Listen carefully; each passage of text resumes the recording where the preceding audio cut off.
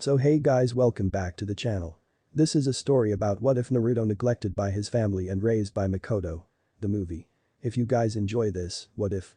And you want this type of movie? Comment down below. And let me know before I start, please do support for more awesome content. And leave a like and don't forget to subscribe to my channel. And also share this video with your friends. And check out the description. And check out my playlist. So let's start the video. Chapter 1, Hanahagakure no Sado. October 10th. Uzumaki Kushina, the Akai Chishio no Habanero, was known as many things not only throughout Hanahagakure no Sado, the village she resided in, but throughout the elemental nations. To her enemies she was strong, dauntless, and unpredictable. To those that know her personally she was all those things, and much more. She was stubborn when fixated on a purpose, impulsive when swayed by her emotions, and quick to lash out if anyone angered her. Right now, however, she was a few things: very hungry, very bored, and very pregnant. Ugh. I'm so bored and hungry. Thought one Uzumaki Kushina as she sighed and rubbed her big belly. Kushina had been pregnant for the last 9 months and was hoping that today would be the day she would finally give birth and start her own family. She already knew what the baby would be as she had been given that information on one of her daily checkups. It was going to be a boy. She had been ecstatic when she had found out and had to be restrained at the time from moving around so as to not unnecessarily injure herself or the baby. She had calmed down immediately when the threat of injury was brought up. She would not take any risks with Naruto.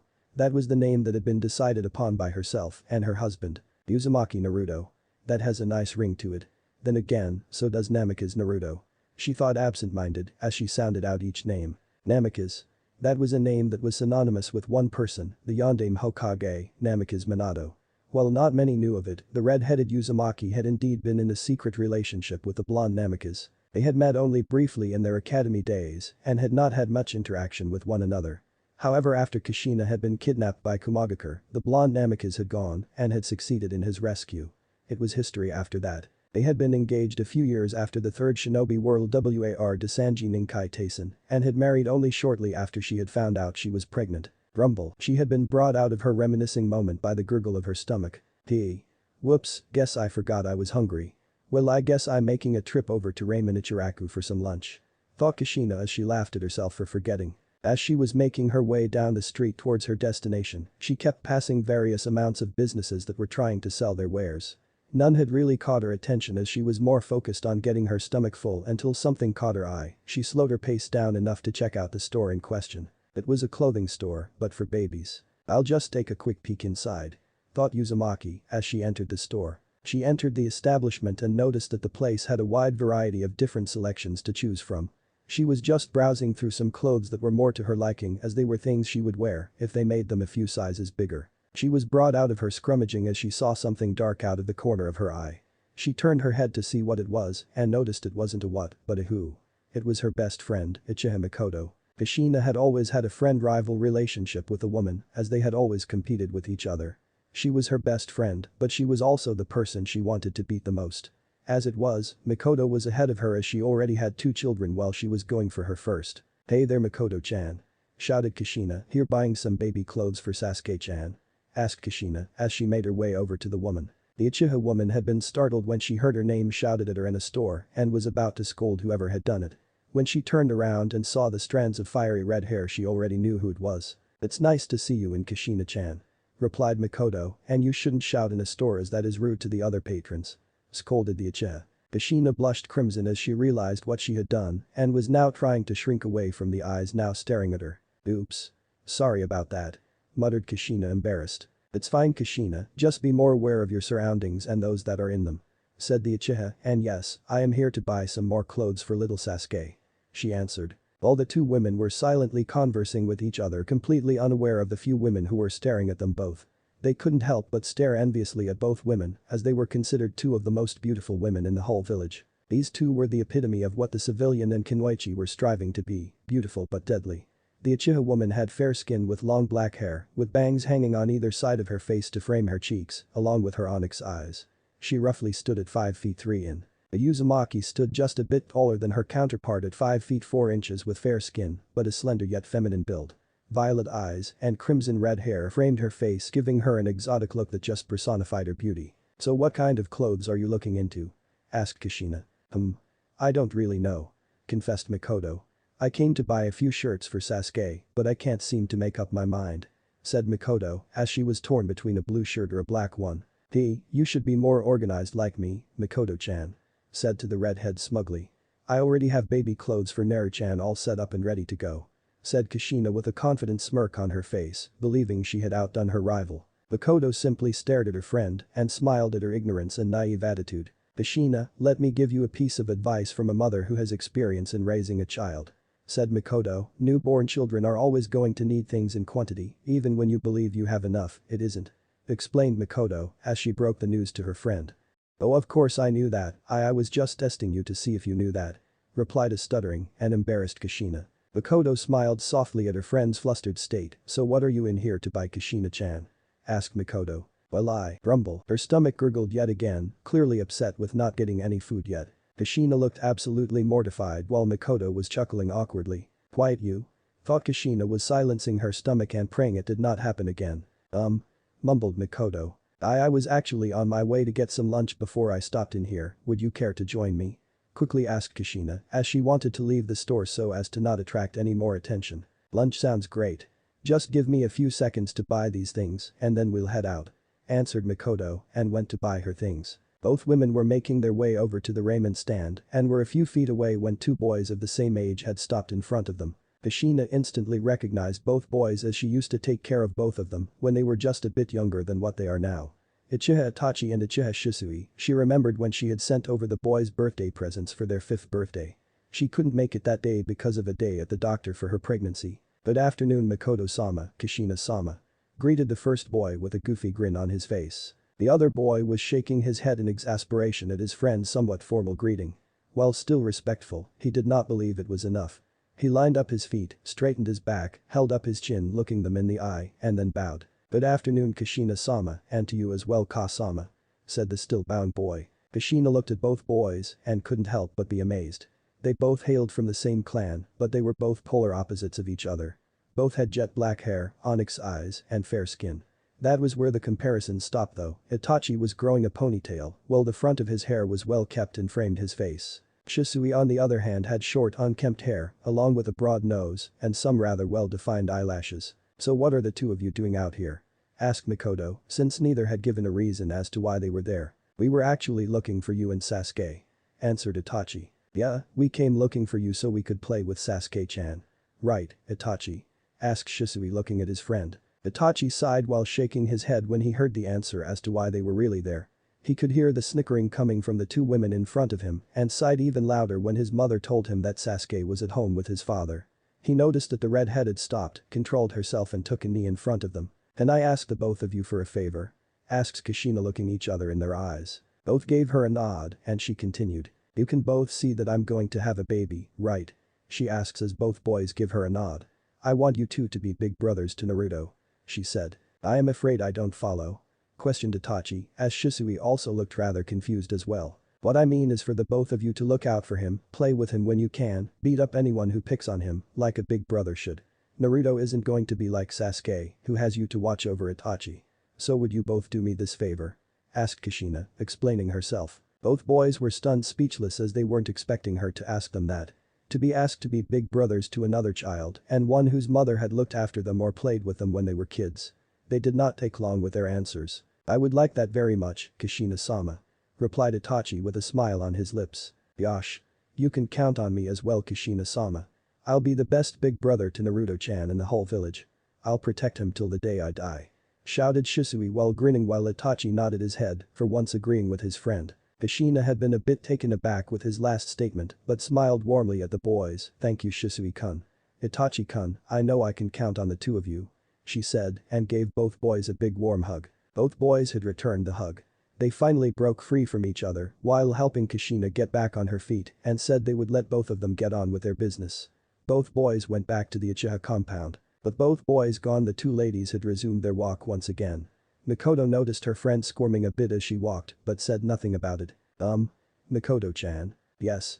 She replied. What is Kushina-chan? Spit it out. Yelled Mikoto, finally losing her patience. Is it going to hurt when I give birth? Blurted out Kushina. Wah. Don't tell me that the Akai Chishio no Habanero is scared of childbirth. Especially when you've done the things you've done over the years. Teased the Uchiha. Hey. I was just asking a question, don't make fun of me and make me hit you, threatened Kushina while shaking her fist at her friend. Mikoto completely ignored her friend's outburst and casual threat, hurt. No, of course it's not going to hurt, whatever gave you that idea? Sarcastically answered Mikoto. Kushina seemed to calm down a bit after hearing her friend's answer as she trusted the woman next to her completely. Grumble, well, we're only a few feet away from the raiment stand. Stuttered Mikoto, caught off guard by the loud noise Kushina's stomach had made. Kushina did not even bother to reply and continued to try and shrink herself into her clothes to hide away from the stars. It seemed her stomach was fed up and wanted to eat now. Finally, after what seemed like hours, they had finally arrived at their destination. They both took a seat at the stand and were waiting to be helped. Kushina. What are you hoping Naruto turns out like? Mikoto asked suddenly. Kushina hummed and answered, I want him to be like me, a badass. She responded. Mikoto shook her head and refrained from asking any more questions as they were going to place their orders. Mikoto ordered 1 bowl of chicken ramen, while Kushina ordered multiple bowls, 5 bowls of miso ramen and 5 bowls of ramen. Both varieties of ramen had things that would be suitable for a pregnant woman. Chicken, vegetables, and fish. Their orders had arrived a few minutes later and they ate in silence. Once they had both finished they had each paid for their food and had left the stand. Both had things they had to take care of so they were each saying goodbye to the other. Splash, Kushina's water had finally broken. Silence. Pure and utter silence throughout the entire street they were on. Oh shit. Were the thoughts of both women. Kushina was starting to get extremely nervous and began to panic. She barely heard her friend telling her to calm down until she passed out. Mikoto saw her friend had barely heard her voice and quickly reacted once she saw her friend falling face first into the ground. She managed to grab her in time. Konoha Hospital. Kushina had finally been admitted into the hospital and had thoroughly freaked out when she didn't know where she was. She had calmed down somewhat when she saw the hospital personnel, but began to freak out again when it finally hit her. Oh my god. Oh my god. I can't believe I'm finally going to have this baby. Thought Kushina as her heart was beating faster and faster. She was brought out of her mini freakout when she heard footsteps directly outside of her room's door. The door opened and 2 people walked in. She knew one person as they had interacted with each other in the past couple of weeks, but she didn't know too much about the other person, all she had was a name. Sarutobi Bawako, wife of Sarutobi Hiruzen the Sandaime Hokage, was one of the midwives that would help deliver the baby. The other was a woman named Taji, and all Kushina knew about the woman was her name and occupation, Anbu. Wait a minute here. 1, 2. Where the hell is she at? Thought Kushina with her anger starting to rise. The third midwife that was going to help was none other than Senju Tsunade.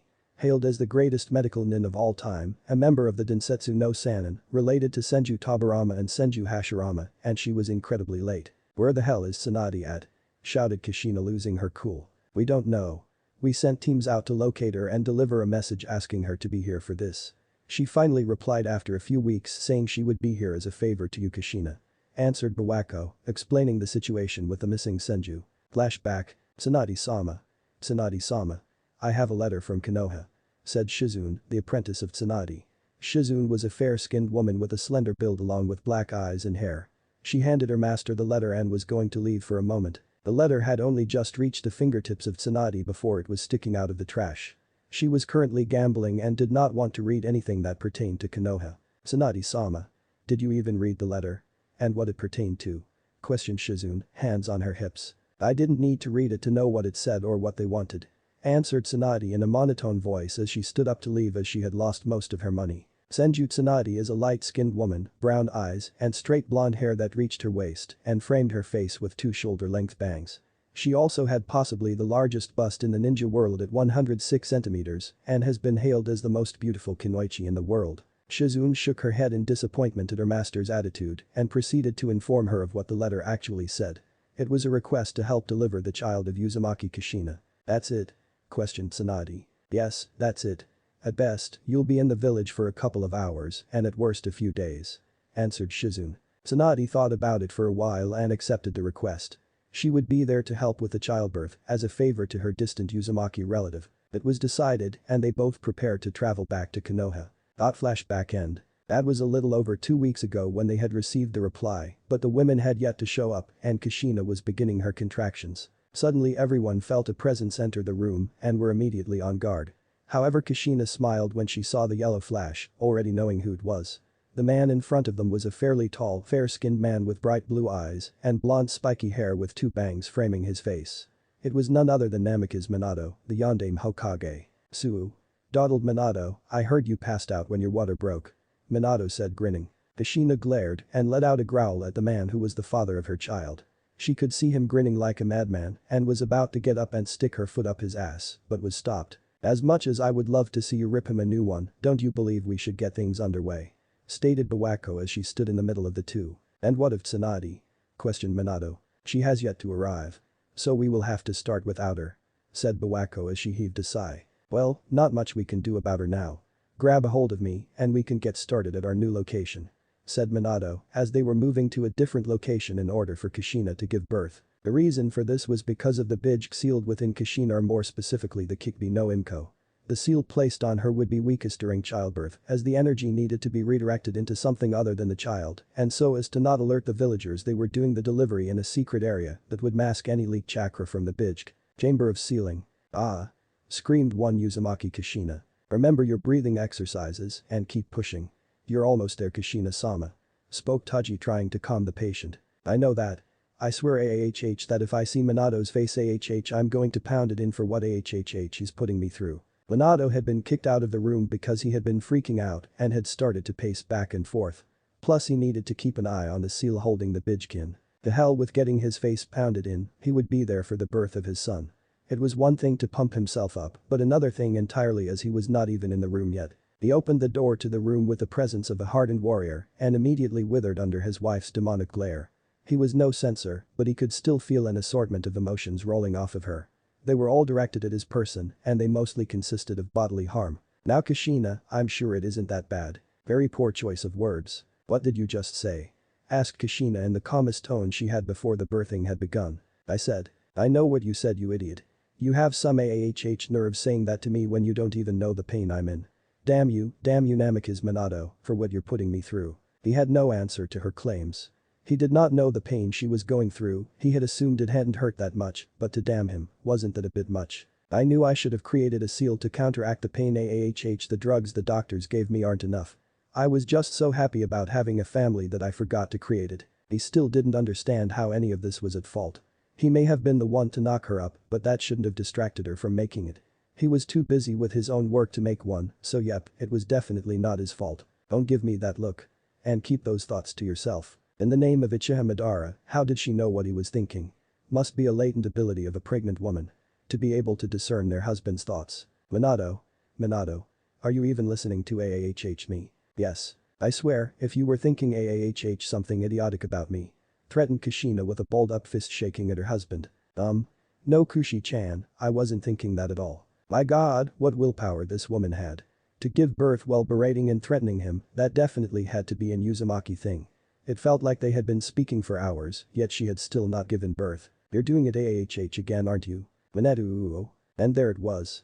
With that scream alone, they all knew that the baby would be coming any second now. The wacko kept telling her to push and push, to give it everything she had, and then some.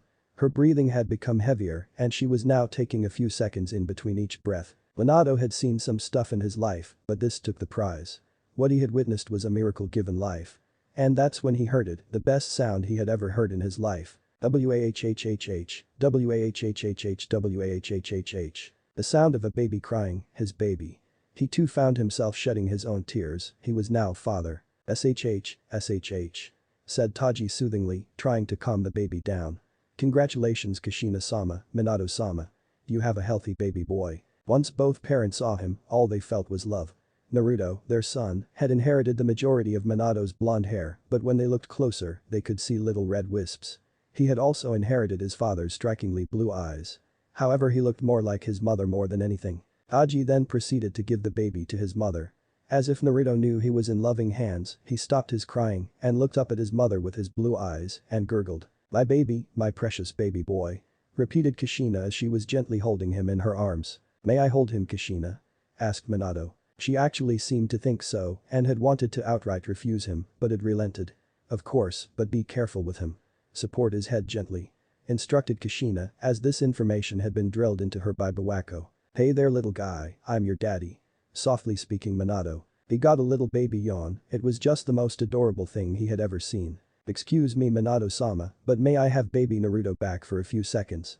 I need to measure his height and weight for his birth certificate," spoke Taji. "Oh, right. Here you go," said Minato, handing over his son. "Thanks, I'll be done in a few seconds." "Squelch, why?" cried baby Naruto as someone different was holding him. Both parents shot their heads to the sounds of their child and the familiar sound of blood hitting the ground. They both froze at what they saw, a masked man holding their son with a kunai pointed at his neck, along with two bodies behind the man. Taji and Bawako were dead. Minato made to move and beat the man with his superior speed, but the man threatened to kill the child before he could reach him. Then it happened. It all happened within the span of a few seconds. One moment, Minato was standing next to his wife, but now he was holding his child in his hands. He quickly noticed the exploding tags attached to his son's blanket, took it off, and flashed away to his home to secure his son. He had left his wife alone. Kushina. She was trying her hardest not to get teary-eyed as her son had been taken away, but her anger took over for her and was directed at the masked man. "What do you want?"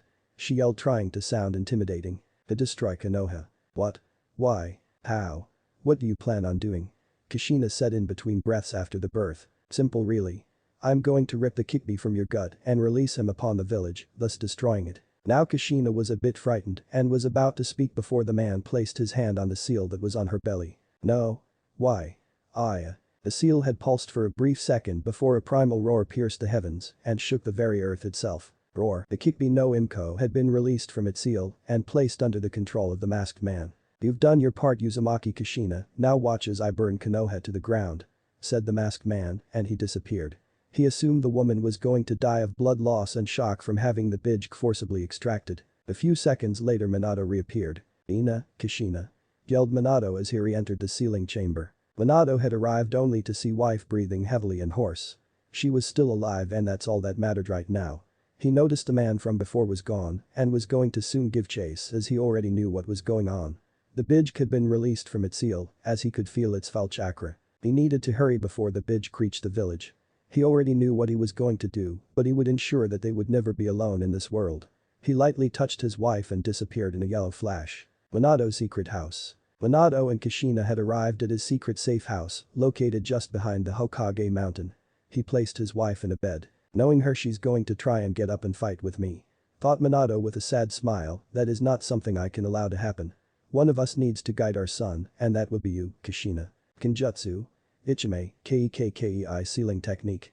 Living barrier. He placed a few seals around her bed and sealed her within a barrier that was tied to his chakra, so when he ran out, then it would run out. He looked at his wife one last time and left to deal with the threat to his family and home. Kushina. Gasp. Kushina woke with a gasp for air and settled back down on her bed. She quickly took in a breath of air and calmed herself down. She opened her eyes and was now confused as she did not recognize the place she had been placed in at first. She realized that she was in Minato's home when not staying in the Uzumaki compound. She tenderly got up out of the bed and searched around the home. Finding nothing of importance, she ventured towards the door and opened it to find herself outside. She looked around and noticed that many things had been destroyed, along with trees being uprooted all around the area. She suddenly froze as she saw something that is going to haunt her for the rest of her life. Lying there on the floor just a few feet away from her was her husband with a gaping hole in the middle of his body. She saw this, and despite the pain she was feeling, she rushed over to his downed form. She reached him and began to shake him while tears were falling down her face. She tried and tried, but realization hit her. Namikaze Minato, the Yondaime Hokage, was dead. As she was crying, she managed to hear a very faint sound off in the distance, so she got herself up and found her son in a basket crying. Her son was alive. She quickly grabbed him and started to cry along with him until she saw the seal that had faded from his little belly. Then everything hit her. She knew just what had happened. Her husband had sealed the Bijj inside of their son. That was why he was dead, as she knew he only knew of one way to seal the Kyuubi. He had used the Shiki Fujin along with the Haki no Fukin Shiki. She looked at her son and knew things would be difficult if news ever got out that he was the Nujinshi Kriki of the Kyuubi no Imko, and she assumed that was why she was alive, so as to not only protect him, but guide him as well. She then noticed two concealed letters, one for herself and Naruto, but before she could hope to read hers, someone called out to her. She turned expecting one person, but was surprised when there were two. Sarutobi Hiruzen was striding over to her location while one of his students trailed him. She would have thought it to be Jiraiya, but instead it was Senju Tsunade. Finally getting over her mild surprise, she questioned why both teacher and student had arrived after the damage had finally been done. She heard their answers, but neither appeased her, and she began to recount just what she could remember of the situation at their behest. Listen Kushina, I'm sorry for the loss of your husband, but I need to know what happened to the Bijk. Pressed Hiruzen, as he needed to know the situation in case it was still loose. Kushina did not hesitate for 1 second before answering, it was sealed by Minato. He sealed it inside of himself and took it with him into the belly of the Shinigami. Lied Kushina. Both were surprised, but none more than Hiruzen. He looked into the woman's eyes to see if he could find any deceit, but found none. He then looked at the child in her arms and saw nothing. No seal anywhere on the body nor were there any traces of the Bijk's influence. I see. Said Hiruzen, sighing at the whole situation, what do you plan to do now? He asked. I plan on raising my son to the best of my ability while leading him to greatness. Stated Kushina with a conviction in her voice. Hiruzen nodded at the woman and then asked her another question. What's the lad's name? He questioned. Kushina is easily read between the lines. His name is Uzumaki Naruto of the Uzumaki clan. I see. Will he ever take his father's name? Perhaps. I will let him decide when he's older or if he finds out for himself. Whichever comes first.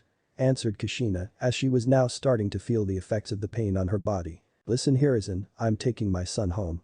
We need to rest after the ordeal we have been put through today. If you need any more questions answered then you may ask me tomorrow.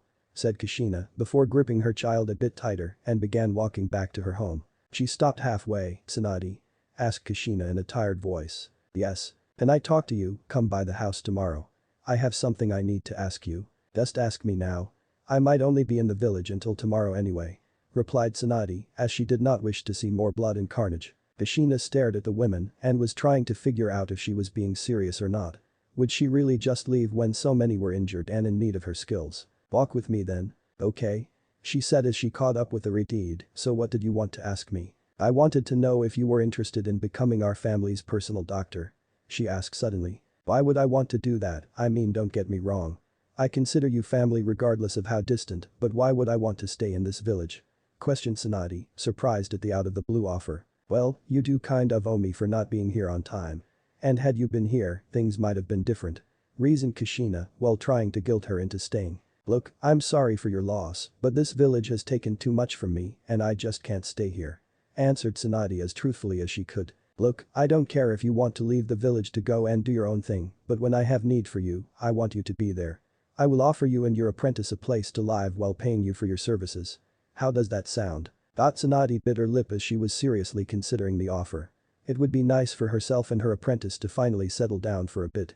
Plus she could still leave and do her own thing, or when she just didn't want to be in the village for a while. Deal. Said Tsunade reached to shake on it. Deal. Replied Kushina doing the same thing and shook hands. They both walked back to the Uzumaki compound awaiting what was to come in the following years. 3 years later. 3 years had come and gone since that fateful day 3 years ago. The village itself had undergone some changes since that day.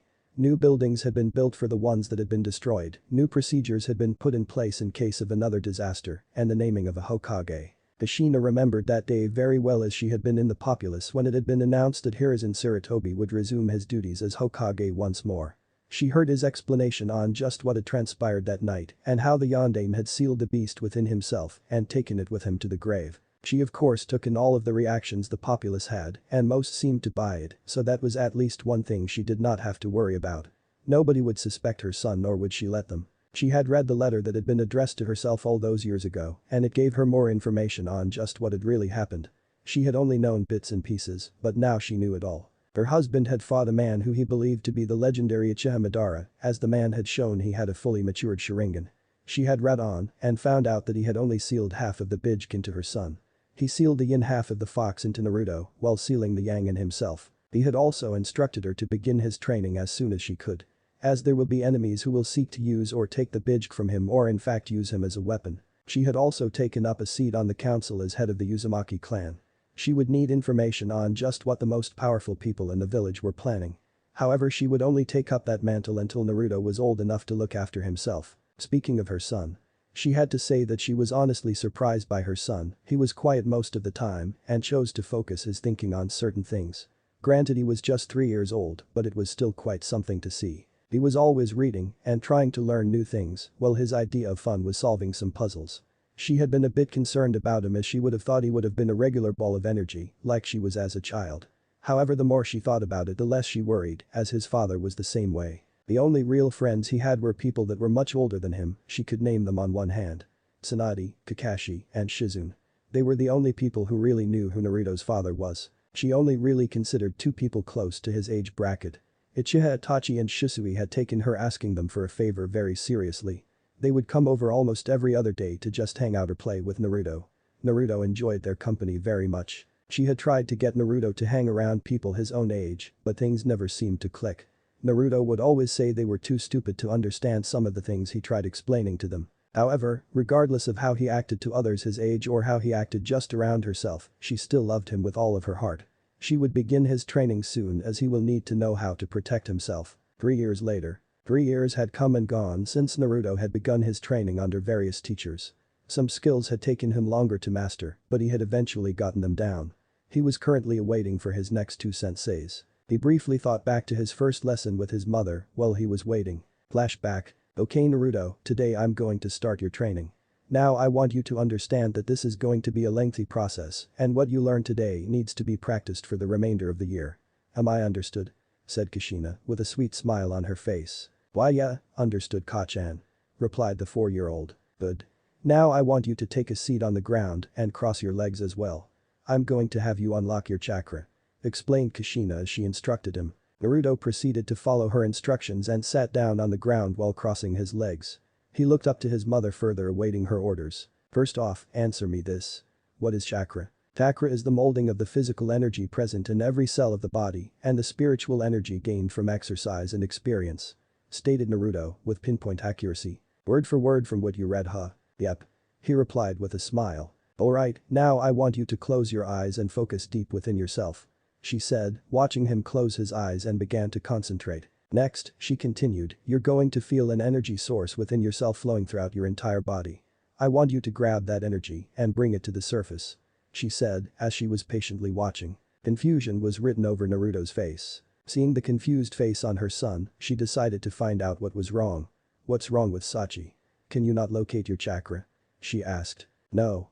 I found it, but it's strange. What is? There are two energies for me to grab. One is blue and warm, while the other is red and malicious. Explained Naruto, not really knowing what was going on. Kushina froze when he mentioned the second type and immediately knew what it was. She would need to tread carefully here. Naruto, she spoke softly, I want you to grab the blue and warm feeling. Don't touch that other one, I will teach you about it, but not right now. Okay. She spoke slowly. Okay. I'm going to grab the first one.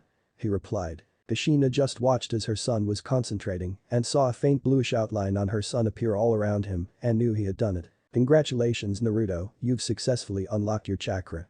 Said Kushina as she went up and gave him a hug. Thanks Kachan. You're welcome. Would you like to take a break or do you wish to continue? She asked, already knowing his response. I can keep going. He replied with a fire in his eyes. Right, well know that you have your chakra unlocked we need to work on your control. Okay, what do I have to do? Questioned Naruto, looking at her. Well, first I'm going to place this leaf on your forehead and I want you to apply chakra to that leaf so it doesn't fall off. Okay, is that all I'm going to be doing today? Queried Naruto. She thought, no, I am going to be teaching you how to handle and throw shuriken, kunai, ninja wire etc. That will be your training schedule until I say otherwise. She said in a tone that meant it was not up for debate. Fine.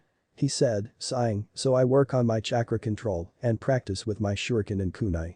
He said making sure he heard right. That's correct. Flashback end. That had been his first year of training. Nothing but pure chakra control along with training in his ninja tools. It was only until the second year that things really began to take off for him. Flashback. Okay Naruto, I know you've been learning how to scout out an area and track a person's from Kakashi. From what he's told me, you excel at the things most shinobi tend to neglect. I'm proud of you. Said Kushina as she praised her son. Thank you Kachan. Replied Naruto, giving her one of his rare smiles. You're welcome. Now I'm going to teach you some useful techniques. She said as she could see him shaking with anticipation. Which ones? They are 3 basic techniques but will be useful out in the field. They are the henge, kawarimi, and the bunshin. She said as she explained what each did. Wow. Was all Naruto said as he was left speechless at hearing what they did. I knew you would be impressed. Chuckled Kushina watching her son's reaction. When can I get started? He asked in anticipation. Soon, but there is one thing I want to tell you. Said Kushina, rather seriously. What is it? Along with your physical training and chakra control exercises, these are the only things you're going to be learning. I want you to have these mastered before we move on to something else. she said as she explained that having something mastered could be the difference between living or dying. Now, she continued, I'm just going to give you the specifics of what your physical training will work on. Endurance, stamina, speed, pain tolerance, strength, power, flexibility, agility, coordination, balance, and accuracy. She listened. Once Naruto heard this he understood and wanted to get his training underway. Flashback end. Oh Naruto, have you been waiting long? Asked one Uchiha Itachi in his weasel mask. No sensei. I was just thinking. He replied. Very well then. Let's wait until Dragon arrives before we begin. Stated the older Uchiha. Okay. Naruto knew that behind those Anbu masks were his two elder Uchiha friends. It was a very sad but interesting day that day, as he not only learned some vital information about himself, but one of his friends as well. Flashback. What? Shouted Naruto in complete disbelief. Yes. Myself along with Shisui have been accepted into the ranks of the Anbu. I just wanted to let you know that if we do not appear around regularly it is because we are on a mission and not because we do not like you anymore. Explained Itachi in a monotone voice. However, what he did not tell the young blonde before him was that both Shisui and himself have already been in the organization for a while now and their next mission was regarding him. Many attempts had been made by outside forces on either his life or his mother's. While his mother could protect herself, he could not. Well. Not yet anyways. Thought Itachi. Itachi along with Shisui had been assigned by the Hokage to watch over the boy at all times possible. They of course knew who the boy's father was as they needed to know such information and understood why he needed a bit more protection. I see. Replied Naruto as he wrapped his head around the information he was just given. Will you come to see me when you have time? Asked Naruto in a whisper. Of course. Well, I really must get going, I just wished to relay our situation to you. Said Itachi as he made his way out but not before greeting Naruto's mother. Hello Kushina-sama. Hello, Itachi-kun. Replied Kushina as she watched the boy leave. Hello Ka-chan. Said a dejected Naruto. What's wrong with Naruto? She asked in a worried tone. And so he began to explain what he had just been told and she now understood why he was a bit depressed. She explained to him that if Itachi had not valued their friendship then he wouldn't have bothered to let him know. That made him feel a bit better and got out of his mood. I see you are ready to train in the other things I have to teach you. Stated Kushina, looking at Naruto. Naruto nodded his head as the past year had seen him training in the specifics of stealth and infiltration. He had asked her how she knew such things and she said she was once briefly part of the Anbu until she got pregnant and left it at that. Those two things along with his physical training and his new chakra control exercise, tree walking, had done wonders for him. He was wondering what she would teach him next. I'm going to teach you this technique I learned from one of my friends. It's called the Tenjutsu. She said. What does it do? It renders the user invisible during combat. She explained. That sounds useful. Replied Naruto thinking of such ways to use it. It is. Tenjutsu transparent escape technique. And before his very eyes, his mother had vanished. He was about to call out to her, but something stopped him and he forced himself to the ground. It was quick, but he felt the change in the air current after he had dropped. You have good instincts, Naruto. You dodged that strike well, but never stopped moving. She yelled. Naruto heard her tone of voice and immediately got himself up and put his defense. It had little effect as Kushina could easily bypass it. She knocked him around a few times and let himself get back up again. She was impressed with his durability, but then again he was in Uzumaki. Shit. Cursed Naruto mentally. He needed to find out just where she was, but how? Unbeknownst to the two Uzumaki that were fighting, but there were two people watching them. There were two Anbu that I had been watching since the beginning. One had a weasel mask on while the other had a dragon mask. What do you think? Itachi. Asked Dragon. How many times must I tell you? Don't call me by my name. Sighed Itachi, shaking his head. Oops. I mean. What do you think? Weasel. Dragon spoke the last few words in a serious tone. I think he needs to do something quick or he will continue to be punched and kicked by his mother. Answered Weasel as they both returned to watching. Damn it. I need to do something. I know. Thought Naruto as something came to him. He rolled once again as he felt the current in the air shift, but this time while on the ground, he snatched up a handful of dirt. He quickly got up and readied himself when he felt the shift again, he threw the dirt. Nice try Naruto. Something like that will not work on an opponent who is much faster than you. She explained to him as she rounded on him once again. Oof. Grunted Naruto as he focused his eyes as much as he could, hoping to find her. Might as well end this little demonstration. Thought Kushina, but not before she could land one more hit. She balled her fist up and was about to bring it down on top of his head when something incredible happened. He caught it. What the hell? Shouted Kushina in disbelief. Asp. She couldn't believe it, but it couldn't be an illusion. Her son was looking at her not with his own eyes, but with the eyes of a different person. She was looking directly at a pair of Sharingan eyes. Boo. Were the last words on her mouth before she received a kick directly to her stomach, knocking the air out of her as she fell to the ground. Weasel and Dragon. They were both just as shocked as Kushina was. They couldn't believe that their friend had those eyes, it didn't make any sense. They needed more information before reporting this. Naruto and Kushina. Naruto looked directly at the downed form of his mother and quickly ran towards her to check on her. Ka-chan. Ka-chan. Are you okay? I'm sorry. He repeated over and over again in worry. It's okay, Naruto. I just need to catch my breath. She said, never leaving his eyes. What's wrong? I think we need to call Tsunade and give you a checkup. She responded. Flashback end. Oh man, and what a checkup that was. Thought Naruto, thinking back to that day. After his checkup had been finished, they had taken a blood sample. It was obvious he had Uchiha blood flowing through his veins, but who had he received it from? His mother? Or his father? From what the results had said when Tsunade had gotten them back, Naruto was 33% Uchiha, 33% Kaguya, and 34% Uzumaki. Who knows? Flashback. Really, where did I get whose blood from? Asked Naruto, looking around the room. We would like to know that as well. Thought both Itachi and Shisui as they were hidden from view, still watching over Naruto. Well, started Tsunade, you received your Uzumaki blood from your mother, but you also received your Kaguya blood from her as well. Stated Tsunade. Everybody was now looking at Kushina, waiting for an explanation. She told them that she was in fact half Kaguya on her mother's side. I see, said the busty Senju, well that answers that question. Which pretty much means you received your Uchiha blood from your father, and from what I've seen on the results, you're actually related to someone from that clan. She said out loud. Who? Who is my father? And who am I related to? Naruto asked in rapid succession. Tsunade looked at Kushina before answering and got a nod. Your father is or was Namikaze Minato or Uchiha Minato, the late Yondaime Hokage. Shock, sadness, relief, anger were the emotions that had been going on inside of Naruto when he finally got the news he had been waiting for. I see. He said. That's it. You see? Spoke Tsunade as she believed the boy would have an outburst. What else do you want me to say? I finally have the answer to who my father was, but I do need time to adjust to it. He explained, looking directly at the woman. Tsunade just nodded her head and continued with her information. Now as to who you are related to by way of your father. Your grandfather is Uchiha Kagami, while his son Shisui would be your uncle. Said Tsunade, revealing the information. What was that? Wondered Tsunade as she thought she heard something. You need to control yourself, dragon. Signed Weasel using hand gestures. Roger that. He signed back using the same gestures. Really, I'm related to Shisui, that's so cool. Said Naruto as he looked up to the older Uchiha boy. Naruto. Spoke Kushina, getting his attention, you can't tell anyone about this. I understand the consequences of Ka-chan. I may be young, but I'm not stupid. Retorted Naruto as he subtly activated his ninjutsu. He didn't know how or why, but he had very acute senses.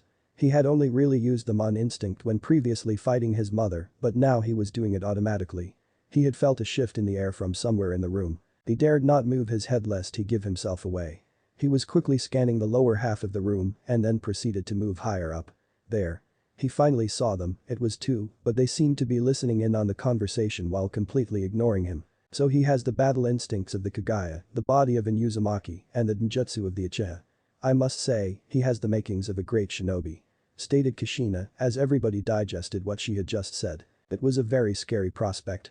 Just the Sharingan alone can make an individual dangerous, but coupled with the vitality, stamina, and humongous chakra reserves of the Uzumaki, you have the makings of a powerhouse. Then add in the aptitude for battle from the Kaguya clan, and it just makes the word powerhouse seem obsolete. You do indeed have the makings of something great, Naruto-kun. Spoke Shizune for the first time. Man, imagine if Naruto had the Shikatsu-myaku. Kushina said to herself. Everyone but Naruto shivered at that thought. While those present in the room had never fought an actual user of that bloodline, they were still positive they would come out victorious, they were just unsure of what shape they would come out in. That is indeed a scary thought. Itachi thought to himself as he was so engrossed that he never saw the pair of blood-red eyes staring straight at him. Itachi was now in a dilemma as he was sure his friend was in as well. What do they exactly do with this information? If he gave it to the Hokage, the man would have no choice but to share it with the rest of the clan heads. While he was positive his father would not try anything being who the boy's mother was, but that did not mean others would not. Naruto's circumstances are too good to be true, and others would try to exploit the boy behind his mother's back. That dreaded Croc came to Itachi's mind, and he actually allowed his emotions to overtake him for a brief second. He was disgusted with how they treat any who were the last of their clan. He did not want that for Naruto, as he was responsible along with Shisui for acting as older brothers and taking care of him in ways only they could. If the information from this little meeting were to be exposed, it would set off a chain of events that would undoubtedly harm Naruto and Konoha in the short and long run.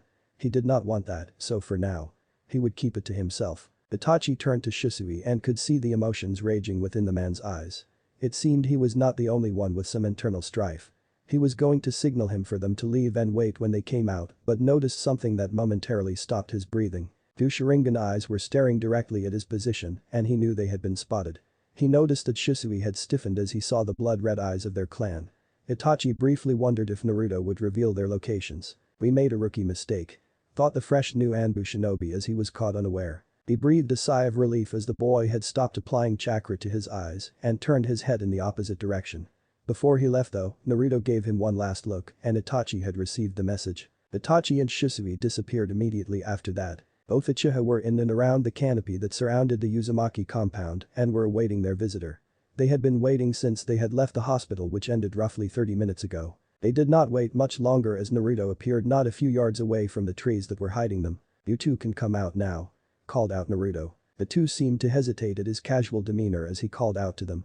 However, both knew they had to hear him out as he had not revealed them during the hospital visit. Neither doubted it would have looked bad on them, two Anbu spying on a kid and his mother, and even now it still looked bad as the boy's mother would not bother listening to either of them and take her own son's word over theirs. "We need to tread carefully here," Itachi told himself as he and Shisui dropped down. "Ah. There you are," said Naruto. "So it would seem," replied Itachi trying to sound different. "What did you wish to discuss?" he asked. I already know who you two are. So can you take off your masks already?" stated Naruto. Both men were shocked and had shown as much as their bodies went rigid. "And how do you know this?" asked Dragon. "Simple really.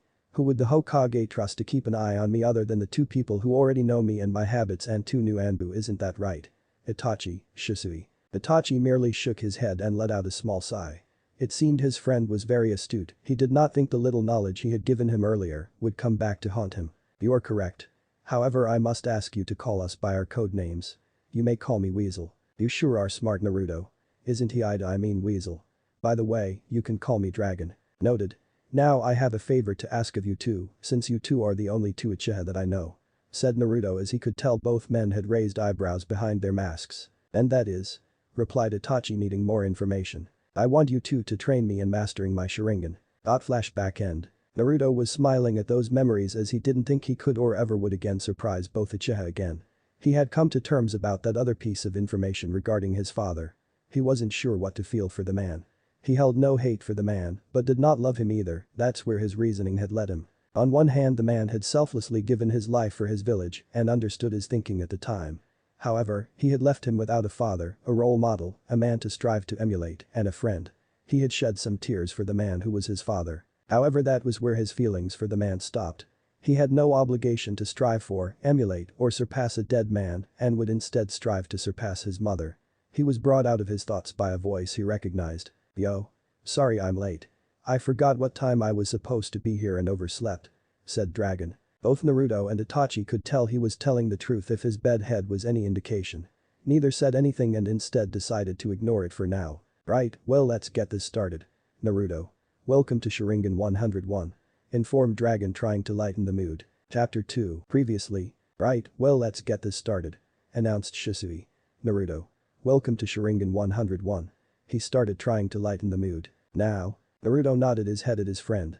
"Glad to be here." "Now?" he started. "From your knowledge, what can you tell me about the Sharingan?" "Not much," admitted Naruto.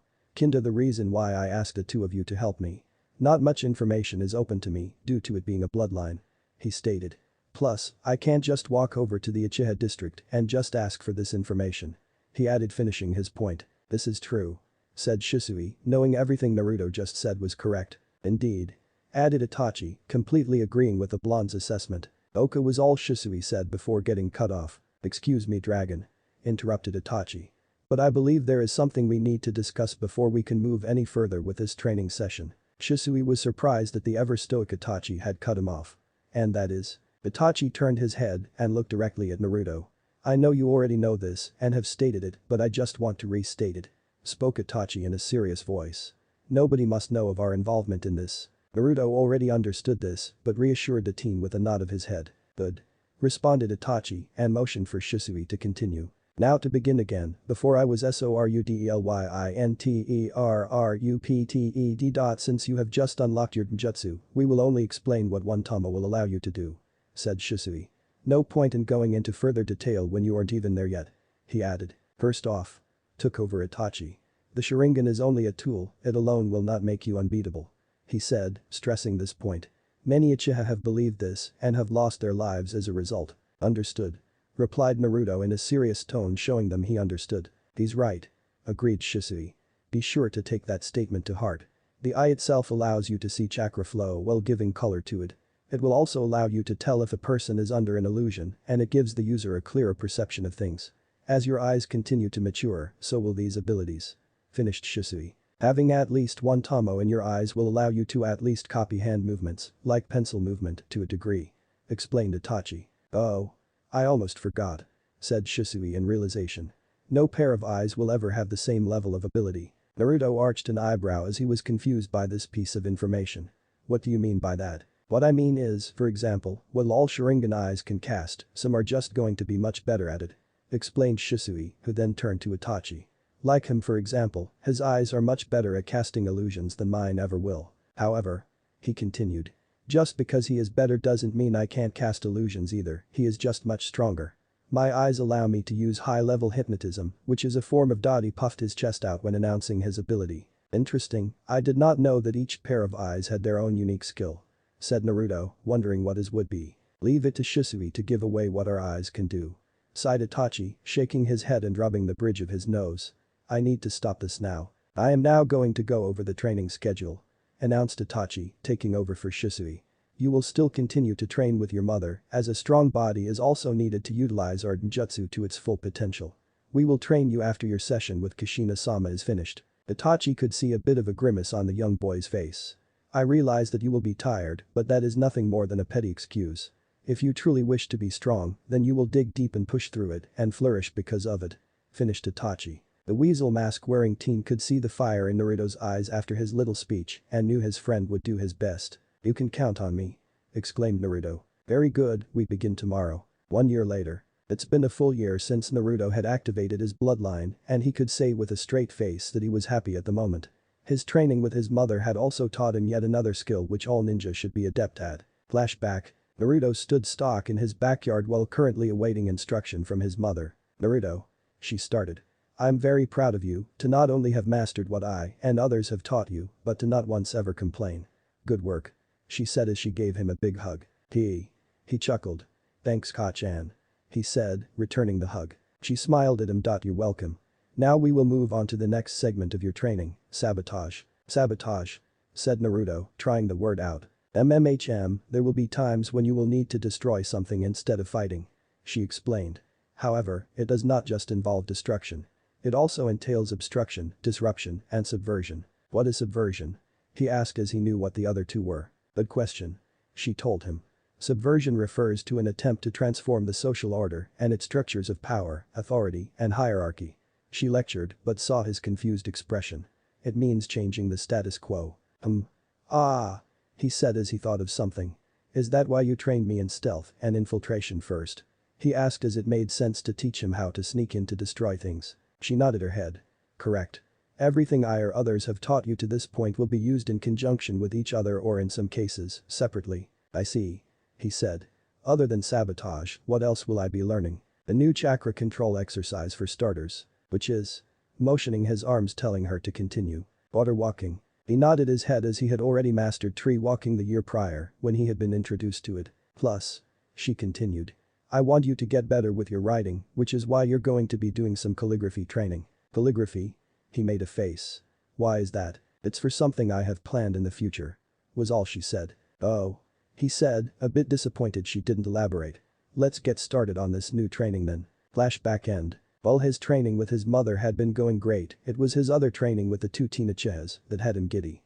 He had finally managed to progress his ninjutsu to its next stage while also discovering the ability of his eyes. Flashback. Naruto.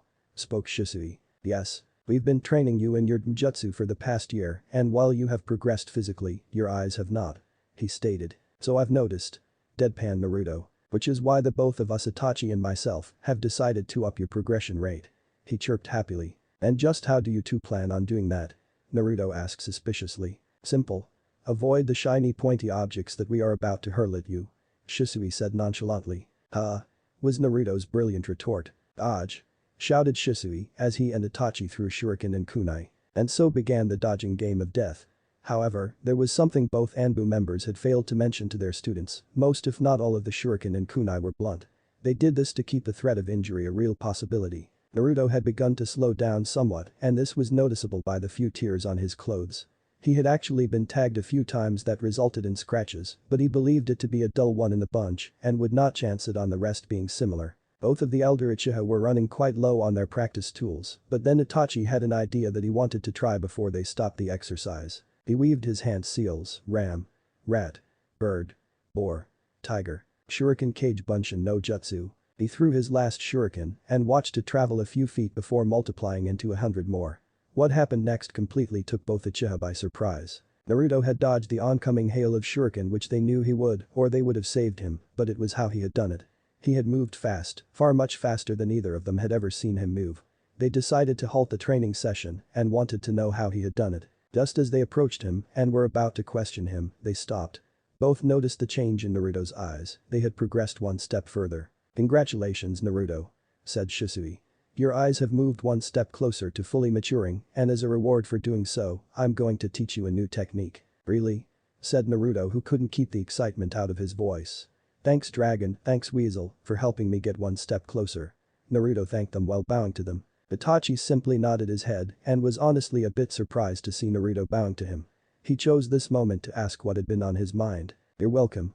And do you mind if I ask you a question?" Naruto tilted his head forward a fraction, telling him it was okay. "How did you move so fast? Did you apply chakra to your legs?" were his questions. "No to your second question," answered Naruto and continued. "I simply saw you throwing the shuriken while watching it multiply and I just moved out of the way," he explained. "I see," was Itachi's reply, still trying to figure out how he did it. His own eyes lingered on Naruto's and decided to try something. "Do you mind if I throw these at you?" asked Itachi while holding a few shuriken. "I just want to see how well your eyes can track them," he added quickly. Naruto simply raised an eyebrow at the odd request, but accepted. "Okay," he said as he got into position. Itachi's fingers had a firm grasp on each individual shuriken, his body tensed a bit as he got into his own throwing stance. He released the first set that were in his right hand, but immediately noticed that Naruto had moved to the opposite side. "He moved a second before I even threw them," Itachi muttered in a bit of disbelief. Naruto's movements along with Itachi's throwing motion were near instantaneous, and while most would assume that the blonde had just moved faster, Itachi saw differently. He readied his other hand, but just before they left his fingertips, Naruto had already moved to the safest possible location, completely avoiding his attack. "There it is again," Itachi thought in frustration. He knew for a fact that his blonde friend was not moving faster than he showed, his own eyes showed him that. "Then what is it? It was almost like he knows where I'm going to throw them before I do." That was when it hit him. "Precognition," whispered Itachi, but loud enough for the other two to hear. "Precognition," repeated the other two, wondering what he was talking about. "That is the special ability your eyes have," stated Itachi, and even he couldn't believe the words that were coming out of his own mouth, as he couldn't fathom such an ability. "Oh," realized Naruto. "You mean how like either of yours allow you to cast stronger illusions or hypnotism?" "Correct," replied Itachi, still miffed about his friend giving away such information. "Cool. Indeed. Not even a fully matured Sharingan can predict things as fast or as far ahead as yours can. It is a truly frightening ability," praised Itachi. "Sounds like a super useful ability," said Naruto, who couldn't help but smirk at this. "This is true," replied Shisui. "But remember not to let this go to your head, this is only a tool to help you," he said, reminding the blonde about their earlier conversation. Itachi nodded his head, hoping to add extra emphasis on what they were telling him. Even if these words did not get across to him, his next few certainly would. "While I admit it is a very useful ability, I can already see fatal flaws in it as well. For one," began Itachi. "If you fight a high-class ninja and move before they do anything, then you are just telegraphing yourself and they will act accordingly. The next thing I noticed," he continued. "While being able to predict a person's movement by body language, what about ninjutsu? Or jinjutsu?" he asked. How would you react if your enemy realizes all they need to do is sub-vocalize their attacks in order to harm you? He asked as he broke down the ability on his first glance. That's the Uchiha clan's prodigy for you. Muttered Shisui, as he was nowhere near as astute as his friend was. Oh. Said Naruto, completely dejected now. I guess you're right about that. Listen. Sighed Itachi. Everyone in this world of ours has their own strengths and their own weaknesses. It is up to the individual however to realize this and do something about it. No technique is without its own weakness. He finished. Even yours? Asked Naruto while looking his friend in the eyes. Even mine. He did not hesitate when he answered. Which is why I trained to compensate for it, same thing for Dragon. He explained, trying to give his friend some closure. He is right, you know. Agreed Shisui. And that sure is one handy ability Naruto. The predictive capabilities of your eyes far outclasses ours. Complimented Shisui, hoping to cheer him up after the brutal explanation from Itachi. Itachi could see what his friend was up to and decided to change the subject.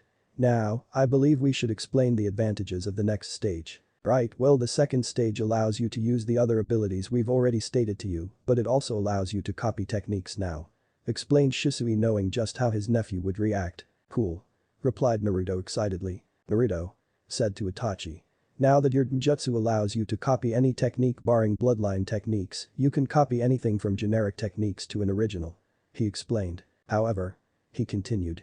I suggest not copying original techniques from your comrades you can, but I guarantee you they will view you differently once you do, and not in a good way. Naruto understood what his friend was telling him. He had no qualms about stealing original techniques from his enemies, who were probably trying to kill him. He also understood that last part as well. Thank you for the advice. Thanked Naruto, before he remembered something. Oh. How about that technique? Salivating at learning something new, he turned to Shisui. Oh yeah. Muttered Shisui. This is the technique that made me famous before I joined up. Bragged Shisui. Naruto perked up at this and grew more excited.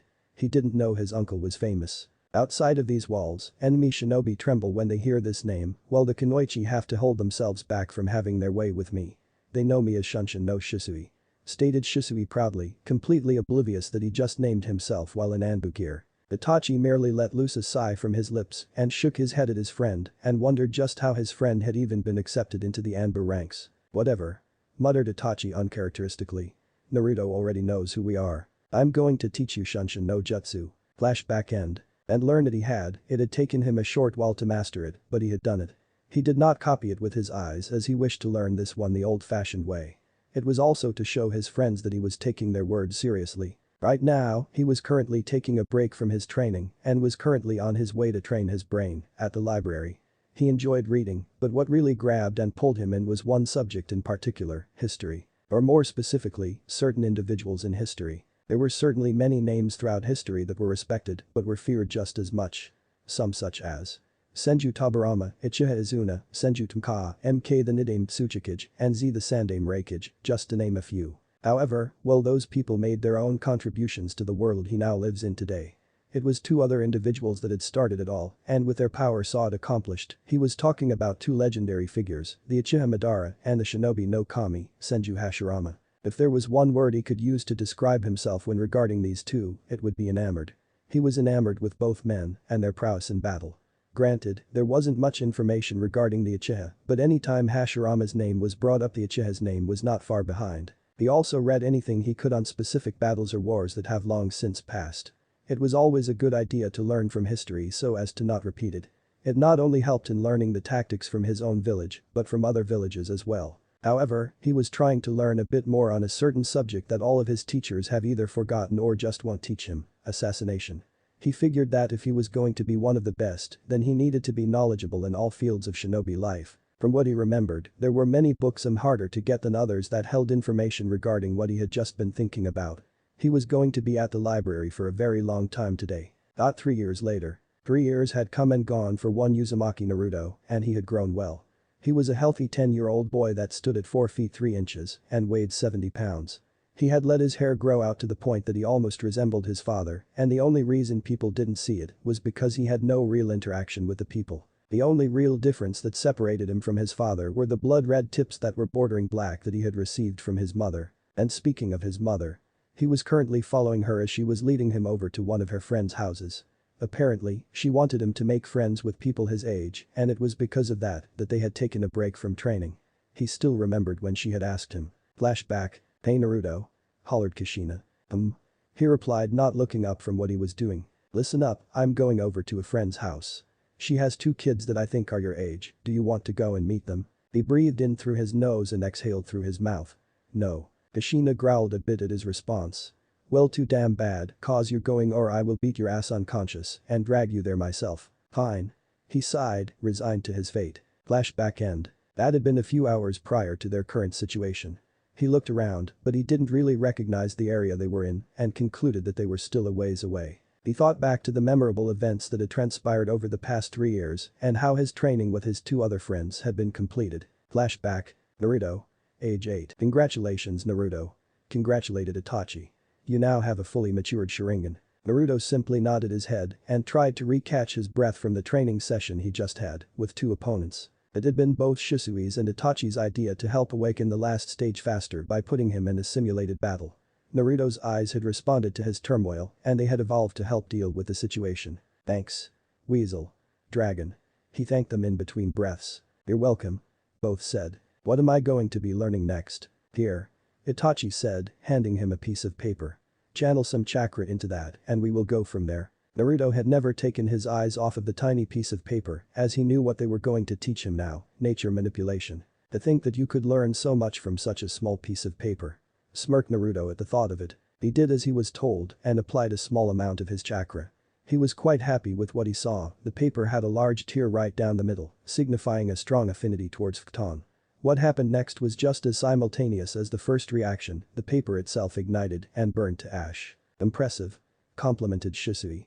"Not many can claim to have 2 equally strong nature affinities at such a young age." He chuckled Naruto.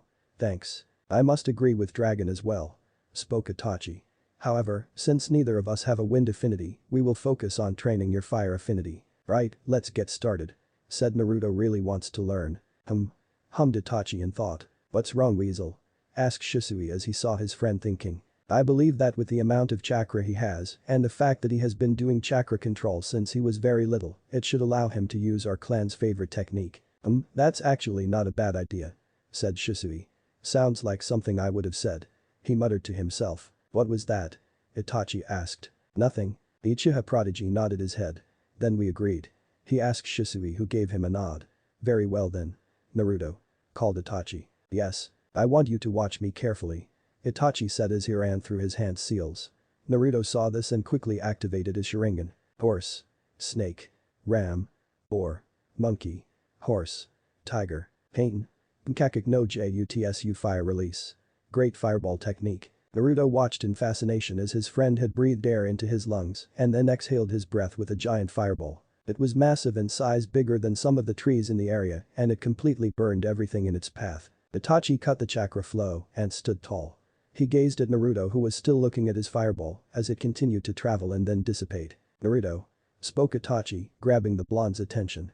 "Did you see what I did?" "I did." "Explain." "Well, I saw you gathering fire chakra at the base of your stomach. Then I saw you apply regular chakra into your throat so as to not burn yourself, then you inhaled some air and released your attack." Explained Naruto. "Correct. But why did I need to breathe in air?" He questioned. "The air fueled the fire in your mouth which made your attack bigger and stronger." "Correct again." Praised Itachi. "This conversation aside, we need to discuss something very important with you." He said in a serious voice. Naruto caught the tone. "And that is?" Itachi did not want to say this, but he had no choice. "I'm afraid we will not be able to continue our training sessions with you." "What? Why?" Naruto asked in confusion. "Did somebody find out about this?" He added. "No, nobody found out about our group. Dragon along with myself are soon going to be assigned a rather long mission." "Oh." Responded Naruto, sadly looking down. "How much longer do we have?" Let's see here. You're about to turn 9 in 2 weeks. So I would wager we have about 10 months before we depart." Naruto grimaced. "That's actually not a lot of time." He stated. "No it isn't, time will fly by. Which is why in the remaining time we have, we will teach you to the best of our ability. Everything we will teach you is going to be split into months." Naruto raised an eyebrow. "How are we going to work this?" "Simple. We will focus on one subject for 4 months, then another for 3 months, and we will repeat the process." He explained. "The only question is, what do you wish to focus on?" "I want to focus the first 4 months on ninjutsu," announced Naruto. Very well then, I want you to master this technique. When you do, we will move on to the next technique," said Itachi, steering the conversation back to his training. "But what if I can't master it before we move on to the next part of my training?" asked a worried Naruto. "Do not panic. Even if you don't master it and we move on, we will leave some scrolls with you that contain techniques," reassured Itachi. "At regular intervals, of course," he added. "Okay," said Naruto, glad he would continue to learn, but said he would be losing his two friends. Flashback end. That had been the first 4 months, and unfortunately for Naruto, he would now have to make do with scrolls. He had taken an entire month to master the first technique and had mastered 2 more along the way. He hasn't been training with his mother as much, except for calligraphy. She had been a bit more busy doing her own things and had left him to his own devices, hence the library. Speaking of the library, he had read most if not all books regarding the art of assassination. He could say without a doubt he knew how to assassinate a person, but actually putting it to practice was something else. The remaining 6 months had flown by as he spent it with Itachi and Shisui, as they taught him new things that would greatly benefit him in the years to come. Flashback. Naruto. Age 9. "Okay Naruto, it's just going to be me today and the rest of the 3 months," stated Itachi in a monotone voice. "Where's Shisui?" "Shisui has some work to do that will take him a while to finish." "Okay then, what will we be doing today?" "I'm going to teach you my area of expertise." Naruto's eyes lit up upon hearing this news. "You're going to teach me?" "Correct, but first," he said. "What can you tell me about?" "Let's see here. Is like ninjutsu in that you need chakra and sometimes hand seals, but instead of affecting the body, it affects the mind. It then causes a disruption in a person's senses," explained Naruto. Itachi nodded his head and agreed with his answer. "Correct, but we who have the Sharingan are given an advantage over others. We can cast illusions with just our eyes alone. Of course we can also use hand seals, and I advise you to do that so as to keep your eyes a secret, but all it takes is a glance, and we have them," said Itachi, catching his breath after a lengthy explanation. Naruto took in all of the information he had just received. "So what are you going to teach me?" "I'm going to teach you how to cast generic illusions with your eyes, and one of my favorite techniques." "What's it called?" inquired Naruto. "Meijin. Kasagi no Jutsu demonic illusion. Shackling stakes technique." Flashback end. Naruto grimaced as that had been a long 3 months. A shiver coursed through his body at that memory and he knew it was an illusion, but he would rather not go through that a second time. The blonde had also learned that humans, dogs and other species of mammal can also be placed in an illusion. He moved past that memory and thought to the last 3 months he had spent with his uncle. Flashback. Naruto. Age 9 Kant. "Yo Naruto," greeted Shisui. "Hello. As you know, I was not here the past 3 months as I had been assigned a mission and now it has been Itachi. So it will be just the 2 of us," he said. "And as I understand it he has been teaching you dot." "Yep. Then I'm going to teach you Kenjutsu," he stated. "Is there any particular style of blade you wish to use or would you like to learn from the one I use?" offered Shisui. "What type do you use?" "In my line of work, I use a ninjin," answered Shisui. Naruto was thinking of all of the blades he had read about. "I'd like to use a kundachi." "The kundachi huh? A defensive blade, how good is your taijutsu then?" "Subpar, as I haven't really focused on it during my time training," Naruto answered truthfully. "I see, then perhaps using 2 kundachi will solve your taijutsu problem and I do believe I know of a style suited for dual kundachi." "Well," he continued.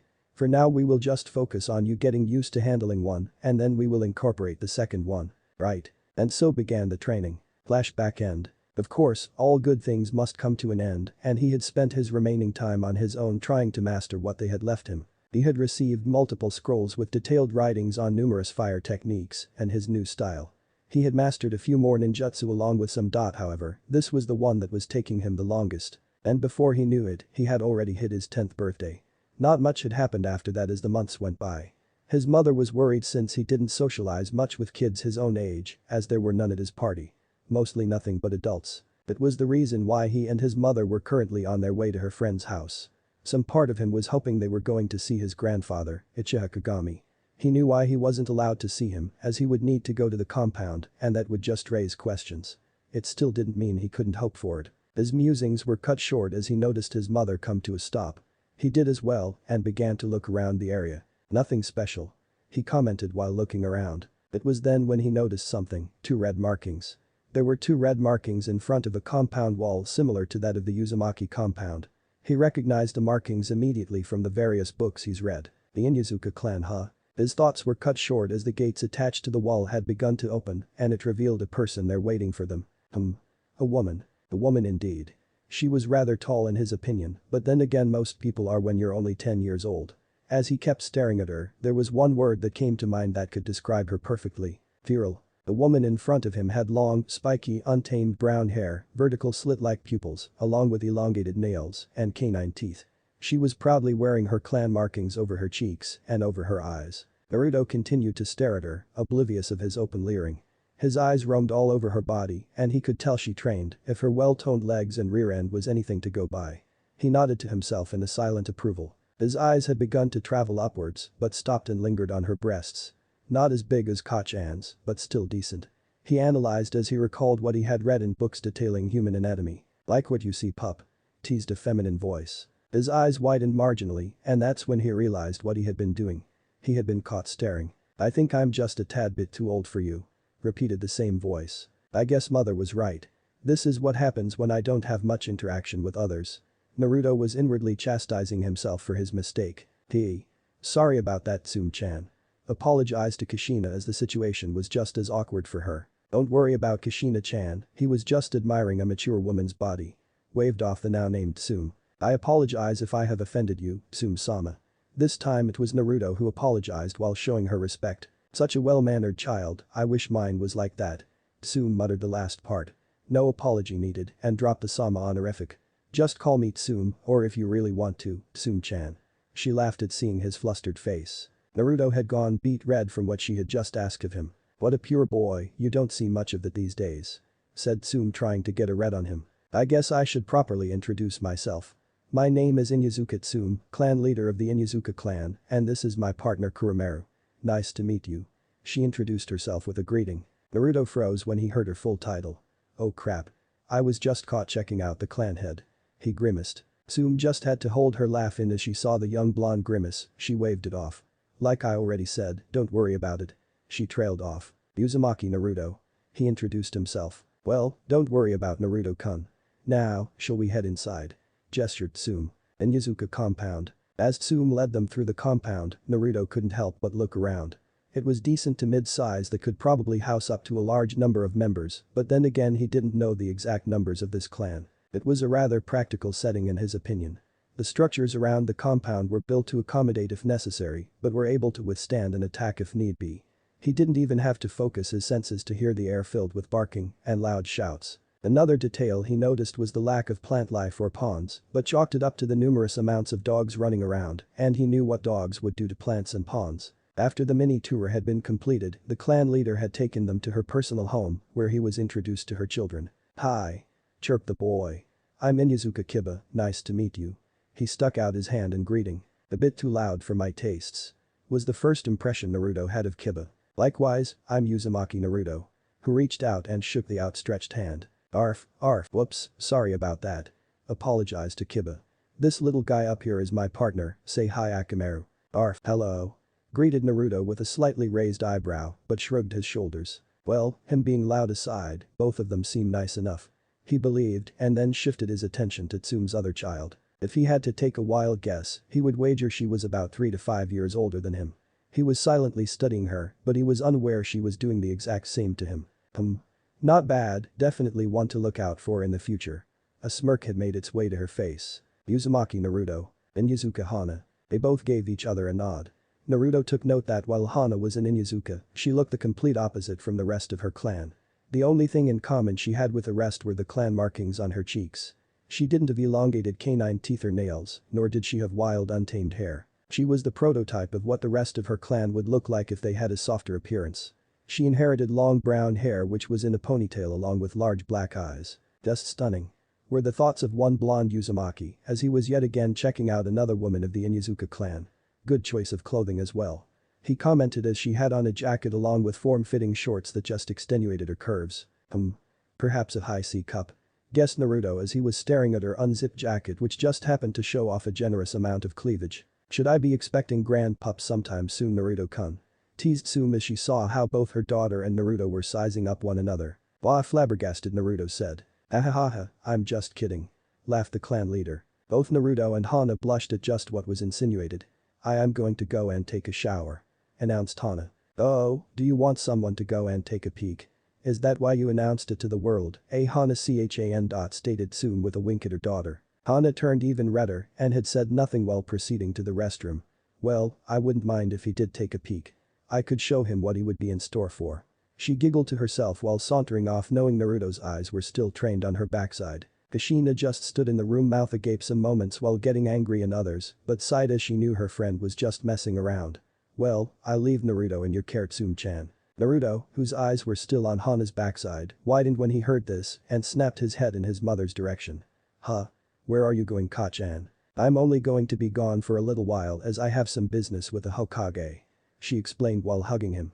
I'll be back to pick you up after I'm finished and try to make a friend soon. She whispered the last part. Fine. He sighed. Let's head outside Kiba. Naruto called out. Humming. Hokage Tower. We see one Uzumaki Kushina standing before the Hokage, Sarutobi Hiruzen. What did you wish to discuss this evening Kushina? Sarutobi breathed out a puff of smoke from his pipe. I plan on taking Naruto to Uzushio. The third began to cough a bit and was honestly surprised at what he had just heard. Whatever he was thinking she would say, that was not it. But for, if I may ask. His tone is calm, but his mind is working a mile a minute. Take it easy Hiruzen. I just want to teach my son his heritage, along with Kenjutsu. He narrowed his eyes a bit. And you can't teach him that here, inside of the village? He asked. Kushina knew the man cared about her and Naruto and just wanted to keep them safe. No doubt them leaving the village would put them in danger, especially considering they were the last two Uzumakis and both were very important to the village, her right now and Naruto when a few years older. I can't teach him here for a few reasons. The first being that there are things in Uzu mainly scrolls that would greatly help his progress. I have already begun his training on his calligraphy, so I need what is in those ruins. She answered sadly when she mentioned ruins and her former village in the same sentence. I see. Sighed Hiruzen while still looking at the redhead. And just how long will this trip of yours take? She inhaled a breath. A year. I'm sorry, could you repeat that? He said, cleaning out his ear. A year? What? What in the name of Kami is going to need you to be out of the village for a year? That ties into the second reason. And that is, you know just how dangerous Kenjutsu is, right? It was rhetorical as she knew he knew how dangerous. One small mistake can prove disastrous, and with a village full of people, will I let your imagination handle that? Hiruzen couldn't help but shudder at that prospect and he knew from personal experience just how destructive seals could be. Mito-sama proved that. It seems you have your mind set on this. He said. Then I will approve. Kushina smiled. On the condition that two of my Anbu travel with you and no this is non-negotiable. He firmly told her. Fine. She muttered. Then I want Dragon and Weasel. She had known both boys were in the Anbu and had been training her son secretly. She wasn't a former member herself for no reason, plus she has a high-ranking friend there. Hiruzen was a bit surprised at who she wanted but schooled his features. I'm sorry, but those two are on a long-term mission at the moment. He told her while avoiding her eyes. Kushina narrowed her own suspicions as she saw him avoiding looking directly at her. Then who? Let me handle that. I will send them after they have been briefed on their mission. He told her while finally bringing his eyes to hers. Fine. She sighed. Just let them know that we will be leaving in a week. Inyazuka compound. It had been a little over a half an hour since his mother had left him with the Inyazuka family and he was not enjoying himself. Damn it Kiba. An annoyed Naruto shouted. Stay still. No way, your game is slow and boring. I want to move around. Naruto took a deep breath and slowly exhaled. I need to calm myself down. Kiba. Said the boy turned his head as he was called. What can you tell me about your sister? Asked Naruto. Well she's very nice and she's very close to graduating from the ninja academy. He stated. She also said she wants to be a medic nin, but she also wants to be a veterinarian. He finished. A medic and a vet. Those are very challenging fields. Naruto thought as his opinion on Hana was rising. So what are we going to do now? Asked Kiba as he was getting slightly impatient. How about we play some shogi? No way, that is boring. Whatever. Sighed Naruto. Where is your restroom? I need to use it. Go back into the house through the kitchen and make a left. It's going to be the first door on your right. Kiba said, giving directions. Oh, and try not to get any on the floor. Mom hates that. I don't know why you're telling me this, I'm not you. He told him and found the room easily enough as he stood in front of the door. However, the door was left ajar. Huh? Nobody should be in here. Confusion written on Naruto's face. Hana should be out by now, right? Lime. He poked his head inside of the room a tiny bit and turned on his jutsu as the steam was blocking his normal vision and he froze. His heart began to beat much faster as his pulse quickened as there before his very eyes was the silhouette of a woman who was as bare as the day she was born. He was starting to hyperventilate. Oh crap, oh crap. I really should leave, but my body isn't responding. His breathing got heavier and heavier as the steam slowly started to dissipate. He silently drank in the form of Inuzuka Hana, and the same word came back to him when he first saw her. Just stunning. He had already studied her body when he had arrived and that was fully clothed, but this was something else entirely. I just hope she doesn't know I'm here. He prayed. He continued to watch as she showered while his eyes caught every drop of water that traveled in between her perky breasts. His body shivered a bit as her breasts jiggled slightly due to her moving her arms which were busy washing her head.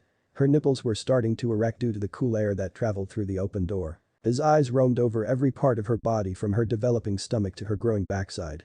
With his eyes still active he could see a small amount of muscle beginning to form on her small frame, but it fit her very well. Beautiful. Marveled Naruto as reading about a female's body was by far a different experience than having a real one in front of you. I really should leave. He kept telling himself this and was about to act on it until he saw something that rooted him to his current spot.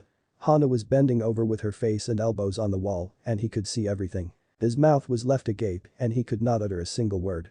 Nothing could be said, he had the perfect view. The blonde could see it all, vagina, snippets of pubic hair, and her anus. Everything was just staring at him in the face.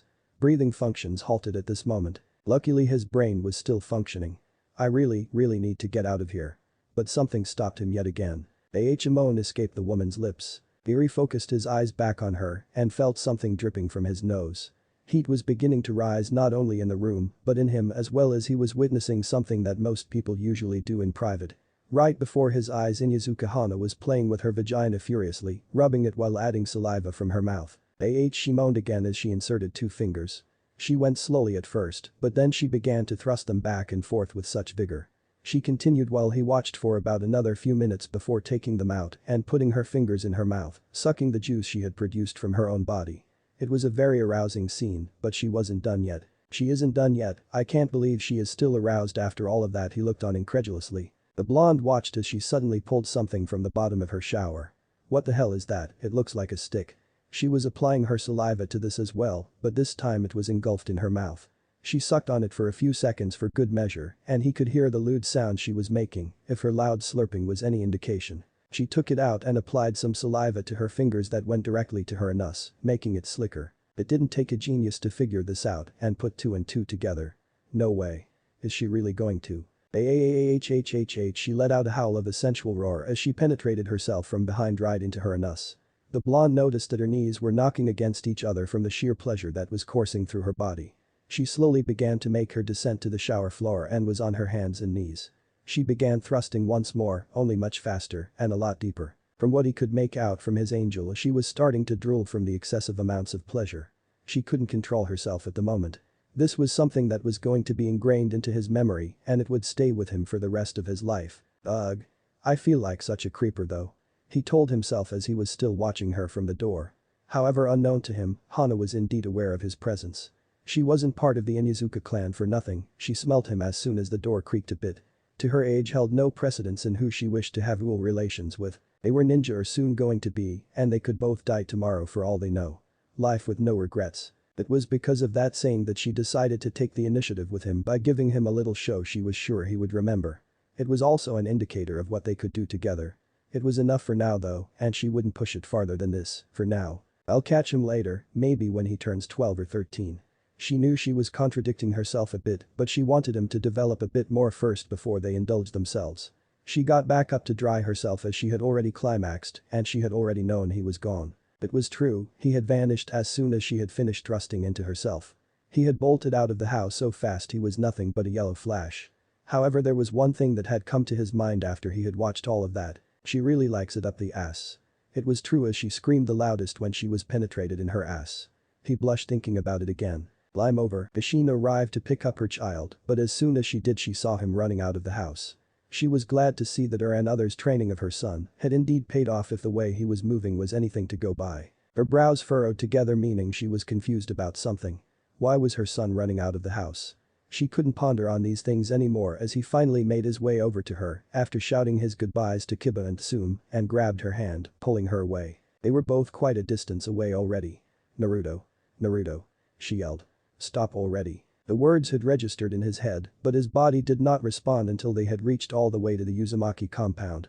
Naruto stopped suddenly and caught his breath. Sorry. About that. Ka-chan. What's wrong? Why did you suddenly bolt out of the house like that? She asked in worry. He chose not to answer her question and instead began to turn red. Why are you turning red?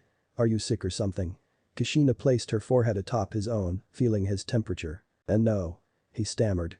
Anyways, why did you go to the Hokage tower?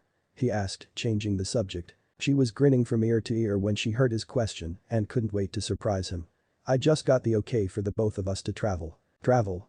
To where? Yuzushi Agakur, the ancestral home of the Uzumaki clan. What? Really? He couldn't keep the excitement from his voice. Really?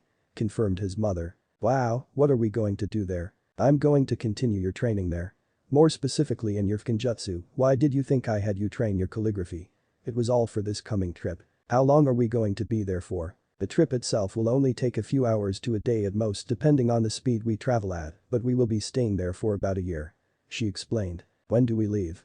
He asked, leaning in for the answer. In a week, get your things ready. A week later. Where are they at? He thought in frustration. I wanted to say goodbye to them before I left. Naruto was a bit irritated since it was very early in the morning and he wanted to say farewell to both Itachi and Shisui. Hello, Naruto-kun. Speak of the devil and he shall appear. He turned around. Hello, Weasel. Why isn't Dragon with you? Flashback. Itachi. Wheezed out a voice. Itachi whirled around, pulled out a kunai ready to plunge it into whoever had snuck up behind him. He halted in his attempt as it was someone he was familiar with, Shisui. Shisui. What happened to you? The man looked like he had just been in a battle for his life. The plan, the one we've been trying for months, it didn't work. He coughed. The coup d'etat is still proceeding forward and I bring more bad news. His tone grave. What else? Questioned Itachi. Shisui knew just how bad the situation was and was sure Itachi would know as well with a single word he muttered. Ansm. Itachi's jaw tightened. What has that man done now? Well, you can thank him for my current appearance as he tried to steal my eyes. He admitted. Luckily I was able to evade his drones, they don't call me Shunshin no Shisui for nothing. He chuckled. Enough with the jokes Shisui. Itachi was very irritated right now. What has Dansm done now? Shisui cut the aloof attitude. Besides trying to take my eyes, he's managed to take two of our clansmen's eyes. However. His voice grim. They weren't just any eyes, he took 2 pairs of Manjikyu eyes. He dropped the information bomb. What? How is that possible? There were only 2 other people who had activated them and they went missing. Finished Shisui. No, they didn't go missing, they were killed. He has a Chihinaka and a Chihineori's eyes. And you know just how strong those 2 eyes were, especially Naori's. Itachi wore a grimace when he thought of that woman. She was indeed powerful and coupled with her Manjekyo just made her even stronger. Itachi had lied to Naruto when he said he had never seen an ability in a Sharingan like his, Naori had the same ability. Only in his opinion, Naruto's was stronger at its current level and would only get stronger if his eyes ever evolved to the next stage. This is bad Shisui if he were to ever get his hands on your eyes. He trailed off. I know, which is why I'm entrusting them to you. I want you to give them to Naruto, it will be my last gift to him as his friend, teacher, and family member. Instructed Shisui. Itachi hesitated for a moment. Very well, I shall see that he receives these. Thank you Itachi. Thanked Shisui as he plucked out his 2 eyes without so much as eliciting a sound of pain and moved over to the Naka River. They both exchanged a few words with each other, one asking the other to protect their home and family, while the other was thanking them for their sacrifice, and that was all that was said. The deed was done and Uchiha Shisui had erased his existence. Itachi let his emotional mask fall and began to cry at the loss of a friend and a man he would gladly call brother. He would honor the last wish of his brother and left the vicinity. In his haste to wipe away his tears before getting to the village, he wiped away not a tear of water, but a tear of blood. He had awakened his own Manjekyo Sharingan. Flashback end. Cell, Weasel. Shouted Naruto. Pardon. Oh, I apologize for zoning out Naruto-kun. What did you ask me? Naruto raised an eyebrow. Itachi never zones out. He thought in suspicion. I asked you where Dragon was at. Oh, he is currently on a mission, out of the village. Itachi hated doing this, lying to a friend. Oh. Well, tell him when you see him that I said goodbye and I'll be back soon. I can do that. Itachi replied solemnly. I'm so sorry about this Naruto. Itachi subtly activated his ninjutsu while Naruto's head was turned and would put a mild sleep ninjutsu on him. Ninjutsu? Sumin Unagasu illusion technique. Sleep induction. Itachi's and Naruto's eyes briefly met for a second and he knew he had him. He immediately got to work as he knew Naruto would soon realize something was different. He summoned a crow that had both of Shisui's eyes and it dive-bombed straight into Naruto's mouth and it would wait there. I placed a seal on those eyes so that they would emerge if Naruto were ever to activate his own Mangekyo or if he was in dire need of them. Thought Itachi as the crow inside of Naruto knew of this as well. Asked. Naruto blinked a bit and checked his surroundings, his eyes narrowed. Did you put me in a Jinjutsu? I did. Admitted Itachi. I wish to try something out on you for old time's sake, as a teacher and student and because I wanted to see how well it would work on a user of the Sharingan. I also have a mission later on and wish to use it then as well. He explained. Naruto's eyes never left Itachi's. Very well then, make sure you deliver my message. See you later Itachi. He said to the older teen as he ran over to his mother who arrived a few seconds ago after the illusion was done. I will make sure he gets it. Itachi told himself. Goodbye Naruto. Until we meet again. And with that he was gone, ready to undertake his own mission. Chapter 3. It was early in the morning, too early in fact as there was still some morning mist lingering around the path in front of them. The forest around them had only just begun to awaken from its own slumber as the birds were beginning to fly around chirping and the insects were starting to buzz. The cool air was a nice refreshing feeling on their faces as the sun itself was only just starting to rise over the horizon. Very few people would be seen this early in the morning while moving at the speeds they were traveling at. Not bad. His speed has definitely improved and is well above genin level, perhaps low chnin. Kushina was eyeing her son and evaluating him as he was keeping up with her.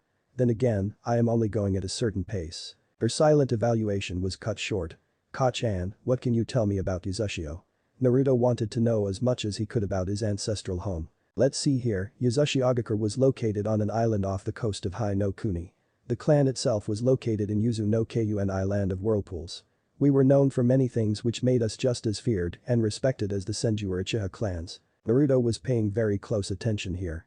What were they? Kushina took a thinking pose for a few seconds before answering. Some of our clan were masters of Suiton ninjutsu that rivaled that of Senju Tabarama. She stated and smiled when she saw his look of disbelief. Others were masters of Kenjutsu, but there were two things that we were synonymous with, and those were Kenjutsu and longevity. She answered and could see his confusion. Longevity? He tilted his head, clearly confused with the concept of just why it was feared. Yep, it was one of the things known about us throughout the elemental nations. She chuckled at the next part. We even got the epithet Chinju no Sato village of longevity from our enemies. Wow. To think that their own enemies would give them such a title, they must have seen the Uzumakis as a huge threat. Is there anything else you can tell me? Most Uzumakis had some form of red hair, while usually always having huge reservoirs of chakra. She explained. But that was commonplace amongst our people, the only other thing worth mentioning would be our bodies. Our bodies? Can you explain? Not much worth explaining really. Our bodies can survive most injuries that would usually kill others and we are blessed with strong recuperative abilities. Those abilities allow us to recover from exhaustion and mend most injuries within a short period of time. She listed off all of the things she knew about their clan's bodily functions. Naruto did not reply, instead choosing to soak in and process all of the information that had just been fed to him. He was glad he was born into the Uzumaki clan. I guess I now know how I've been able to keep up with all of the training under my various teachers. A brief moment of silence had descended upon them as they continued their trek to the coast, inching ever closer to their destination. However, a random thought soon struck the blonde. Wait one damn minute. Just what is my last name then? He blanched at the prospect that eventually came to mind. Naruto Kaguya Uzumaki Uchiha Namikaze. He shuddered at the sheer ridiculousness of it all. Perhaps I should drop Namikaze as my father was only using that name because he didn't know his actual one. But then again. After an intense debate with himself, he finally came to a conclusion that he felt would not only work for himself but in different situations. I will most likely always present myself as either Uzumaki or Kaguya. Konoha would ask too many questions. Should I use Uchiha and Namikaze, well praised inside of Konoha, is despised out of it. These two names will only be used in special occasions until I see fit. He knew how dangerous the name Namikaze was after he found out who his father was. It was during his time in the library when he read all about the exploits of his father during the Third Shinobi World War and how he alone made the biggest dent in Iwa's forces. Kushina kept her gaze on the road in front of her while out of the corner of her eye she could see her son coming to some decision. Shrugging her shoulders and deciding not to pry she put her full attention on the road ahead. They were close. Uzushiogakure. The blonde Uzumaki honestly had no idea what to expect when they arrived and he would finally lay his eyes on his clan's home. He did not expect to see what he actually came across. The once great home of the Uzumaki clan lay in complete ruins. It was worse than he expected. Even from his current position, he could not see one building standing. "Welcome to Uzumaki," Kushina announced in mock grandeur. The duo had arrived not a few minutes ago and were both standing outside of the village entrance. His mother explained to him how back in the day, their village had a very strong defensive barrier around the entirety of the village that made it difficult for enemies to enter or attack. It was obviously designed to hold back a certain amount of force, just not from multiple angles. I wonder if I can come up with something like this for our home back in Konoha. Most of the important things should still be secure, our sealing techniques weren't feared for nothing. Kushina then proceeded to take the first step inside of the village, while Naruto wasn't far behind. "Ha-chan." He grabbed her attention. "Why is the village even in a state like this?" "I already gave you the answer, try and think about it." She responded cryptically. "She did? When?" He replayed their conversation to that point. "It was Kenjutsu." "Kenjutsu? Correct. Many villages feared our prodigious skill in the art and thus 3 of them banded together to destroy us during the Second World War. This is the fruit of their labors." She motioned to the destruction before them. "Amazing. They were so feared that it took 3 major villages to completely destroy us." He was inwardly smirking as his admiration for his clan kept growing. "Are we the only 2 remaining Uzumaki left?" "I'm not entirely sure." She sighed. "I want to go out and find some, but only when the time is right." Naruto knew the real reason. "She means me." A frown adorned his face. "She can't go out and find them because of me. Don't worry, Ka-chan, when I'm stronger we can go and look together." He promised to her then and there that he would help see her goal accomplished. "Well, let's head deeper inside and set up the place that we will be calling home for the next year." They began to both scout out possible living areas and this would take them the entire day. "Right." Naruto followed behind his mother, keeping a lookout for any spots he thought might work for them. 6 months later. 6 months had passed by in the blink of an eye for the 2 residents of Yuzu. It was now March and Naruto himself had learned numerous amounts of things and not just from his mother either. Flashback. Naruto let loose a sigh which he felt he had been doing for a majority of the time he had been working. The art of sealing was truly a very tiring process, especially when trying to master a seal he had been given 2 months ago. It was a basic storage seal, however his assignment was to condense the matrix formula on his arm. He was really starting to get fed up with this and decided to try something else. He sent chakra to his eyes. "Perhaps my eyes can show me something I may have missed." That was the general idea. Unfortunately his eyes could not help him in this particular instance. "It's not working." He growled out and slowly began to pull on his hair out of irritation. As he was pulling, his eyes briefly glanced over the surrounding flora around the canopy and froze. There, a good couple of yards away from him, he could see 2 chakra signatures in the trees. It was at this moment he was glad he had learned how to place a genjutsu over his eyes. "Thank you, Itachi," he muttered. While silently thanking his friend, he immediately cut the chakra flow from his eyes. "I need to tell Ka-chan about this." He needed to inform his mother of this, but he needed to do so subtly without giving himself away. The blonde Uzumaki stood up from the ground and dusted himself off while calmly walking his way back to his temporary home. A few seconds later he found his mother making some food for lunch which he abruptly put a stop to when he pulled on her sleeve. Kushina looked down to see her son pulling on her sleeve and let a smile grace her features. It was just like when he was growing up. She stopped smiling when she saw his face, it held distress. "What's wrong, Sachi?" "Ha-chan," he whispered. "There are 2 people in the trees and they were watching me." Her entire body tensed for a second ready to leap to her son's defense, but stopped. She released a calming breath and realized that Naruto had spotted the 2 Anbu sent by the Hokage. She had been a bit miffed when neither showed themselves when she and Naruto had left Konoha to come to Yuzu, but she couldn't really blame them, it's their job to remain in the shadows. Well, at least they're doing their jobs correctly. He must have spotted them with his ninjutsu. She told herself as it was the only way he could have. She knew they had been there, but she had only felt them in flashes at times. They must be veterans. It was the only way they could remain so inconspicuous, they had experience. She tenderly took hold of her son's hand and held a kunai in the other, you never know. Kushina and Naruto calmly walked back into his work area where she quietly asked her son to subtly direct her with his eyes to their location. He scanned the area and blinked twice when he landed on one particular spot and kept scanning. She had received the spot. "I know there are 2 of you in the canopy and I know who sent you. Come out," she said in an authoritative tone. There was a bit of hesitation and an uneasiness began to creep into Kushina's mind as she gripped the kunai. Are these not the 2 the Hokage sent, or maybe they were killed trying to protect us already from certain threats? She needed to protect her son at all costs. After a few more seconds of an uneasy silence the hesitation had ceased and 2 figures dropped down before the mother and son. Each took a knee and looked up to her. As soon as Kushina had seen their individual masks, she let out a breath of relief she had been holding in and a cry of surprise. Inu. Nico, I didn't know the Hokage had sent the two of you. Hi Kushina-sama. Answered Nico. We did not wish to reveal ourselves to you or your son, but we noticed the concealed weapon and did not wish for there to be a misunderstanding if we did not reveal ourselves. She explained. What she said. Inu pointed at Nico. The redheaded Uzumaki nodded with a thoughtful expression on her face. Thank you for coming out from your hiding spot and I know of your mission, but after hesitating for a few seconds, well I just couldn't take any chances with my son here. And you two don't have to address me as Kushina-sama. Just call me by my name. The two agents looked at each other for a second and then back to their charge. Inu shrugged his shoulders. Very well then.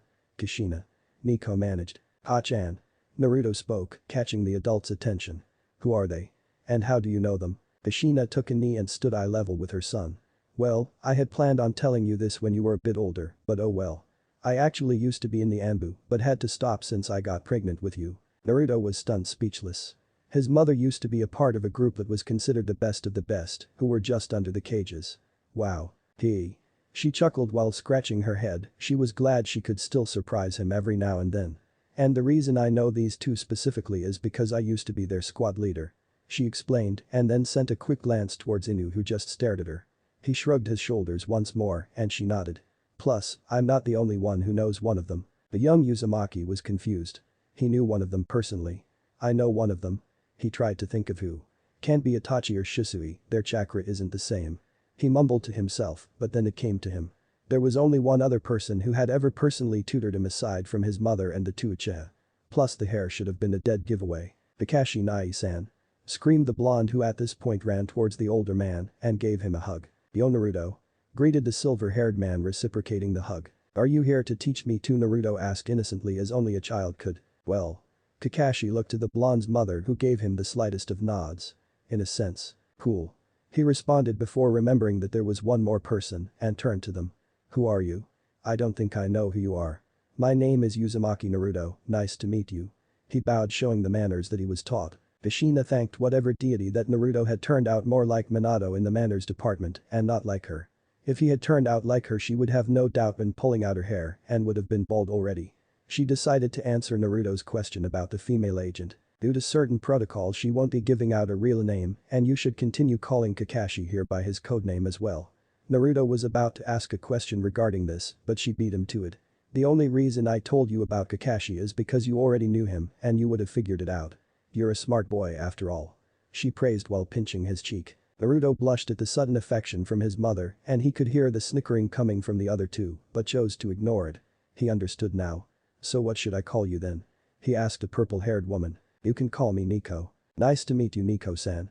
He re-greeted again. Likewise Naruto. Kakashi chose this time to voice his question. So with you knowing I'm here. What would you like to learn from me? His voice held its usual laziness, but his body language suggested something else. Kakashi's own thoughts were drifting to a promise he made a long time ago. I can finally repay Minato-sensei. He was going to make sure his sensei's son was strong. I want to learn ninjutsu. Naruto responded to the offer with vigor. He already had time with his fire affinity under his belt and might as well see if Kakashi knew any wind techniques. The silver-haired Anbu nodded his head. Okay then, let's find out what your affinity is and go from there. Naruto was about to say he wanted to learn Futon but held his tongue. How was he going to explain how he already knew what affinities he had? Okay, what do I do? Here. Inu handed him a piece of paper. Just apply your chakra to that. Naruto already knew what to do but feigned ignorance. He applied his chakra and as expected he received both equally strong natures in fire and wind which surprised the adults, but to his own surprise the paper began to wrinkle. What was his only response to this? Well, I must say I am impressed. To not only have two already strong affinities but a third that is only slightly weaker. Complimented Kakashi. As expected of Kushina and Minato-sensei's son. He told himself as it would seem he could teach Naruto some of his own lightning techniques. Thanks. He was still in shock. I must have developed a third affinity when I was busy training in my fire one. He told himself. So what would you like to learn? Fire, wind, or lightning? Naruto answered immediately as he knew what he wanted. Do you know any wind or lightning techniques? Kakashi simply nodded his head. I do know some techniques regarding those affinities. He admitted. We can start whenever you wish. He offered. Thank you. He replied. Would you like to learn anything from me? Asked Nico, speaking for the first time in a while. She would like to get some experience in training someone just as Kakashi was doing. This not only surprised Naruto, but Kushina and Kakashi as well. Can you do that? I mean, won't you get in trouble for that? I can understand Inu offering, and I don't mean this in a rude way, but why would you want to? Asked a confused Naruto. The other adults also wished to hear her answer. It's going to get boring not doing anything but watching Inu or your mother train you for a year. She deadpanned, not fully coming clean about her true reason. I see, It was an awkward situation, but Naruto rolled with it. Well, if you want to help, that's good with me. What do you know, if you don't mind me asking? She smirked behind her mask while polishing her nails, even though they were gloved. I'd like to think I'm pretty good at it. Really? Then you can be my sparring partner. I think I can handle that. Kushina clapped her hands, getting everyone's attention. Okay, now that that's settled and out of the way, let's go and eat lunch. Hi. Flashback end. Thanks to the help of the two Anbu now inhabiting the island, Naruto's skills had jumped by leaps and bounds. He learned as many wind and lightning techniques as he could from Kakashi while polishing the style Shisui gave him with Nico. He also kept practicing his fire affinity, but he kept that on the down low. His actual reason for coming to the village was coming along, albeit at a slower pace than his other skills. The storage seal was complete and he had already applied it to his arm, and the next thing he had made were explosive tags. Which was much easier in his opinion. He was currently working on something that would allow him to access his shuriken or kunai faster. Plus he heard about gravity seals and felt those would be rather useful as well at some point. His mother would always tell him to take his time when it came to seals, which he will always abide by. However, he wanted to really get into the more advanced stuff, but his mother told him only after he reached a certain skill in what he already knew. He knew when he was defeated and just nodded his head to her. 6 months was all the remaining time he had left, and from what his mother had told him a few days ago, they were going to start taking as many missions as they could. She told him most were going to be low in ranking, so he could get his feet wet. Depending on how he handles himself, he could also be going on missions on his own in a few months. However, first things first. He needed new attire. I wonder where Kachan is. She said she would be back in no more than a couple of hours. He was waiting for his mother to return from a local weapons shop a few miles in a small settlement. I'm back. Hollered a woman's voice. Naruto's head perked up and went to greet his mother. Welcome back, Kachan. Kushina saw her son and grinned. Hey Naruto, check out what I bought. She presented him with all of her purchases. Some bags held clothes while others held weapons and miscellaneous items. Here, change into these. She shoved a few bags into his arms. Fine. He grumbled. It took him a few seconds to put everything on, but he finally finished and presented himself to his mother while the two Anbu were watching in the background. Naruto was now sporting a new pair of black combat boots, black Anbu pants that were taped down at the bottom of his ankles, with black tape. Up top he was wearing a mesh shirt that was grey in color and could almost have passed as a regular shirt. He had a weapons pouch on his waist while another smaller one rested on his thigh. The ensemble was finished with a black cloak that had a hood attached to it with an OBI sash, tying everything together. He also had 2 metal arm guards strapped to his forearms with some gloves on his hands, while his 2 kundachi were strapped vertically on his lower back. The only visible features on him were his mouth, nose, and 2 bangs of yellow hair that were beginning to grow out. He was about to ask about this, but his mother held up her hand silencing him. Here, take this. She handed him one last package. I bought this as well, and it will complete the outfit. It was a mask, but an extremely menacing looking type of mask. If he had to take a guess, he would say it resembled something between a cat and a fox, a hybrid. It had a signature look, it was smiling with its many teeth showing. It had small edges sticking out that represented the cheeks, while its small but sharp ears were sticking out. It had slitted eye holes large enough for a person to see through, and some parts of it were outlined in black, while above and below the eyes were 2 red markings. The only other noticeable feature it had was the 2 red markings on the forehead. All in all, it was a mask that would strike fear into those who see it. Nice. Naruto absolutely loved the mask and placed it over his face. How do I look? Dangerous. The 3 adults chorused together. Thanks. He thanked them not only for the compliment, but he thanked his mother for the gear. So when is our mission? Later tonight, it's a very simple mission. Just observe the specified target and report. She explained. That's it. The 3 veterans could hear the apprehension in his voice. It was his first mission after all, so it was understandable. That's it. She confirmed. If there is something else, then the mission assigner will contact us about it. Naruto took a deep breath and nodded his head. Okay then, I will see you in a few hours. Later that night, the mission had gone smoothly and both Uzumaki were going at a steady pace back to Yuzu. Not much in terms of action had taken place and Naruto was a bit relieved about that. In the distance to his left he could see a yellow-reddish hue and was curious as to what it was. He pointed it out to his mother and she narrowed her eyes, she motioned him to follow her. He nodded and was wondering just what was going on at this time of night. Perhaps an all-night festival. They arrived to see not the happy smiling faces of people who were celebrating a festival, but to horror-stricken ones. The people were being slaughtered by a mob of men who were armed with cheap-looking clothes and weapons. Bandits. These men held no remorse or hesitation when cutting down the men or children, nor were they hesitant in their looting. Naruto looked to his mother and he could see she was beyond angry. The streets were going to run red with blood tonight. These men were completely unaware of their impending doom, as they just kept up their plundering to their heart's content. He froze when he heard what these idiots said next. "We should take the women with us," said one man. "I agree. They can provide us with some form of entertainment for a few hours, and then we can just sell them off to the highest bidder," said another who laughed. "Oh man, these guys are dead." Naruto looked at his mother once more and she was absolutely still. It was unnerving to him to see her this calm about the situation. "Naruto," she started. "I want you to stay up here and do not interfere unless necessary." Kushina gritted out this order through her teeth. Naruto was about to say something but held his tongue. He nodded. She shot off like a bullet. "Right, let's round up." The bandit was suddenly cut off from issuing his decree. Oi, what's wrong?" asked another. The man who was giving the orders began to cough a bit and something was leaking from his mouth. His eyes widened when he saw blood. He tried to take a step forward trying to tell them something, but as soon as he did, he fell to the floor dead. His head had been separated from his neck and proceeded to roll away. The other men who were watching began to scream as soon as they had seen this, but soon their own voices had left them. They were being cut down without mercy by a red-headed demon. Naruto. He couldn't help but be amazed and horrified at the same time. His mother was not leaving any survivors, and even though it was a gruesome scene, he understood it needed to be done. He kept watching from his vantage point when he heard something in the brush. He focused on the area he thought he heard, and he was rewarded. Out came a girl who appeared to be about his age. She was scurrying across the forest. He was going to call for her to stop, but a man came bustling from the same bushes chasing her. The blonde stopped breathing for a second and looked back to his mother. She was still busy destroying this group of bandits.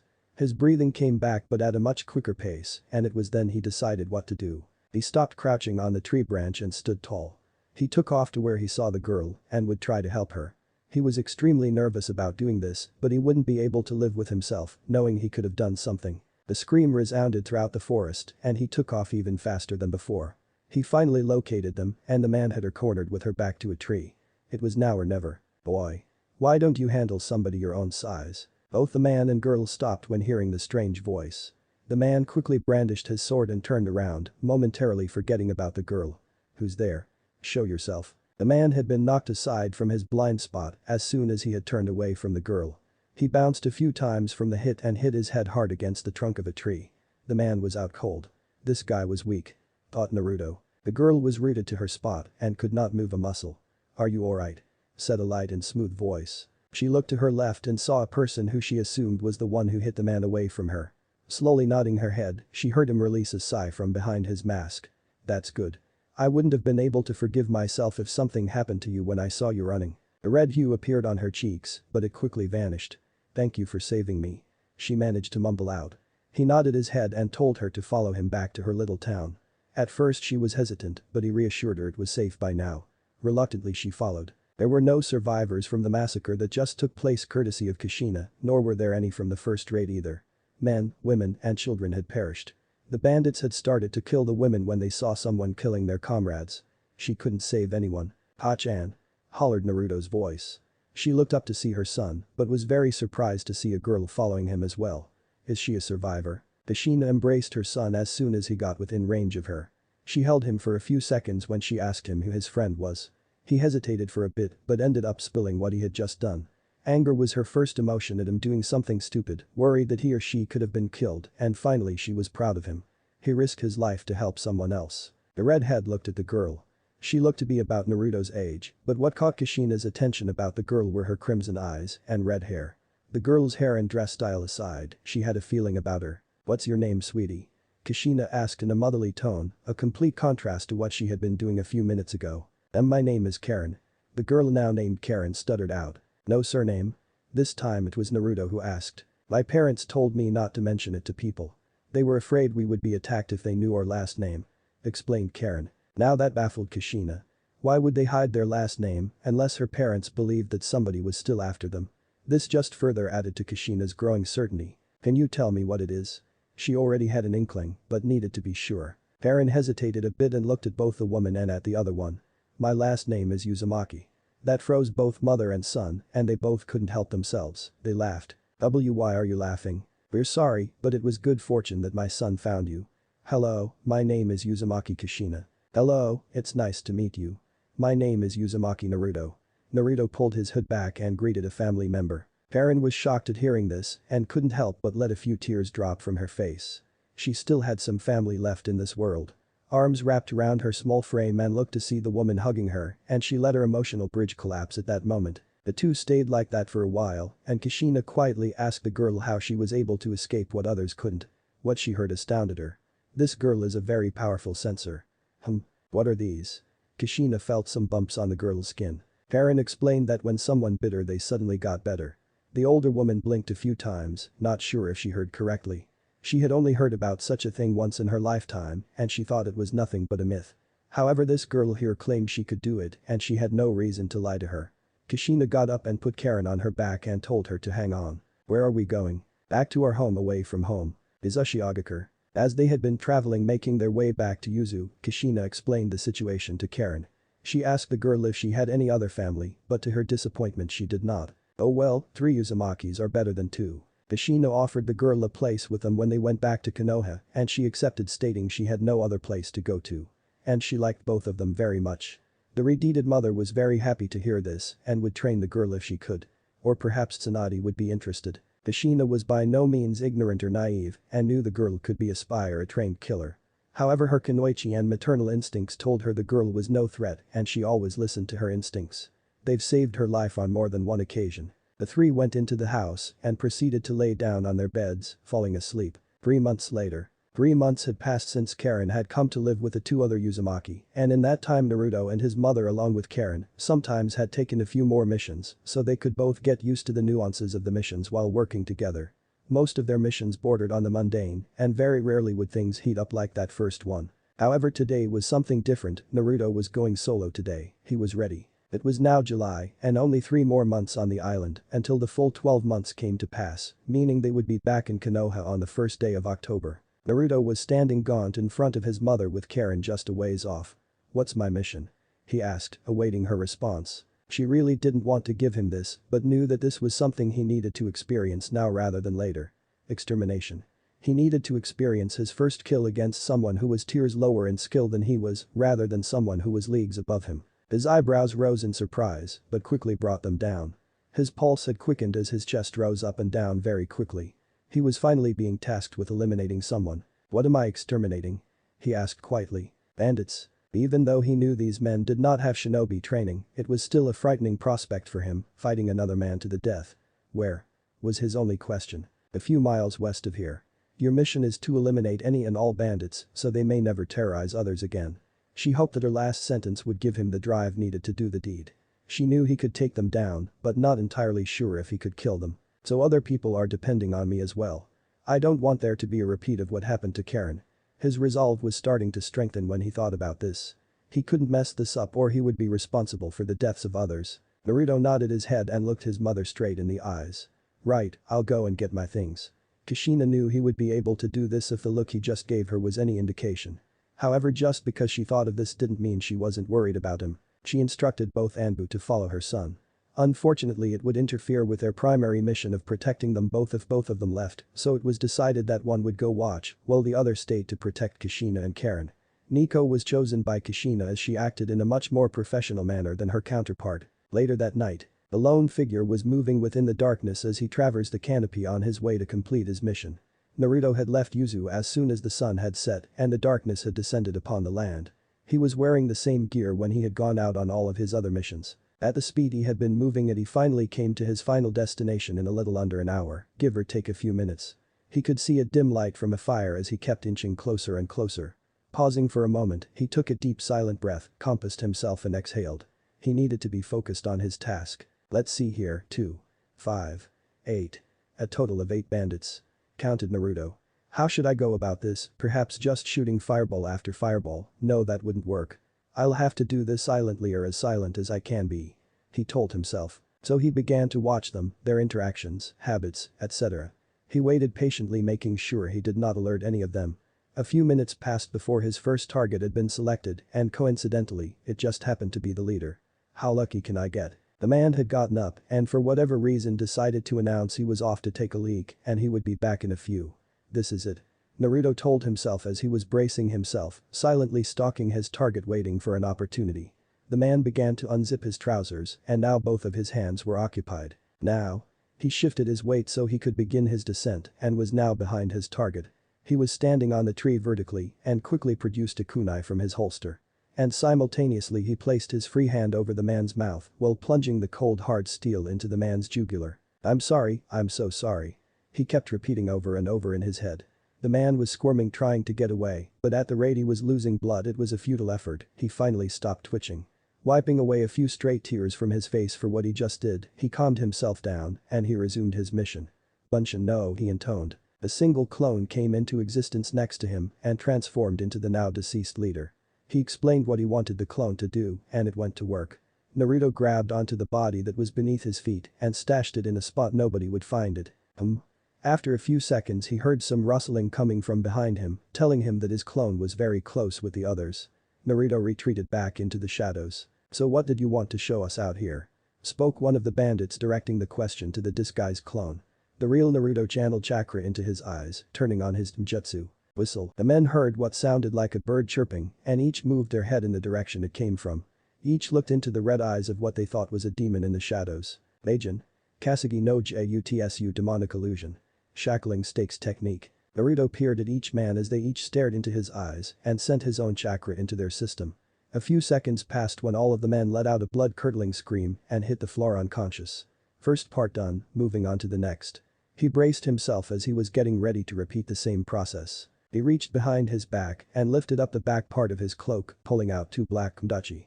This next part was going to be messy, but he went ahead and did it anyway, just as he did to the first man.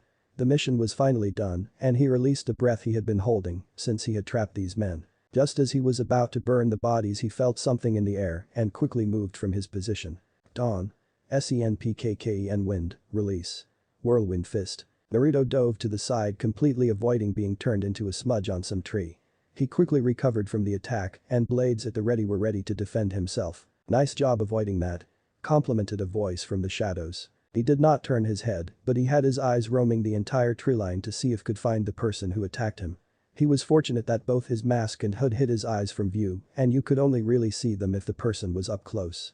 Plus he couldn't afford to turn them off right now as he was fighting someone who could mold chakra. Laughing was starting to resound throughout the area when he finally spotted a body. The person in question was a head shorter than the silver-haired Anbu agent and he couldn't make out any identifiable features due to the shroud covering the man's face. "Don't banter back with enemies, Naruto." That was one lesson all of his teachers had drilled into his head. He did not bother to respond to the compliment and chose to stay quiet. "Not much of a talker, huh?" quipped the voice. "I can understand that. Well, I might as well just kill you now since you already finished the job I was assigned to do.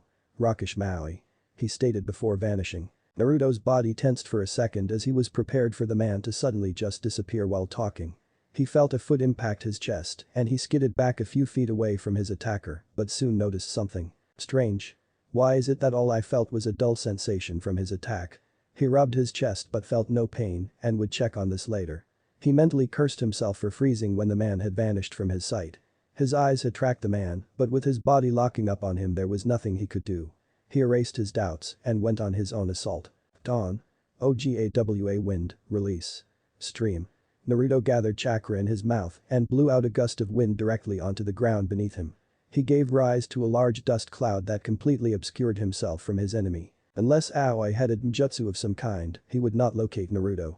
He would need to wait until the cloud had settled before he could attack again. Naruto, however, had no such limitations and would press his advantage. Tiger. Ox. Dog. Rabbit. Snake. Dawn. DAITOPPA wind, release. Great breakthrough. Naruto clasped his hands together and applied a significant amount of chakra. He exhaled a giant gust of wind that not only knocked down a few trees, but had surprised Aoi and knocked him down as well. This was the chance Naruto needed and he would take advantage of it. "Remember, Naruto," said Itachi. "If your opponent is down you always take advantage of it. If not, they may come back to bite you," were the words that suddenly came to Naruto. "Onmamhasshi dusk to dawn strike." Naruto threw his first Kendachi at the drowned man and waited a couple of seconds before throwing his second one, which was hidden behind the first. Only the most swift of people could completely avoid both blades, and Aoi did not prove his swiftness. The first blade had grazed him, but the second had rung true and pierced his shoulder. Aoi began to scream. Ah. Damn it. Aoi cursed in his head as he focused his attention on taking out the blade. He took his eyes off of Naruto who had already finished weaving his hand seals. Hain. Nkakik no Jutsu fire release. Great fireball technique. Aoi had gritted his teeth and forcibly yanked out the blade and tossed it aside. He was going to grab hold of his strongest weapon, but finally did he notice the giant fireball coming to light him ablaze due to his stupidity. His body began to quiver in fear and his body was not responding due to this. I underestimated this guy. Were his last thoughts. Naruto watched as his attack traveled through the air, landing a direct hit on his target. He wanted to look away from the man who was now burning to death because of him, but out of some form of respect for the soon-to-be dead man continued to watch and hear the man's wail of pain. Thinking back on it now he wished he had just put Aoi in like the others and been done with him like that. Nico. She watched silently from her viewpoint and she was very impressed with her short-tenured student who had methodically taken down the traitor. Granted that the man was a Chunin in name, but his skills were subpar which she ranked at low-level Chunin at best. And she knew from experience that the blonde was well above that and would only continue to grow. The bandits weren't much of a challenge for him and he took care of them stealthily with a hint of subtlety. She couldn't be more proud of him than she was at that moment. She was also impressed with his prowess in the art of illusions and she might even introduce him to her friend later on so they could chat about it. His ninjutsu is very good as well. How funny would that be? A kid twice as young as her completely outclassed her. Nico grinned behind her mask at the thought of seeing that. She took note that Naruto was now hunched over with his hands on his knees. Is he sick or something? She shrugged her shoulders and decided to move a few feet back so as to not attract his attention. She would follow him when he left, but for now she would scout the area out for any other possible threats to her charge. Naruto. His breathing was getting a bit heavier until he could take it no more and took a deep breath to calm himself down. Gathering himself, he continued his job and dragged the bodies into one spot and lit them on fire. He hunched over with his hands placed on his knees when a sensation was beginning to rise from the pit of his stomach. Ugh. Bleh. He began to empty the contents of his stomach. This was mostly due to the realization that finally caught up to him, he had taken away multiple lives today. And the stench of burning flesh hit his nostrils full force. With his stomach now empty he wiped away the spittle around his mouth. He slowly walked over to the charred corpse of Aoi as he had seen the man take something out before his fireball had hit him and wished to know what it was. He began to search around the body and hoped the man still didn't have it on him.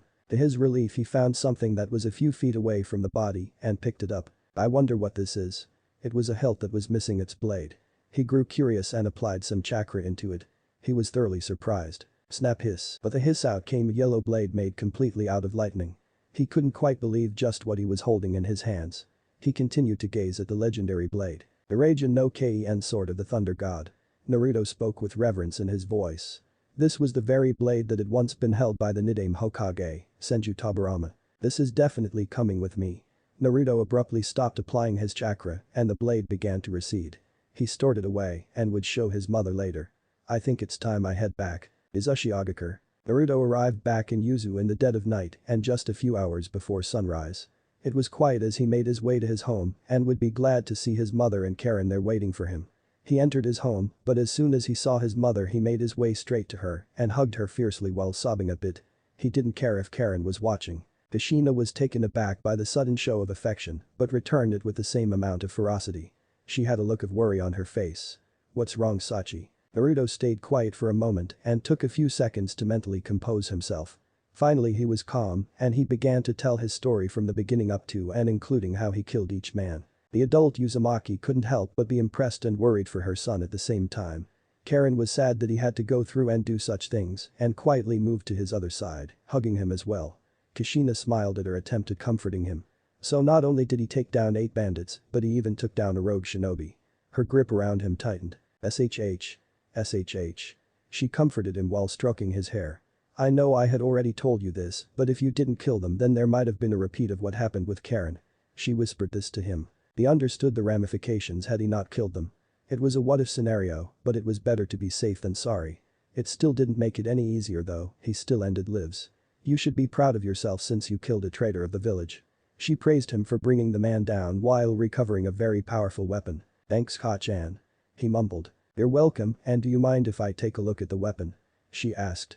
He nodded his head at a request. It's not every day you see a piece of history.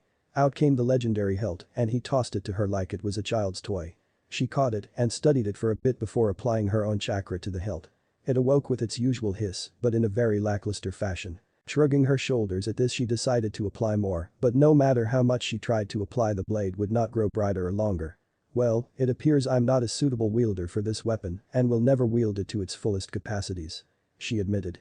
"However, it seems that you are." She cut off her chakra flow and tossed it back to her son. "Wait, what? I already have 2 blades, and a third would only be a hindrance to the style I use." He pointed this out. "What this means is that you are now the new owner of the Raijin no Ken. And what does it matter if you have a third blade? How useful would a hidden third blade be if your 2 Kumachi were destroyed during a fight?" She countered. "I see your point about that." He sighed. "But this belongs to Konoha." "Wrong, well it may have resided in the village, it did not belong to it. It belonged to the Senju clan and just who happens to be their last descendant?" She asked him, knowing full well he already knew. "Tsunade Bachan." "Correct, and you know she isn't going to start learning, especially at her age. Plus I don't think she would mind if you held onto it for a while for her. You're basically like a son to her just as much as you are to me." Naruto took a few seconds to think through her reasoning and found it sound. Understood. And just like that, he was the next user of the Raijin no Ken. "Good, I'm glad you understand my reasoning. Now I think you deserve some shut-eye, we will continue our conversation in the morning." He nodded his head and went to his makeshift bed. All cool on the outside, she was a storm of emotions on the inside. She let loose a shallow breath as she had almost lost it during his story and was glad she had controlled herself. She was going to up his training in the remaining time they had, but she would need to check on something first. "I need to test something out in regards to his body not feeling that kick." She would need a scroll for this, but would need to search her mother's things for it first. "In the time I've been here with the 2 of you, I've never seen him like that." Karen brought Kushina out of her musings. "Yeah." She sighed. "Killing a few people for the first time will do that to someone. But he had the proper motivation guiding him," said Kushina, looking directly at Karen. "What do you mean?" "He didn't want what happened to you to happen to others," Kushina told the girl and smirked at her stuttering. Kushina wouldn't have minded if her son or Karen decided to pursue a romantic relationship with one another, but after spending time with each other, they became more akin to siblings or the like. "Oh well, I can still hope. If Naruto grows to look anything like his father, I'll have many little Uzumakis running around soon enough." Kushina grinned at the prospect of having grandbabies to spoil. "I'll have to thank him for that, good night Kushina-sama." "Karen," warned Kushina. "What have I told you about that?" "Good night. KK-ka-sama." Karen blushed a bit and ran to her bed while Kushina simply laughed it off. "Life is good right now." Kushina smiled at her 2 children and soon went to her own bed to gain some shut-eye. Following morning. It was now morning and 2 growing children were busy eating the breakfast provided by their mother. Kushina had found her mother's scroll and wanted to test something out today and had asked both Inu and Nico to give her and the 2 children a few hours to themselves. Both members saw no problem with this as they were sure the 2 redheads were going to talk to the blonde about last night, since you don't get over something like that in a day. Plus it allowed them to check more of the village, making sure there were no unknown enemies lurking about. Kushina had already spoken to Karen about this little experiment a few hours before Naruto had awoken. She had yet to really explain the situation regarding his ninjutsu though, but it seemed that Karen already had an inkling due to her sensor abilities regarding certain chakras. Truly a frighteningly perceptive ability. She was glad the sealer Naruto for that matter hadn't accessed or spoken to the Bijk. "I need to have a talk with him before we go back home about that," she addressed her son. "Naruto, do you remember when you explained to me how it felt after Aoi kicked you?" He tilted his head forward. "It felt like a dull sensation. I felt the impact of the kick on my chest, but that was soon gone." He answered to the best of his ability as it was a hard feeling to describe. "Right now I want you to listen very carefully." She paused to see if he was listening. "I want you to channel chakra to your chest, or more specifically the part that feels dull." "Why?" He gave her a questioning look like she was crazy. Kushina was growling a bit at being questioned. "What was that? Did I hear you wanted me to kick your ass for not following an order? Just do it." She barked as she kicked him forward. "Ow." He yelped. Okay, geez. You don't need to hit me anymore." He held his hands up in defense. Naruto put his arms down and concentrated. He sent chakra to his chest as per the threat and felt a weird sensation inside of his chest. Deciding to look down, he could see a few bumps there, like something was trying its hardest to escape. Now he was worried and a little freaked out. "Just what the hell do I have inside of me?" "Easy Sachi," Kushina said in a calm voice, clearly seeing the distress on his face. Just apply a bit more chakra and we will have our answers. She urged. Calming down a bit he nodded his head and applied some more. He felt something pushing against his skin, something sharp, and finally it gave. He froze and honestly had no idea what he was looking at. Wow, it was the only coherent word he could think of as a multitude of bones were sticking out of his chest. So it appears that you do have the Shikatsu. His mind finally caught up with the words that his mother had just uttered, and now he was not feeling shock or worry, but a giddiness. He had 2 bloodlines. I have 2 bloodlines. He was brought out of his moment of excitement when his mother handed him something. Here, try this technique. The blonde calmed down and took hold of a scroll, opened it and gave it a quick once-over. Where did you get this from? He inquired. From my own mother, who just like you had the same bloodline. It obviously skipped a generation in me, but not in you. So give it a shot. She explained while setting up a dummy for him to practice on. While she was doing this she asked him a question. Do you know what the bloodline does? I'm afraid I don't. Well, from what my mother told me, it allows the user to infuse their calcium with chakra. By doing this it allows them to manipulate the growth and properties of their bones to their liking. It falls under the category of taijutsu and a bit of ninjutsu. She explained to the best of her ability and finished setting up the dummy. Go ahead. The blonde nodded to her. Does this mean I don't need my kendachi anymore? No, this just makes you much more versatile. If you ever lose your blades then just use this technique and you have new blades to use. Are there more than just this one technique? He asked. Of course. The only problem is that I don't know where the other scrolls are, perhaps somewhere near Kiri. She answered. Naruto stored that information and began at a sedate pace towards the dummy. That pace soon turned into a sprint and he briefly recalled the technique and where the spots instructed where to apply chakra to. Inagi no Mai dance of the willow. With those final words uttered from his mouth, bones began to protrude from his palms, elbows, knees, and shoulders. There were a total of 8 finely sharpened bones ready to puncture or damage a body. He didn't seem to feel any pain as the bones had initially come out and he swiftly approached the dummy, crossed his arms and swiped at the dummy's head. The head went rolling as the bone blades had made a clean cut at the baseline of the neck. His knee traveled towards the midsection, piercing the stomach and coming out the back. He finished by bringing out his knee and started to spin as rapidly as he could, completely shredding what was left of the dummy. He was in a state of absolute euphoria before being snapped out of it. Huh? Did you not hear me calling for you to stop after the target had already been mutilated? She asked with arms crossed over her breasts. Whoops. Sorry about that, I guess I didn't. He admitted sheepishly. She eyed him for a second longer. Alright, I'll forgive you this time, but don't let it happen again. She warned him. So how was it? Did it hurt? She asked curiously. He thought about it for a second, trying to come up with the best possible way of explaining this. It felt exhilarating. When my bones came out and when I got up close and personal, I just saw my opponent in front of me and nothing else mattered to me at that time. He answered, recalling his exact emotion at the time. I see, well, just keep practicing this move so that you get it down.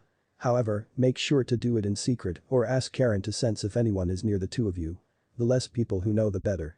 Kushina did not want anyone else besides the 3 of them to know this. He arched an eyebrow in confusion and wasn't quite sure why he had to keep this one a secret but followed the order nonetheless. It would soon be a full year in a few months. 3 months later. 3 forms could be seen moving at mildly high speeds as the group was making their way back to Konoha. It was the morning of the first day of October. It had officially been a full year on this exact day, a full 12 months. In the last 3 months Naruto had come to terms with what happened long ago and had taken a few more missions that required him to kill. It's not that he found it easier to kill a person, it was still hard, but he recognized it as a necessary thing in their world. His progression in the first dance of his second bloodline was at a mild pace at best. It required him to be very agile when in use and was now thanking his mother for the training he had received from her. It was trying to hide it from the 2 Anbu that was slowing his progression and he didn't practice it outside of Yuzu when he went on missions. It was the statement from his mother, you never know who could be watching, that had halted that idea. We're finally going home. Naruto was happy as he was going to see some familiar faces soon. The trio mostly traveled in silence while the 2 Anbu were out of sight. Naruto broke the silence. Do you think anything interesting happened in the village while we were away, Kachan? I'm not sure, Sachi. We'll have to ask around to find out. Naruto nodded his head and suddenly decided he wanted to get home faster. So he picked up the pace, leaving the other 2 behind. Kushina frowned at seeing this. He said he wasn't mad or anything when I talked to him. Or did he lie to me? Nah, he wouldn't do that to me, he probably just wants to get home sooner. Kushina was convinced that was it and briefly remembered their talk. Flashback. Kushina was silently watching her son practice his new bloodline while Karen was meditating, honing her sensor abilities. She was glad the young Uzumaki girl was taking this seriously, as the girl did not want to have to go through what she already went through again. She released a sigh as she was now going to have an awkward conversation with her son. Might as well get it over with. Naruto. Called out Kushina, grabbing his attention. Yeah? He hollered back. I need to discuss something very important with you. Naruto stopped what he was doing and looked at his mother. She was being serious right now. She was using the "don't make me tell you twice or I'll punch you" voice.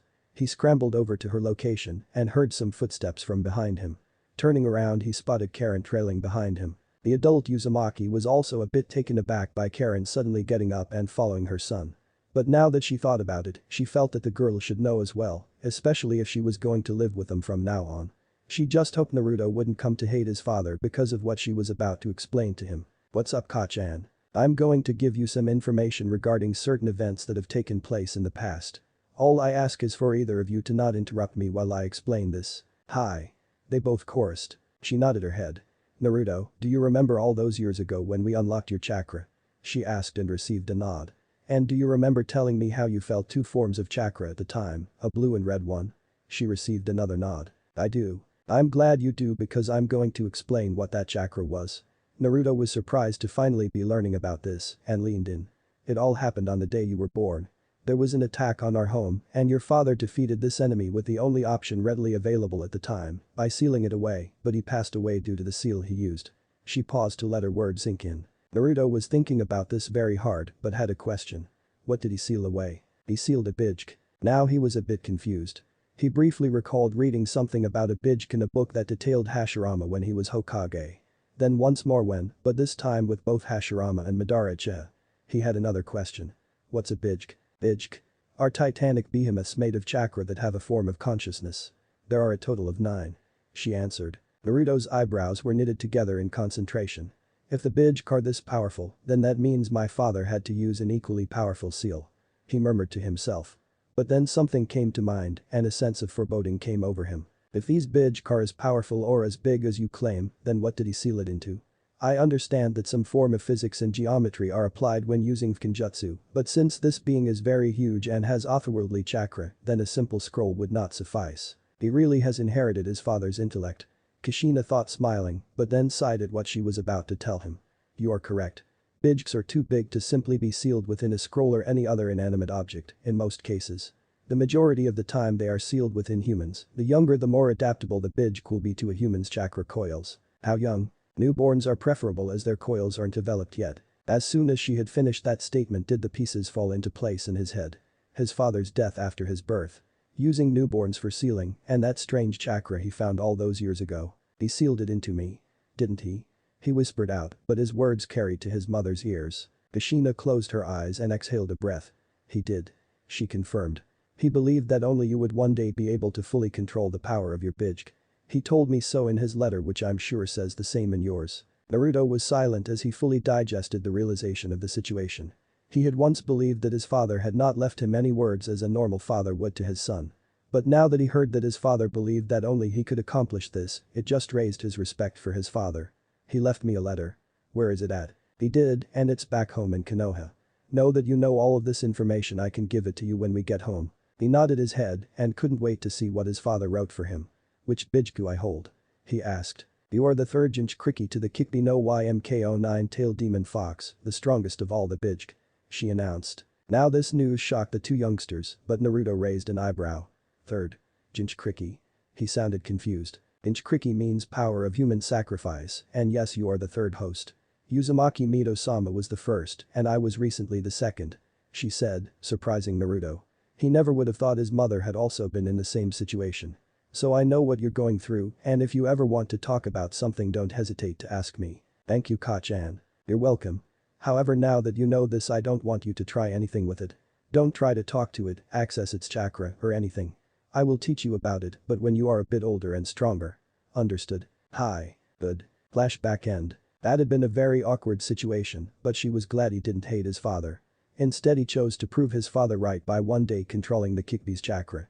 She was glad Karen was there as she was the first person he talked to after he learned this. That had hurt a bit, but she tossed it up to her being closer in age to him. She would wait patiently for him whenever he wanted to talk. She thanked the girl for being there for her son and offered her some special training. She hoped that someone other than her would develop her chakra chains. Unfortunately her son could not manifest them, but she hoped Karen could. For now though she would wait until they settled back down a bit in Konoha. She watched Naruto for a bit and came back to evaluate him once more, just like she did when they first left their home. He really has improved tremendously since the beginning of this trip. He was perhaps at low to mid Chunin when we left, but if I had to rank him right now I would definitely say he was around low Chunin or perhaps even Takebetsu Chunin in power alone. A few years and more experience is all he needs to surpass those who came before him. She grinned like a madman at the prospect of having raised and trained such a badass shinobi. They would praise her as one of the greatest teachers ever. She pushed those thoughts aside for the moment. You aren't going to beat me, come on Karen. Let's go.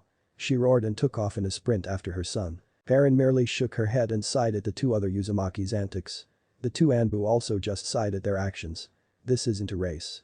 They both muttered. Hanahagakure. The group of 5 finally saw the village gates a few yards ahead of them and the two hiding in the shadows broke off from them and went to their leader. Meanwhile, the mother and 2 children combo proceeded to the gate to sign in. The 2 guards were wary of the second child, but a look from the adult Uzumaki shut them up, plus she mentioned she was going to take her to the Hokage anyway. The 2 men nodded somberly and allowed them access to the village. Kushina and Naruto noticed that the 2 men had a certain air about them, but shrugged it off for now and went to inform the Hokage they had finally made it back home. As they continued their walk they noticed that it wasn't just the gate guards, but the entire populace of the village seemed to be in a somber mood. I wonder what happened while we were away. Naruto couldn't help but get a bad feeling about something. Those around the village that knew them or of them were greeting them like any normal person would, but they could all tell it was a forced greeting. They returned the greetings, but soon began to ignore it for the moment as they finally stood before the Hokage's building. They seamlessly moved around a crowd of people who were working in the same building and finally they arrived at the man's door. Knock knock, there was some shuffling heard on the other side of the door in the room. Enter. A gruff voice said. All 3 Uzumakis entered to see Saratobi Hiruzen sitting behind the same desk, but something was very different. He looks like he's aged more than 10 years since we last saw him. Kushina and Naruto to a degree were caught off guard with the man's appearance. Snapping out of her stupor, Kushina spoke. Reporting in Hokage-sama. Uzumaki Kushina, Uzumaki Naruto, and Uzumaki Karen. We have returned from our training trip. She announced while introducing their newest addition. Hiruzen's eyes widened a fraction at hearing the name of another Uzumaki and turned his gaze from Kushina to the girl. Karen started to squirm under the elder man's unwavering gaze but released a sigh when he looked back at the older Uzumaki. I see. I thought you wouldn't begin the search until Naruto was a bit older. This wasn't a planned thing, it just happened. And this is only the first step to bringing more Uzumaki into my clan and Konoha as a whole. She exclaimed in a boisterous voice. Hiruzen was very tired right now and did not wish to deal with Kushina's antics right now, so he decided to move things along. Good. I trust the trip was a fruitful venture. Naruto turned out his mother's report to the Hokage and instead chose to study the old man. He could clearly see something was bothering the man, but he wasn't sure what. Whatever. Not like it pertains to me. Ha-chan. Naruto interrupted the 2 adults. Sorry for interrupting, but we're going over to the Uchiha district so I can say hi while introducing Karen to Itachi and Shisui. He announced and was about to head out but was held back by a long drawn-out sigh from the Hokage. Hiruzen really hated having to do this as he knew how close the 3 boys were to each other. I'm afraid that will be all but impossible, Naruto-kun. He spoke with a defeated voice. An uneasiness was starting to creep into Naruto. He turned back around and looked the man straight in the eye. And why is that? The reason why is because there are no longer any men, women, and in this case children residing in that district. There were only 2 recorded survivors, and the reason for this is because your friend Uchiha Itachi has massacred his entire clan and has become a missing nin. Chapter 4. Previously, Ha-chan. Naruto interrupted the 2 adults. Sorry for interrupting, but we're going over to the Uchiha district. I want to introduce Karen to Itachi and Shisui. He was about to head out but was held back by a long drawn-out sigh from the elderly Kage. Hiruzen really hated having to do this as he knew how close the boys were to each other. I'm afraid that will be all but impossible, Naruto-kun. The old man spoke softly to the youngster. An uneasy feeling was beginning to form in the pit of Naruto's stomach and he turned around looking the man right in the eye. And why is that? The reason why is because there are no longer any men, women, and in this case children residing in that district. There are only 2 recorded survivors and the reason for this is because your friend Uchiha Itachi has massacred his entire clan and has become a missing nin. Now, the silence was deafening as it had descended upon the room and threatened to hold it hostage for the time being. No one aside from the elderly Kage could move or utter a single comprehending word as the room's occupants were in a shocked daze. It was a surreal feeling for two of the Uzumaki present, as one had lost what was akin to a brother and the other lost someone whom she considered a son. Karen, for obvious reasons, felt no emotional attachment to the teen turned rogue, but even she knew the ramifications of what this meant. The Uchiha clan was known throughout the land for their skill in the art of combat, but also for their ocular prowess due to their ninjutsu, the Sharingan. The loss of which would be felt in the years to come for her new home. There weren't many known things in this world that could honestly still surprise Uzumaki Kushina, but this time just happened to be that one rare occasion. She just couldn't wrap her head around the situation she and her family had been thrusted into so suddenly. It felt like she had been stabbed in the heart multiple times. The person whom she considered a son in all but blood had done something so horrific that she was using what willpower she had left to keep the tears from falling. Looking at her son, she couldn't even begin to fathom what he was feeling at the moment. He idolized the older teen and knew he would have eventually tried to follow in his footsteps by one day joining the ranks of the Anbu. She knew that ambition was very much on hold for the time being. Her body began to move forward so that she could embrace him, but stopped when she heard him muttering, "You're lying." Naruto muttered in a low voice as his hair was overshadowing his eyes, but everyone made out what he muttered. "You're lying." Naruto let his emotions get the better of him and he shouted. His voice cracked as he looked directly at the elderly Kage with tears on the edge of his eyes. He vanished. Naruto, appearing outside of the Hokage residence, Naruto began to make his way towards the scene of the crime. He knew he had lost his cool back there and had been taught better than that by his teachers. It was an in-the-moment situation. He would apologize to the elderly Kage, but he needed to make sure the man was telling him the truth. This was something he needed to see with his own eyes. Uchiha district, silence. Every direction he turned was completely devoid of life. Buildings were unmaintained as the colors began to fade, while the plant life around the area was unkempt and growing beyond what a person would allow. He didn't want to believe the words from the Kage, but the evidence of what was told to him was staring him in the face. Why? Why did he have to tell me this? Tears were falling freely from his face as he kept punching the ground as hard as he could, hoping to feel something else that would distract him from this. Dread hit him even harder when another thought came to him. Then that also means Shisui. No sooner had the thought entered his mind did he begin to feel an incredible amount of burning behind his eyes. It was unfathomable as he had never felt anything like this before. He wanted to claw his eyes out to make it stop. But as fast as it came and before he could reach his eyes did the sensation recede. What the hell was that? 1 minute it was agony and the next it's gone. Unfortunately, with that momentary distraction now gone, everything came back full force. No longer could his legs support him, he fell to his knees while staring into nothingness. A minute passed before realization came to him. He was not alone. 2 warm hands rested on each of his shoulders and his head slowly moved to meet the warm eyes of his mother and Karen. He wasn't sure if he could find his voice, but he managed to squeak something out, "Keiko-chan." It was all he could get out before he was enveloped in a fierce hug by both ladies. He only now began to settle down. SHH. SHH. It's easy there, Sachi. Kushina was just as distraught as her son, but her child needed her now more than ever. Her feelings could take a backseat for the moment. "Are you feeling better now?" Not uttering a word, he instead just nodded his head. Kushina gave him a smile and then stood up and motioned each child to follow her. What drove Itachi to do this? Naruto couldn't help but wonder what his friend's state of mind was like that night. After walking a few feet he spoke. "Where are we going?" It came out as a whisper, but was able to travel a good distance due to the lack of sound in the area. Kushina didn't even break stride after hearing the question. "We're going to visit 2 survivors," answered Kushina and could see that in his grief he had forgotten after leaving the office. "The Hokage said I would know them once I saw them." He was still processing this information, but gave her a nod. "I wonder who these 2 are and just why Itachi decided to spare them." The trio of Uzumaki arrived at their destination. It is a home that just happened to be a bit larger than some of the others in the district. It seemed that whoever lived there was finally getting around to fixing up the home after what had transpired. Kushina was never one to hesitate, so she stepped up to the door. Knock, knock. She had to keep herself under control as she already knew whose home they were at. Each of them were staring at the door when they heard footsteps stop on the other side. They were waiting on the hinges of the door to start creaking as that would signify the door opening. Or didn't do that. Ever so slowly did the door begin to move until only a crack was open. None of those who were presently outside of the house could really make anything out from the crack. Everything inside of the house was shrouded in complete darkness due to lack of illumination. Said person behind the door was hesitating in fully opening the door, but after a few 10 seconds did the door fully open. Naruto may have never met Itachi's parents, but even though he could easily see the resemblance between him and the woman who stood before him, it was uncanny. "This is Itachi's mother. Hey Kushina-chan." The raven-haired beauty couldn't believe who she was seeing in front of her home after being away from the village for so long. This certainly was a welcome distraction for her, but before inviting them in she gave the area a very quick once-over. The blonde wasn't sure if his mother caught it, but he certainly did. Is she expecting an attack? He also noticed how Karen would look around the area occasionally as well. "Hello, Mikoto-chan," greeted the redhead.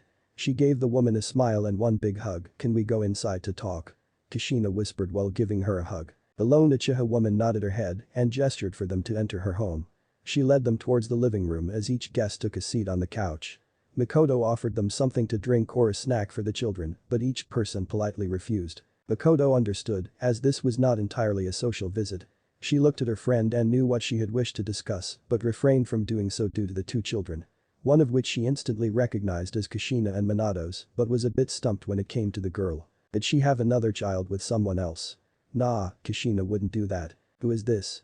Mikoto gestured to the shy-looking girl with glasses. For the first time since they trio had arrived in the village, Kushina was wearing a full-blown smile from ear to ear. "This is Uzumaki Karen. My daughter." The warm smile made its own way onto Mikoto's face for the first time in a while. She was very happy for her friend as she had finally found more of her kinsman, but also gained another child to call her own. However, the smile soon faded and she released a sigh. It was time to get down to business. "Why don't you kids head outside? Sasuke-kun is outside training." Kushina had caught it but wasn't sure if Naruto did, but then again with his training it was possible. There was a very distinct change in attitude and it had something to do with Sasuke. The only blonde in the room stared at her for a few seconds. "Okay, Mikoto-sama," came one Karen. He quickly bowed to the Uchiha woman, as it was her house, and grabbed his sister's hand leading her outside. No sooner had the two children passed the threshold to the backyard and the door shut behind them did the two adults look at one another seriously. "So what did you wish to talk about, Kushina-chan?" Kushina couldn't deny herself that she had many questions, but settled for the one that would no doubt solve many of them. What really happened on that night? She knew it was going to be hard for the woman to discuss this, but she needed to know the truth. The Uchiha woman stayed silent for a few seconds, hoping she would never have to relive that night again, but her friend was her for a reason. "It all began a few months before your trip, but everything didn't really happen until after you left." While Mikoto began the retelling of the events that led up to and ended with the massacre, neither woman was aware of the group of four silently watching them. Two were perched atop a tree overlooking not only the house, but a good portion of the district. Another two were stationed inside of the house, unbeknownst to Mikoto. "Ansm-sama will need to be informed of this meeting." Naruto, the two Uzumaki children had just left the inside of the home and entered the backyard. They could clearly see that while it went unmaintained it still didn't stop someone from using it. The blonde could see Sasuke in the far back of his yard practicing with his kunai and shuriken on a stationary target. He sure is training hard. I wonder how he's holding up. He still must be distraught as I was when I heard the news today. Naruto was positive Sasuke would feel the same and would try to find out just why his brother did it. Naruto had briefly met the Uchiha a few years prior via Itachi, who had tried to get them to become friends. Neither saw the other boy as more than an associate who they would one day work with and nothing more. Their attitudes and personalities don't mesh well and it instead turned into a one-sided rivalry. The blonde told Karen to hold back a bit as he wished to speak with Sasuke first before introducing her to him. He settled into a sedate pace and just finished watching as Sasuke hit the ground in exhaustion due to overtraining. Before he could offer to help him he saw him getting right back up with a fiery determination. I wonder what's driving him to go beyond his limits. Finally having reached Sasuke, he could clearly see that the boy had been at this for more than a few hours. He could tell because of the perspiration that was allowing said Uchiha's clothes to stick to his body. "Hey Sasuke, how are you holding up?" He had asked it quietly, but the Uchiha still caught it. Sasuke moved his head to get a better view of who was talking to him and found a face he had not seen in a while. "Chen. What do you want from Naruto?" The Uchiha was in no mood for talking as he needed to get stronger faster. "I was just wondering how you were holding up." "Sorry to hear about Ida." Before Naruto could finish his statement, Sasuke was in his face and the only reason he didn't have a hand around his neck was because Naruto was faster. "Don't you ever mention that name around me. I'm going to kill him for what he did." "I can tell you're still upset, but don't you think you should find out why he is?" "No." Sasuke roared into the blonde's face. He did what he did because he wanted to test himself and his power. "When I attain more power I'm going to kill him." The blonde's gaze hardened when he heard what had just been proclaimed. This little shit. He's not even going to try and find out just why his brother did this. Why not find out why he did this instead of losing all sense of yourself when you hear his name? He threw the Uchiha back with more force than he intended and Sasuke landed on his ass. Sasuke was gritting his teeth. "You don't know anything," he growled out. "It's true I may not know anything, but the facts remain. He left you and your mother alive, and that alone should tell you he still cares about you. And I plan on finding out why he did this, just as you should have." Naruto had said his piece and headed back towards Karen. "Come on, we're leaving. He's not in the right state of mind right now. I'll introduce you to him some other time." The two left the backyard and proceeded to head back inside the house. "I see. So that's what happened and why he did what he did." Kushina now understood why such a sweet boy like Itachi killed his clan. And it was all for the sake of the village. She quickly covered her eyes with her hand to prevent the tears. A boy had sacrificed his life, freedom and happiness all for the sake of his family and home. "Yes. That's what happened to my son." Mikoto replied sadly, thinking about the burden her eldest son had placed on himself. It just wasn't fair in her mind, nobody would ever know of his sacrifice and he would end up dying like some dog. And what of Shisui-kun? Kushina had heard nothing but Itachi in this conversation and was wondering where the other boy was in all of this. "I'm not entirely sure myself. Fugaku and some other Uchiha suspected that Itachi killed him, but unless we hear it from Itachi's own mouth, we will never really know." Before Kushina could ask another question, both women heard the door open and in walked the two Uzumaki children. And it was clear that day that something had upset one of them. Kushina could see something had irritated her son. "What's wrong, Sachi?" The blonde let out an annoyed growl and instead of looking at his mother he looked at Mikoto. "No disrespect to you, Mikoto-sama, but your son Sasuke needs to get his priorities in line. That, and he's an annoying asshole." Kushina was mortified and couldn't believe Naruto had cursed not only in front of her but two other ladies as well. Regardless of what had been said between both boys, it still didn't mean he should have cursed. "Naruto." She yelled as she brought the hammer down on his head. "Ow. Don't you ever curse in front of me or other ladies again, or I'll beat your ass." The others just sweat dropped as she had just disregarded her own advice. "Yes, Ka-chan. I'm sorry, Mikoto-sama, Karen, and Ka-chan."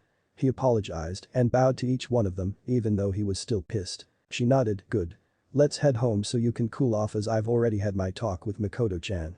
He informed her two children. Karen was glad as this was just too much for her to deal with on her first day here.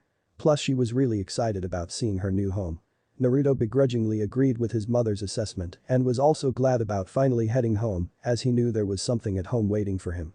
He was also going to start looking for anything that could give him answers to Itachi. "I'll see you later, Mikoto-chan, and remember that I and my family are always here for you or Sasuke if you need it." Kushina informed her and gave her a big hug. "Thank you, Kushina-chan, and I'm sorry about the way Sasuke is acting, Naruto-kun." Mikoto received a nod in return and silently watched as all three left her home. She retreated back inside of her home to go and talk to her son. Two of the four spies watching the whole ordeal left the house and went to inform their leader. The Uzumaki compound. The group of three stopped just outside the gates of the compound. It wasn't as big as other compounds in the village due to lack of members, but it was big enough for a growing family. Some sense of relief flowed through the group as they gazed upon their home, which hadn't changed, unlike the rest of the village. It felt nice having some stability around them. "Welcome to your new home, Karen," Kushina announced as she took hold of her daughter's hand and guided her inside. Karen couldn't come up with an adequate reply to thank the woman who stood before her. She's given so much to her, a brother, a mother, family, a home, and love. Karen didn't think and let her emotions control her and gave Kushina the biggest hug she could while crying. "Thank you, Ka-chan," she whispered over and over. Kushina knelt a bit and returned the hug full force. "You're welcome, Musume daughter. Now let's head on inside and get you situated." The blonde couldn't repress the smile that made its way to his lips as he watched his sister and his mother have a moment. He chose not to interrupt and stayed quiet, instead focusing his mind solely on figuring out Itachi. However, before doing that he needed to read something else first. "I wonder what Toussaint wrote to me in his letter." The blonde followed after both ladies as each had already entered the house and he began his trek inside. Immediately after entering the house, Naruto went straight for his room to relieve some of his gear to allow for easier mobility. He decided to wait a few while his mother settled Karen and then took a few minutes for herself. After waiting a few minutes he went to her room. Knock, knock. A few seconds passed. "Come in." Naruto took hold of the knight and twisted it open.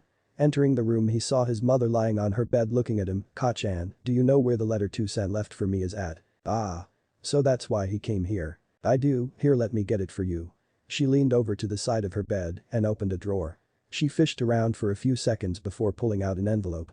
"Here you go." He gingerly took hold of it. "Thank you." Kushina nodded and silently watched him leave, back to his own room. She idly wondered what his letter would say. Finally alone in his own room he slowly began to tear into the envelope and was waiting with apprehension to find out what had been left to him by his father. "To my son Naruto. I don't have much time right now as I have to do many things in a limited amount of time. I'm positive your mother will inform you of just what took place today, so I'm not going to go into further details about that as I have things I need to say to you. I'm sorry. Naruto was a bit taken aback at the sudden apology. I'm sorry I've had to place such a burden on you without your consent. I'm sorry I won't be there to help you in your time of need, and I'm sorry I won't be there to see you become the man I know you will become. I know you may come to hate me when you find out about what I did, but even if you can't find it in yourself to believe in me as a person or what I did, then believe in my words. I have the utmost confidence and belief that only you can accomplish what others have only failed at, taming the Kyuubi. Naruto chuckled suddenly as he read the last sentence. Tusana's lucky mom didn't read this letter or that sentence, or she would bring him back to life and then kill him again. Don't tell your mother what I said in my last paragraph. Anyways, I'm running short on time here soon, so I will just say a few more words. In your envelope is a key that leads down to our basement, and what lies in there is yours. This surprised Naruto as he didn't even know they had a basement, and what did he mean everything is yours? It was discussed by your mother and myself well before you were born, but as I stated earlier what lies in there is yours, it's your inheritance. Take a look in there as what lies in there will undoubtedly help to further your skills. I can't really give you any advice on the opposite, like a regular father should to his son. I guess I was just lucky that I found the right one on my first try. All I can offer to you on this matter is this. Be prepared and please use protection. I don't want you to drive your mother to an early grave by becoming a father at a young age. Naruto turned red at what his father was insinuating and continued to read on. Looks like these will be my last words as I can already feel the bridge getting closer and closer to this location. I wish I had more time to pass things on to you, but I will finish with this. I love you Naruto, my son, I know I've been saying this a lot, but I do believe in you. And know that whatever choices you make or whatever path in life you take, I will always stand behind you. As I know your mother will as well, and it appears these will be my last words. Goodbye my son. P.S. While the magnificent sun in the sky shines and bathes the great tree that is Konoha, be wary of the roots that dwell underneath the great tree. Naruto was a little emotional after reading the entire thing, but a bit confused at the last statement. He wants me to be wary of roots. Naruto had no idea just what that was supposed to mean and would try to figure it out later. Right now he had something else to do. Let's go and see what was left for me downstairs. Naruto had finally managed to find the door that led him downstairs and he now stood in front of what would lead him to his inheritance. He would have invited his mother, but after checking up on her he found her asleep. He didn't want to wake her. Click, the key was inside and had been turned. With the lock undone he swung the door open and he was just left speechless at what he was seeing. Row upon row of scrolls lined the walls on both sides, along with various types of weapons at the end of the room. The scrolls on the walls ranged from his 3 own affinities to the 2 he didn't know and he was going to learn as much as he could. However this would have to wait until he knew the truth regarding the massacre. Underneath Konoha, the 2 shadowy figures who had been assigned to watch the Uchiha district along with the home of Uchiha Mikoto had returned to base. They took a knee before their leader. Report, said a gruff voice. Hi, Dansum-sama. The duo began to explain just what they had witnessed with not only the 2 Uchiha, but the 3 Uzumaki as well.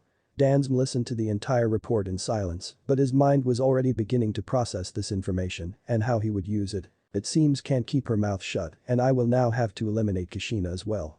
Dansum was already scheming on how to get this done. But I can't have it done so soon after the massacre. Getting rid of Mikoto will be relatively easy, but Kushina will be a bit harder. Nevertheless, I need to eliminate both loose ends for Konoha. Just as he finished that train of thought, another entered his mind, and when I do get rid of them I can grab Sasuke and his Sharingan. The 2 Uzumaki would be great additions as well, as each should have some Senju blood flowing through their veins. Along with the Uzumaki Genjutsu, and if these reports are true, then the girl is an extremely powerful sensor. I will have them all join her. Everything will go according to plan, but he needs to be patient for now and wait for the right opportunity to strike. His rise to the position of Hokage will be enacted in a few years. 3 years later, 3 years had come and gone fast for Naruto and his family since they had returned from Yuzu and he was finally entering adulthood. He was a 13-year-old teenager going on 14 in a few months.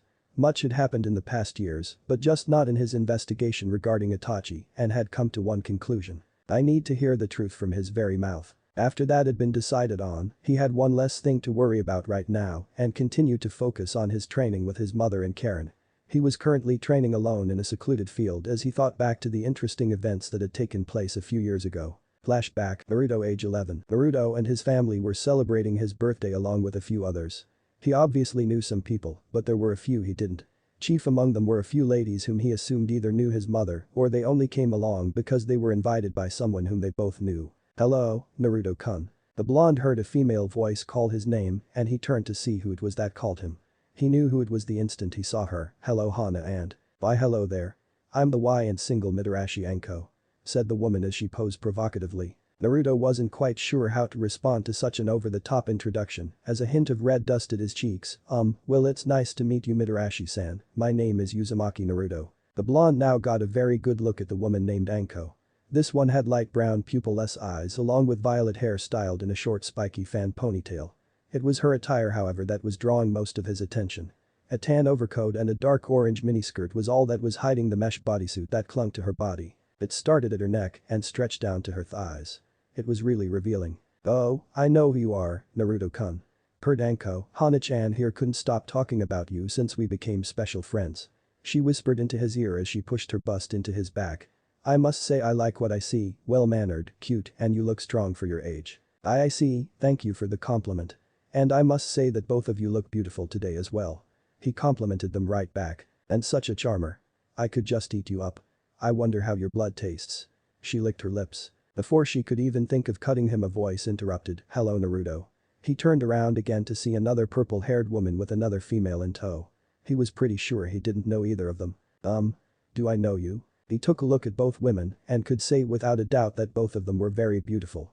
One had black untamed hair while the other had straight purple hair that reached down to her lower back.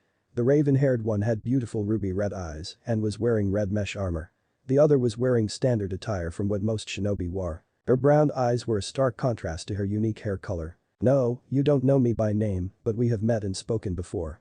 "Nya," she whispered out that last part for him to hear and knew he would figure it out. "Nya? Who do I know that says that?" He wondered, but then the pieces began to fall in place. Cats made that sound and the only cat he knew was. Oh. Realization struck him, "You're the Dan." She quickly covered his mouth with her hand, "SHH. Nobody can know what I do. I was only allowed to come here by the Hokage for the good work I did on my protection detail. And my name is Yuzuki Ikao." He nodded as he understood and had briefly wondered why she had revealed herself, but if the Hokage let her, then who was he to say differently? "It's nice to see you again, Yuzuki-san. Just Ikao is fine Naruto, and this here is my friend Iki Kurenai. I wanted to introduce you since you're pretty good with it and my friend here specializes in it." "Hello, and happy birthday Naruto-san." Kurenai politely greeted me. "Thank you Kurenai-san, and maybe we could train together one day with some or something." Naruto thanked her and offered to meet up one day. The raven-haired beauty nodded her head and then turned to the other two females. Naruto watched as she left and went to speak to the hidden Anbu. "Is she an Uchiha?" That took the Anbu a bit by surprise. It was true her friend looked like an Uchiha with her ruby red eyes and raven hair. "Not to my knowledge, I think it's just genetics." "I see." He said a bit down as he thought he may have located a hidden Uchiha who had escaped the killings. "So?" "Dawdled Ikao, how do you know Anko?" she asked him. "I just met her and through Hana." "Why?" Just make sure to watch out for her as she tends to get a little excited when she wants something." She saw him nod his head, "And how do you know Hana?" Naruto just blushed when she asked how he met her and decided to change the subject, "So you know both of them?" Izuki caught the fact he changed the subject but did not press. "Yeah, all four of us are friends. Hana is the youngest at 16, me at 20, Anko at 22, and Kurenai bringing up the rear at 25. "I see. Why? Are you going to try your luck and try picking one of us up?" She teased him and giggled seeing his flustered face. "And no. Relax Naruto, I'm just teasing you. I'll see you later and enjoy the rest of your party," she said as she left him and went to her group of friends. Naruto turned around ready to walk away and mingle with a few people when he felt someone's hand on his shoulder. He just kept getting stopped every time he tried to leave. Turning around he looked to find it was Hana. "Hello Hana, what can I do for you?" She just shook her head. "It's not what you can do for me, but what I'm about to do to you." About to ask what she meant by that, he was taken by surprise as the female in Izuka's lips were touching his and stayed there for a few seconds. The kiss soon ended as she pulled away. "Happy birthday, Naruto-kun." He was too stunned to make heads or tails of what just happened and was too out of it to notice another figure approaching. "Well, I did have a gift to give you later, but just think of this as a second one." Ikao proceeded to plant a kiss on his cheek, leaving a pair of red lips due to her lipstick. "Well I don't usually do this, I guess I can just do this once since it's your special day, happy birthday." Naruto received another kiss on his other cheek, albeit a lighter one, via Kurenai. "Well since you're all doing it, might as well get in on the fun." Anko sauntered over to the dazed Uzumaki and placed her hand behind the nape of his neck and thrusted herself into his mouth. Naruto could barely register what was happening to him, but he could feel his tongue wrestling with another as each fought for dominance. It actually felt kinda good. Hey. What the hell are you doing to my son? Kushina had seen as each of the women had given her son a kiss here and there. She thought nothing of it at first, but she was not prepared to see one of them raping his face. Whoops. I may have gotten a bit too frisky, oh well it's not like he didn't enjoy it. I'll see you later, Naruto-kun. Anko disappeared cackling as she had gotten away from the angry mother who wanted to stomp her into the ground. After a few seconds Naruto had regained his senses and could not stop a smile from spreading across his face. The day has been a good day so far. His birthday had come and gone in the blink of a few hours, and since it was held early in the day, it still left him some time to train. He had come to adopt the training method his mother usually gave him, train in one subject for a full year until you either master it or it becomes second nature. He had been alone for a while as his mother had taken Karen to see Tsunade to see if the woman could teach her a bit on the side.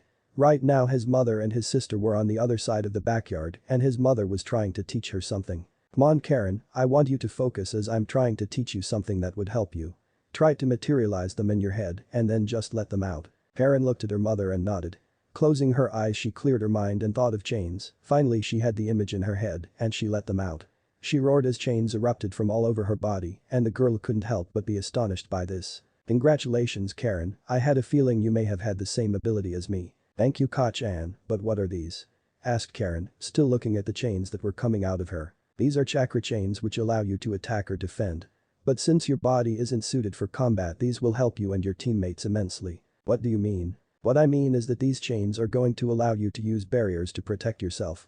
Which is what I'm going to teach you. Karen was astounded these chains could do this, thank you Ka-chan. You're welcome. From the side Naruto had seen it all and was just as shocked. He got over it and was happy for his sister. The rest of the day passed as he continued to work on his affinities, Ton and Raiten. Flashback end. Naruto was heading back home after a half day of training and the boring academy. He still couldn't believe they were both forced to go, they were well past what the teachers could teach them. But it was orders from his mother and he wouldn't disobey her. It also helped that his mother had given him and his sister new techniques for making them go, as she never liked the academy either. Flashback, Naruto age 12. The two Uzumaki children were finally of age old enough to enroll in the village academy and both were currently making their way to the building. It had been a few days since they had actually joined, but nothing was accomplished in that time. All they are teaching is theory. Naruto mumbled to himself as he would rather be out training, but in order to become a full-fledged shinobi, they needed to graduate and get a headband. Everything they had learned is absolutely useless out in the field. However, even with all the bad there had to be some good, and that came in the form of some new and old friends. Kiba was the first person he recognized while ignoring the isolated Uchiha who in turn ignored everyone. Through Kiba he met Shino who was a very quiet boy and only spoke when he found it necessary. The blonde knew that Shino came from the Aburam clan as he could hear the buzzing coming from him. The last person he met there was Nara Shikamaru. The boy in question was the embodiment of the term lazy. Every time the blonde saw him he was seen napping on his desk or struggling to stay awake. Naruto knew better, especially after he challenged him to a game of shogi. Karen on the other hand was finding it extremely hard to make friends with the girls of their class. To him, his sister had phrased the girls of their class correctly, they were useless waste of space taking up the oxygen. In the end she made one friend with a girl, a Haika Hanabi, but that was only because this Haika took her Kunoichi role seriously. More times than not, when she wasn't hanging around Hanabi, Karen was around Naruto and his friends. Some of the time they just spent together as they just wanted to avoid the others for a while. For now they would continue to go to the academy and pretend like it was helping them. Naruto and Karen arrived back home from a tiring day at school and immediately went to get changed. It was a daily routine that had been ingrained into them by their mother, who just happened to be outside waiting for them. "Hi kids." She greeted me, "How was your day at school?" "Boring." They chorused. She chuckled at their response. It seemed they were just like her, she hated school, then maybe I can spice up the day for each of you. Both of them perked up, what did you have in mind? How about some new techniques? Now that had grabbed their attention. What kind? Here. She handed Naruto a scroll. Take this over there and I'll be with you in a moment. He nodded and moved out of the way of his mother and sister. Curious as to what was in the scroll he wanted to peek but held firm. Looking away from his scroll to see what his mother was going to teach Karen. After a few moments chains erupted once more from his sister. Ah, so she's going to continue to train her in that. And is that a blank scroll on the ground? There was a blank scroll on the ground. It seemed his mother was going to teach some Kenjutsu to her as well. Kushina finally moved away from her daughter and went to her son, so are you ready to learn 3 new techniques? 3? Yep, open up the scroll. Doing as told, he opened it up and was a bit confused as to why he was learning this. Why am I going to learn 3 Bunshin techniques? But these aren't just any regular Bunshin. Why don't you try them out? Shrugging his shoulders he complied, okay. In actuality he did know one of these techniques as it had been used on him once during his training with Itachi and Shisui. He threw a single shuriken. Shuriken Kage Bunshin no Jutsu Ninja Art. Shuriken Shadow Clone Technique. That lone shuriken soon multiplied 100-fold in a matter of seconds and embedded themselves on the wall at the end of the yard. Impressive. Praised Kushina, to create at least more than 100 on your first try. Now try the next 2. He nodded, Kage Bunshin no Jutsu Shadow Clone Technique. Plume of smoke appeared from out of nowhere and out came 20 clones that resembled Naruto. What's so special about this technique? These clones are solid and take a bit more force to have them dispel.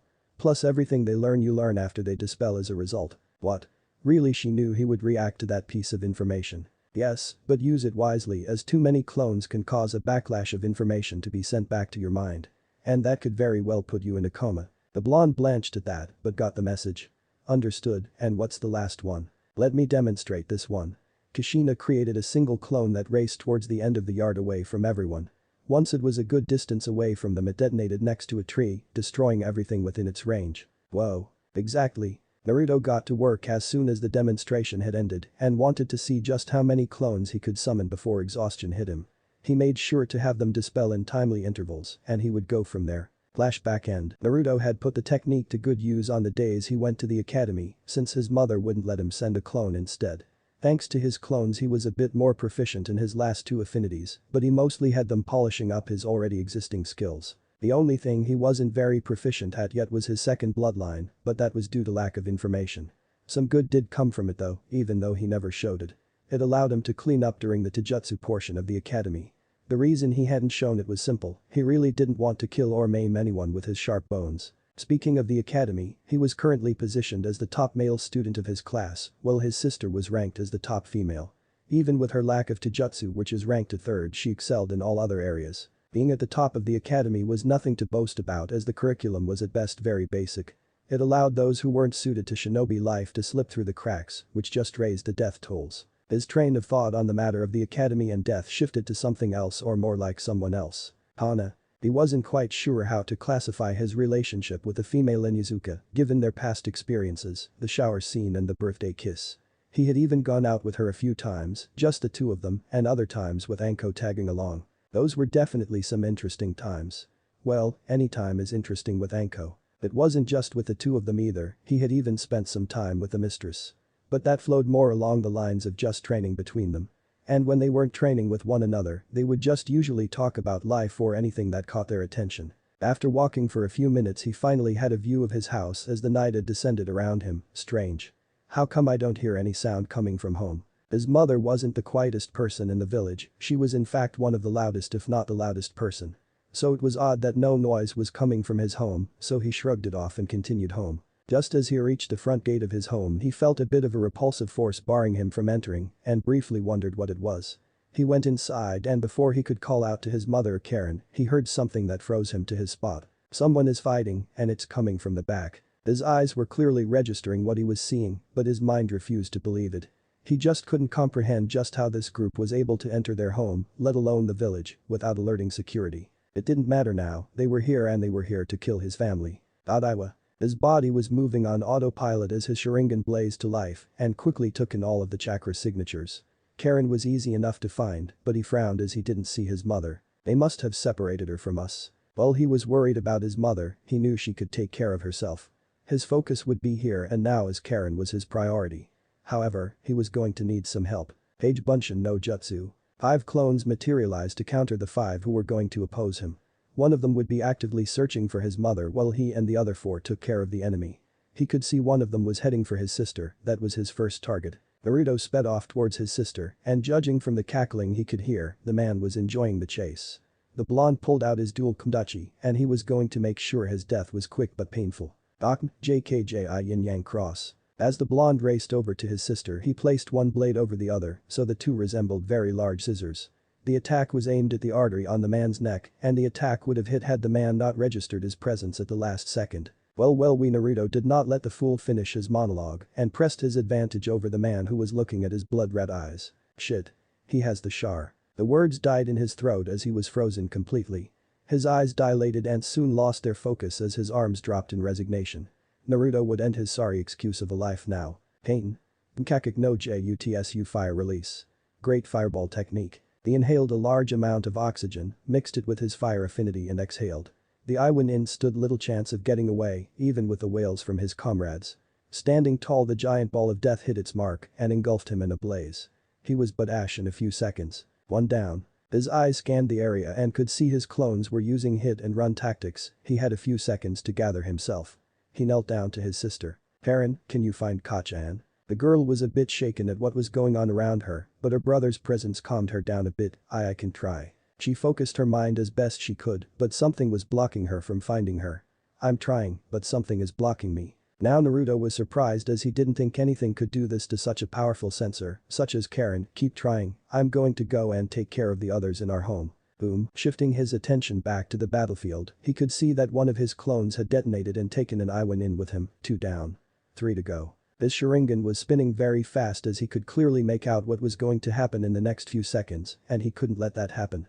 2 men were directly in his sights. Onmamhasshi dusk to dawn strike. As hard as he could, he threw the first blade and then the second one.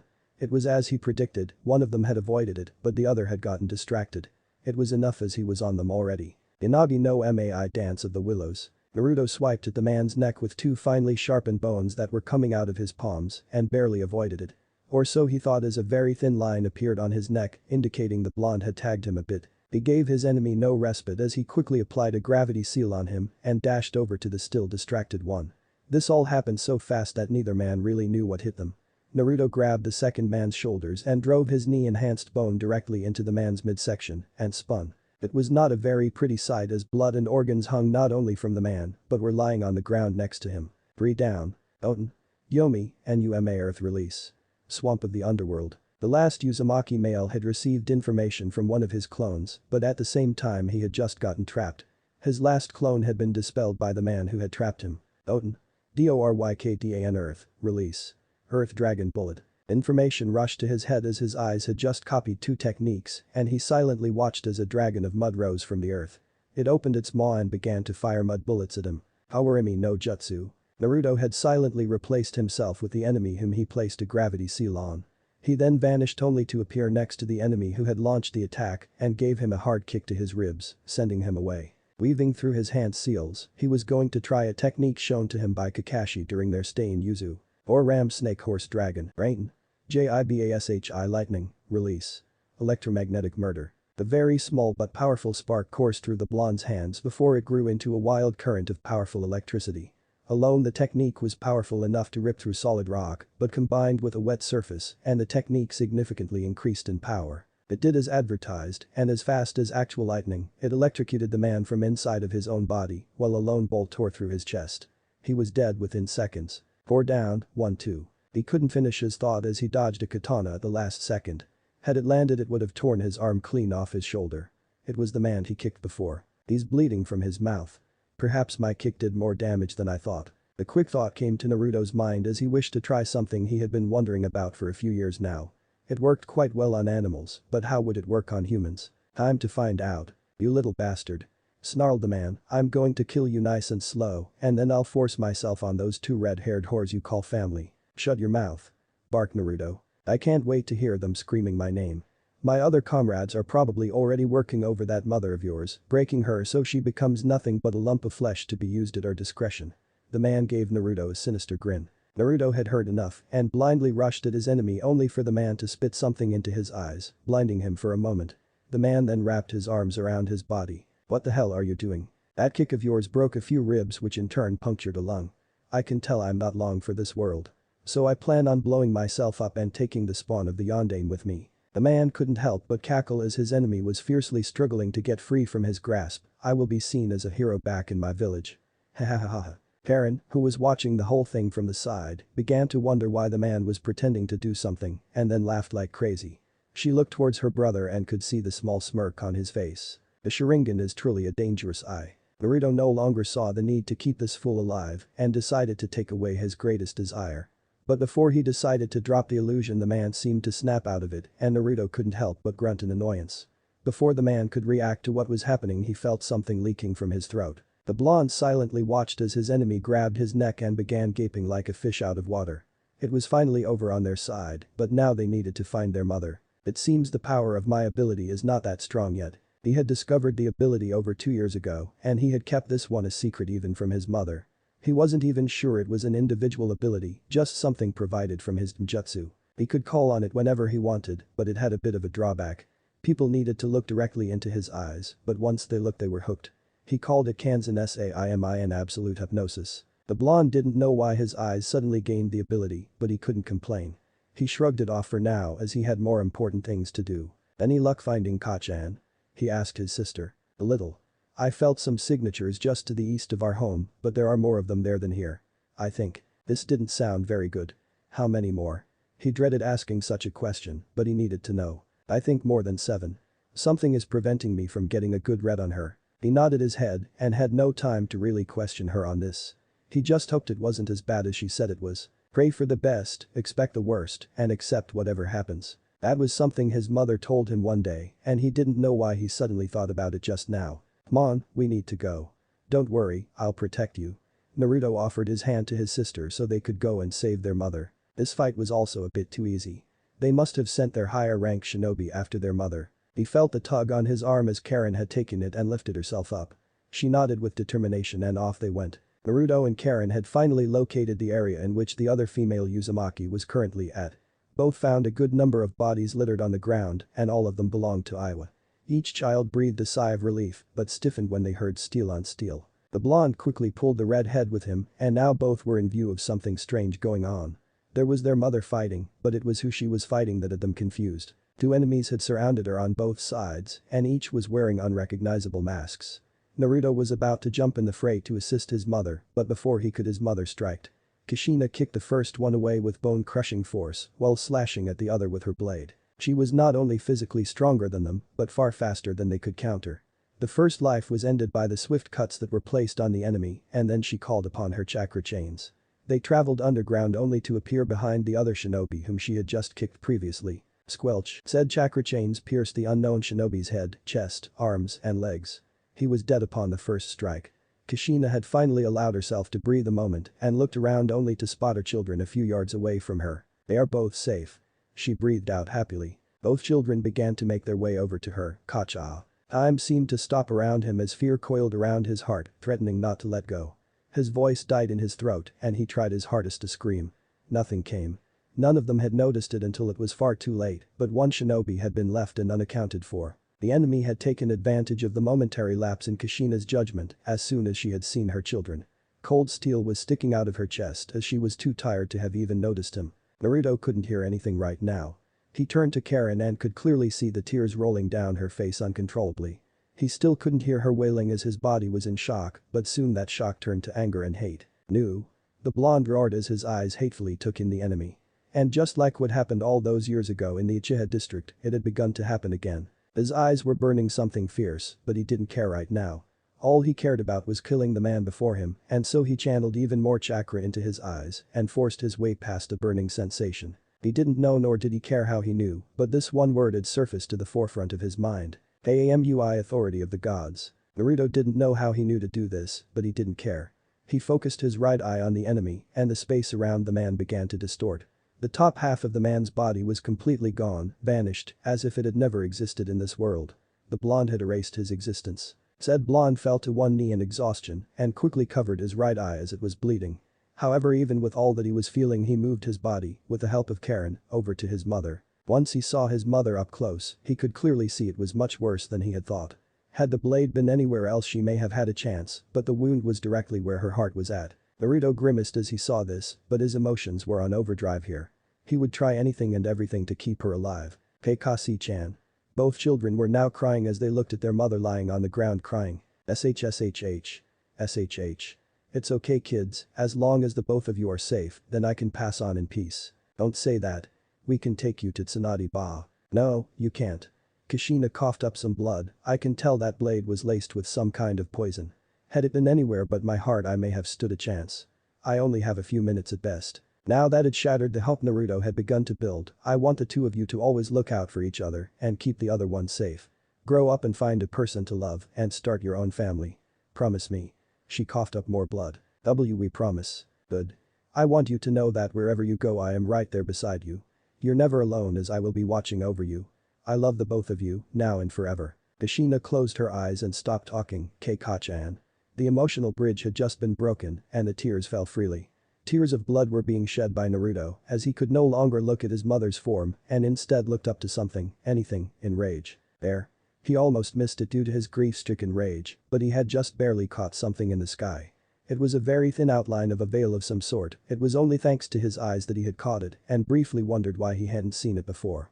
He pushed these thoughts aside for now. His vision was enhanced beyond belief and he could clearly see chakra much better and was visibly surprised at what he was seeing. It's a barrier. The blonde hurriedly created a shadow clone to stay with his mother's body along with Karen as he needed to see what he was. A part of him just didn't want to see his mother's cold lifeless body and chose this as a quick escape. His eyes were allowing him to follow the single point at which the barrier was created. And there in front of him was something he didn't think he would ever see being used against him or his family in his own home. Somebody used Kenjutsu to create the barrier and to keep us secluded from the rest of the village. By why? His mind was processing this and knew it had to have been someone from Konoha. Iwa was just too stubborn to learn this art, Kumo was too quick to anger when patience was needed, Kiri was locked in their own strife, and Suna wouldn't benefit from killing some of their allies. Everything pointed in one direction. But someone from Konoha. He pulled the seal off and the barrier dropped immediately. After doing this he returned back to his sister who was still crying, but a bit less. Karen. He needed to be delicate here, even though it was very hard for him. There was a barrier up, that may have been what was blocking you. Can you feel the outside now? She wiped away her tears and began to steadily focus. Almost immediately did she feel the chakra signatures of 3 people and they were close. There are 3 of them a few yards away from us. Naruto had been ready to burst forward and apprehend them, but as soon as she had announced it they were gone. Karen had informed him, so he just told her to continue to track them. Karen did as told and a few seconds later did the signatures finally disappear. Where did they go? Asked Naruto. He wanted to see if he was correct about all of this. They went underground, I think. They didn't leave Konoha, but they aren't on the surface anymore. Naruto narrowed his eyes, underground huh. This proves my earlier thoughts. It is someone from Konoha who did this and they must have a good amount of pull and power to accomplish this without so much as alerting anyone. It seems we are no longer safe in our own home, we need to leave. And so began the plan to leave Konoha. Chapter 5 Previously, Kakashi. Both preteens stuttered out. The tears were falling uncontrollably as they both looked at their mother laying on the ground in a pool of her own blood, her life slowly slipping further and further away. SHH. SHH, it's okay. As long as the 2 of you are safe, then I can go in peace. She trailed. Naruto reacted violently to her resignation, don't say that. We can still take you to see Tsunade-bachan. No, you can't. She cut him off. But why? The blade that pierced my heart was laced with a fast-acting poison by the time she got here. Their little hearts were beating so fast at that news that it felt like they would explode any minute. I can already feel my body starting to go numb. I can barely even move my fingers anymore. They both looked to see her hands and they were just barely twitching. Hoping at saving her was beginning to fall to pieces before their eyes. I know this is sooner than any of us expected. I want the 2 of you to look out for each other. Keep yourselves safe, grow up and find a person to love, start a family. Promise me. She asked them before a violent coughing fit took hold, with a minuscule amount of blood landing on them. They would honor her last promise, we promise. Good. I want you to know that wherever you go, I am right there walking beside you. You are never truly alone in this world, I will be watching. You. Now. And forever. Her breathing was lessening with each inhalation she took until it was a light whisper and then it was gone forever. Kakashi. Uzumaki Kushina was gone. Once this realization dawned on the 2, their tears were non-stop. Only difference was Naruto's, he was crying tears of blood. He turned his head away, he no longer would or could look at her, he wanted to look at anything but her. The grief he was feeling was just too strong. He had failed in protecting one of the few things that mattered most to him. In his anguish, he spotted something, or more precisely, his eyes did. There was something transparent in the sky, just above the trio. Ignoring the question of why he hadn't seen this earlier, it finally clicked, he knew what this was, his mother had explained them to him one day. It's a KKKAI barrier. From the corner of his eye, the blonde Uchiha was watching his sister. He did not want to leave her, but he needed to see what this was. He was beginning to get a rather bad feeling, he created 4 clones to watch over Karen and the body of his mother. One of the clones had been instructed to tell her they would protect her, well he went to check something out. She just nodded dumbly, not even bothering to look at him. He sighed, he molded his chakra and vanished via body flicker. It truly was incredible, his eyes were easily letting him trace the chakra from the barrier back to its origin. It seemed much easier this time than any of the others. Finding its origin, he was shocked, saddened, and angered. There were two ways shinobi could erect a barrier, they either knew Kekai ninjutsu or they used a seal. The latter was used here. Never would he have believed the scarce art of genjutsu to be used against him in his own home. And clearly it was used for ill intents if the formula on the tag was anything to go by. It was designed to camouflage the area and keep all sound from escaping. It wasn't without its faults as he proved earlier, he just walked in. After processing everything, he came to one single conclusion. The user was someone from his own village. None of the other major villages could have done it, he didn't rule them out of course, but the most likely was Konoha. Aiwa was far too stubborn to learn such a delicate art, while Kumo was quick to anger when something didn't go their way. Kiri, from what he heard, was dealing with their own problems, and Suna didn't gain anything from attacking some of their only allies. Hence everything was pointing towards the top village. He summoned a single clone, and after having looked for any traps, had the clone tear the seal off. The barrier came crashing down instantly. The deed done, he returned back to his remaining family. Having returned, he found his sister still weeping, only it had lessened considerably. "Karen," he whispered softly, hoping he could get her attention. She turned her head to acknowledge him. "There was a barrier up, it may have been what caused the problems of your lack of sensing. I took it down. Do you want to try once more?" he asked. She hesitantly nodded while getting up from the ground. She wiped her tears away from her face and formed a seal. 3 signatures, a few yards to the west of us. The muscles in his legs tensed as he was ready to give chase but stopped himself. Perhaps if this had just been affecting him he could have gone, but his decisions no longer did, he had to take Karen into account now. He needed to think before he acted. "Follow their movements as best you can," he instructed. Karen did as told and kept following them until they were out of range. "Where was the last spot you had them?" They disappeared just as they entered the market district. "So at no time did any of them break off or make towards exiting Konoha?" he asked, needing to be sure about his theory. She nodded. Naruto sighed heavily, this just proves it was someone from this village.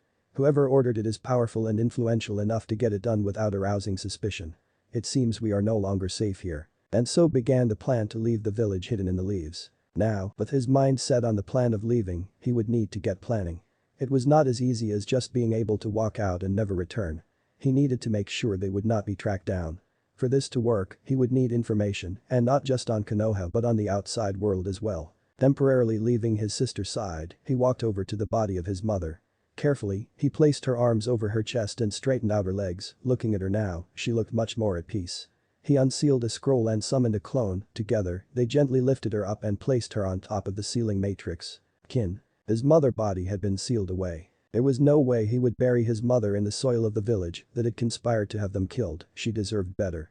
With that piece of business done, his eyes roamed over the other bodies lying in their compound, gears were already turning in his head as to what he could use them for. However, before he could lay a finger on the body closest to him, it suddenly combusted into flames.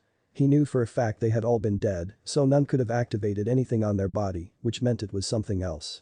One thing came to mind that could do it, since he couldn't check the other bodies as they went up as well. It was a time-release seal. He shook his head, whomever they were dealing with here had knowledge in seals, and had no fear of applying them to their subordinates. This whole thing was giving him a headache, he had more questions than answers at this point.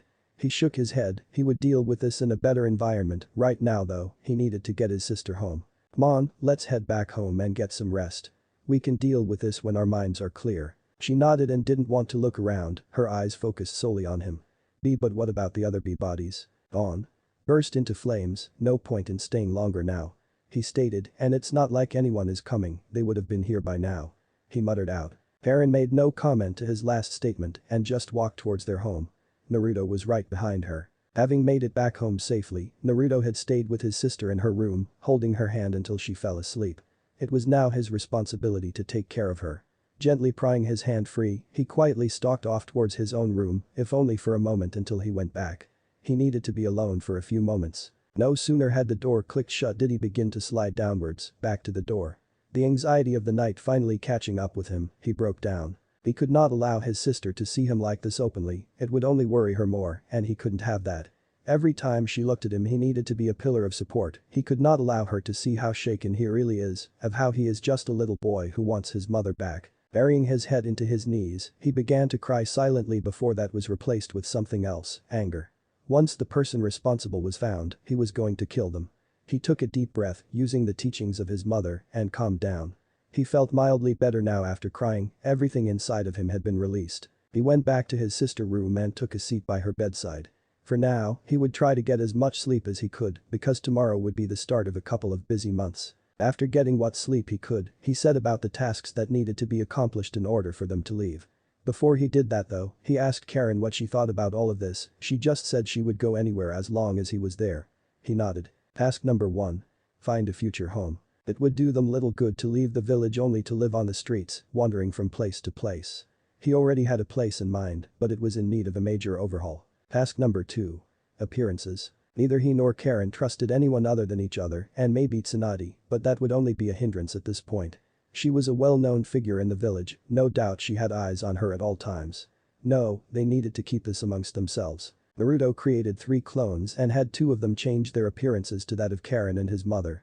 He would need to tread carefully with using his mother, she would need to make appearances every now and then. Their appearances would be at the academy or going to other populated areas that would give them some form of information. Such as the library. His shadow clones also tied into the first task, he would use them to survey any holes in village security while looking for an out. While the clones were busy doing that, he and Karen would focus on increasing their skills. They had taken the cautious approach that everyone outside of the village walls was stronger than them. Task number 3. Weapons and techniques. This task would be the first completed, all he had to do was store everything that was kept in the basement. There was also one place he needed to go as well, it had other techniques that would only help him, but also certain information. Task number 4. Food and money. Food wouldn't be too much of a problem for them, such was the wonders of seals. They just had to acquire it first, which in essence tied into money or theft. Naruto knew his father was an astute man and had invested his own money wisely, slowly creating a fortune. He knows there are going to be problems if he tries to access those accounts without the approval of his mother, and he doesn't trust the elderly Cage anymore, even if he had nothing to do with last night. The man had no clue what was going on in his own village. He already knew what he was going to do to get that money, so for now he would head downstairs to seal everything. Let's get this started. A few months later, the day was the day, it was the day that would change their lives forever. It was early morning as the two 13, bordering on 14-year-olds stood facing one another. The plan would start as soon as he left the premises and it needed to go off without a hitch or it would be that much harder for them to leave. You understand your role? Asked Naruto looking at Karen. In his eyes, she had made tremendous strides not only physically but mentally as well. No longer did she look like a lanky little girl he had met all those years ago, but now more like a young woman. Her body was lithe with just the right amounts of muscle, she had grown to stand at 5 feet 1 inch and came in at around 95 pounds. She had long discarded her black shorts and now wore black Anbu pants that went all the way down towards her heel, which were taped. A pair of black combat boots were on her feet, these were designed for women as they went above her shin, but just below her knee. The shirt she wore still showed off her toned midriff, but now it was layered with a mesh undershirt. The most surprising thing on her person though were his 2 former weapons, his twin kundachi. They rested firmly on her back and granted she may never be as good as he was with them, but those coupled with her chakra chains, he was positive she could finish someone off within a few seconds. He felt more at ease knowing she had them. In their training, she had honed her sensor abilities to the point she could discern if someone was being truthful or not. In his mind, that was her strongest ability, he helped her extend the range to 6 miles, and it would only grow. However, there was something even he could not teach her help her with. Iram ninjutsu. Karen had to make do with what medical training she had received from Tsunade. At one point Naruto was seriously thinking about telling her, but knowing her temper, she would have made a huge scene. There was no doubt in his mind that had he asked, she would have gladly gone with him, but it went back to his point all those months ago, she was too high profile of a target. People would ask questions and then begin to search. Even should she change her appearance, how long before someone figures something out or she no longer wishes to hide? So for now, they would keep her in the dark. He knew once she found out though, she would punish the both of them. Naruto. Huh? I said I understand. He gave her a nod. Karen raised a delicate eyebrow, she could see the stress rolling off her brother. The whole situation had been taking its toll on both his body and mind, and while he would open up to her at times, he would often just steer the subject away from their current conversation and shoulder the entire burden. Over the past few months, she would often see him leave their home only to return a few minutes later. She would ask him about it and all he would say was he was securing travel funds. Curious to see how he was doing this, she had tracked him down to the bank one day and felt him placing a subtle illusion on the tellers. He had been using his Sharingan. Speaking of his ninjutsu, he had shown her the new variation. The moment her eyes met with the blood-red ones, she felt a deep pull on her psyche. It was hypnotic, even her senses were thrown off kilter, and she could faintly tell he had not used chakra to cast whatever she was feeling. It was almost automatic, as soon as you looked at his eyes, you were ensnared in the world he built to deceive you. To her, it was equal parts beautiful and equal parts deadly, almost like a Rose or Venus flytrap. Each lovely to look at, but with its own form of defense, and speaking of flowers, it resembled one. His iris had turned into that of a six-pointed star, while the appearance of a blooming flower surrounded it. The technique he used was very powerful, if the chakra she got from it was anything to go by, but she had limited him to using it only a few times. His eye would often start bleeding, and the medic in her would not allow him to ruin his eye, should the technique have some sort of backlash. When he asked her why he was crying blood, she had no answer. It was at that point back then that they had snuck into the Uchiha compound and read the tablet that Shisui had given Naruto information on. It was then that they learned what his eye was. It was no mere Sharingan but its next evolution. The Manjukum Sharingan. But these eyes came incredibly powerful techniques, but at a very steep price, eventual blindness. After hearing that, Karen had put his limitations to 3 times a day. There was more information, some that he could read and other parts he could not, however there was one word that kept being repeated at some points, something about an eternal eye. However, that was where it ended as the rest of the text was unreadable. While that day had indeed been a good one, it was not without its downsides. They had managed to capture some of the same agents that were at his home on the night of his mother's death. None of them had burst into flames, which only meant they needed to be dead when it triggered. Right now, he had them tied up and unconscious, awaiting their fate. It was also because of them that Naruto had found something very important, an exit. He had originally created 4 clones to deal with them, but instead made more and sent them out to scour the compound for more enemies. It was then that his clones discovered that the Naka River led to the outside. He would still need to check for any patrols in the area, but so far it was their best option. Karen. His voice snapped her out of her thoughts. Yes. When I return home from this last assignment, we will begin the plan. Should I not return by daybreak, then I want you to begin the preparations. He said, handing her a scroll that he had sealed the 4 bodies into.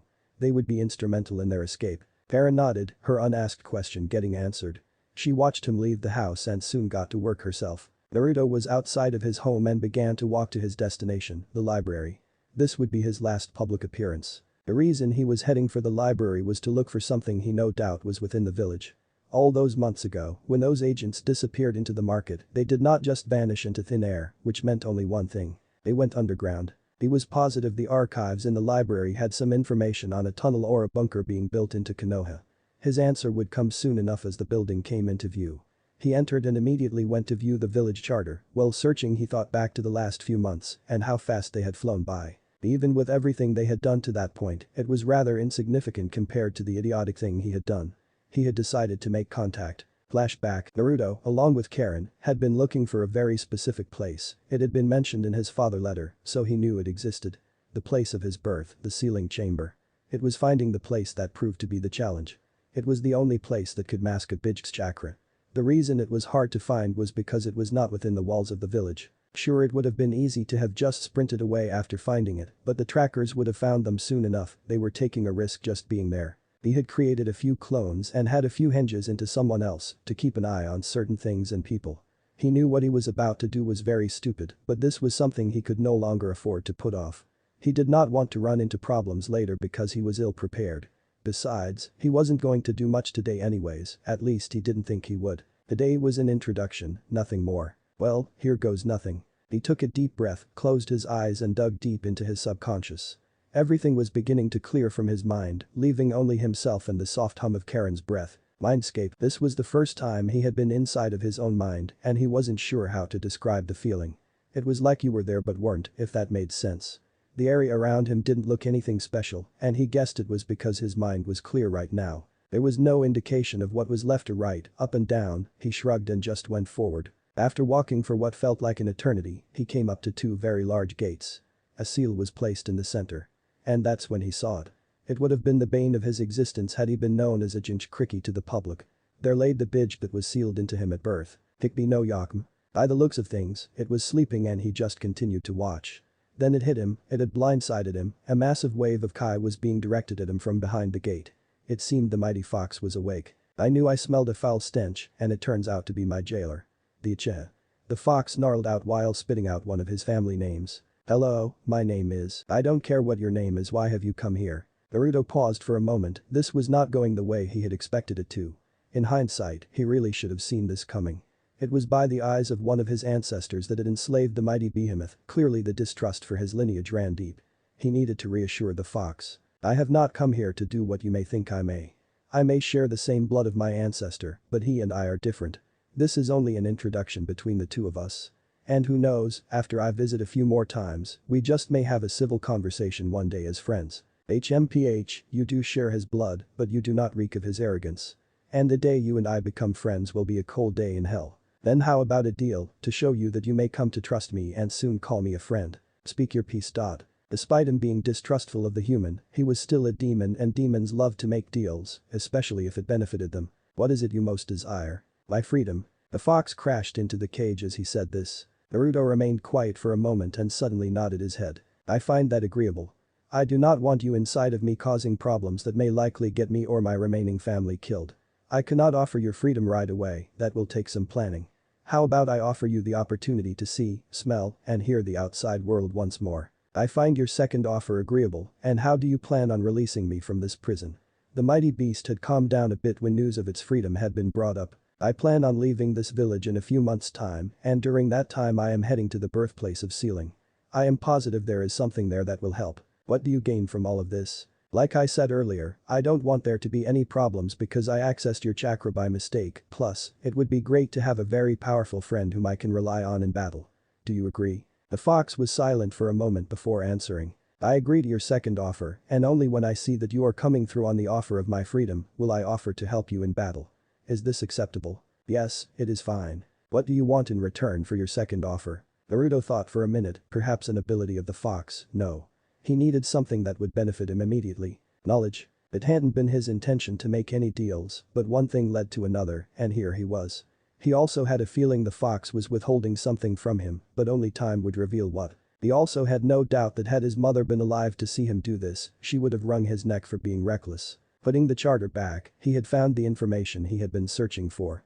A tunnel system had been built underneath the village a bit after the Second World War had begun. It was a hiding place for children and civilians. It had supposedly been abandoned ever since. Having what he needed, he left the library. Ninjin. What is a fox? Be aware, the stench of a mutt is nearing our location. Naruto thanked him and was about to leave, as he had a feeling of who this mutt was. Hi, Naruto-kun. Too late.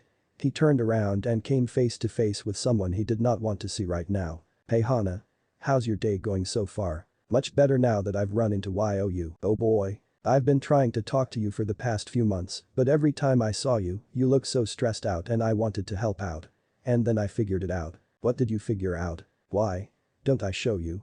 At my house. Before he could protest that he had somewhere to be, she forcefully dragged him away to her home. Karen was starting to get worried, daybreak was almost over, and soon it would be nightfall. Just where the hell was Naruto? Yo, sorry I'm late. She gave him a look and then sniffed the air. Didn't she smell them? She shook her head, where have you been? Just finishing up a few last minute things. Whatever. He breathed a sigh of relief, are things ready to go? All set. Then let's do this. Naruto set up the tags all around the house, while the bodies of the agents had been littered all throughout the yard. Some of them had been changed into different clothes, this way the village would focus on something other than them. We have 7 minutes, let's move. As the duo made their way towards the Uchiha compound, they came across a very peculiar sight. A lone person, male by his build, was moving in the direction opposite them. They were also carrying a rather large scroll, like their life depended on it. The blonde Uchiha used his eyes and easily identified the person, it was someone whom both he and Karen were familiar with. What are you doing out here all alone? Mizuki-sensei. Naruto was following the man's line of sight and it would take him past their home. Perhaps they could use the man to incite something, like getting the village to see that it had a traitor and prompt them to dig deeper for any others. Yes, that would work. Finally. He had done it, by stealing the scroll, his master would give him untold amounts of power. Finally he could discard this village that would deny him. It was unfortunate that he would never get the chance, no sooner had he crossed the threshold that would lead him to the Uzumaki household did he feel the pain of multiple wounds across his back. Ah! He screamed, never in his life had he felt so much pain before, he had never tasted his own blood, nor had he ever seen his own spilled. All the years spent behind a desk had done him little good in terms of his pain tolerance. Oh shut up will you? Mizuki heard someone say, he managed to turn his head around and then slumped over. His eyes had glazed over as soon as he had made contact. Naruto was going to leave the man here, while his wounds continued to bleed, he would be found holding the forbidden scroll next to a burning house. That would certainly raise questions. But first, he decided to have a look inside. The blonde Uchiha looked over the scroll and its various kenjutsu, memorizing every single thing his eyes read.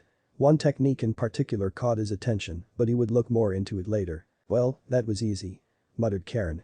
How did a man who had genin level skills at best make it to the rank of Chunin and teach kids at that? It was no wonder the academy had been going downhill. "How much time do we have left?"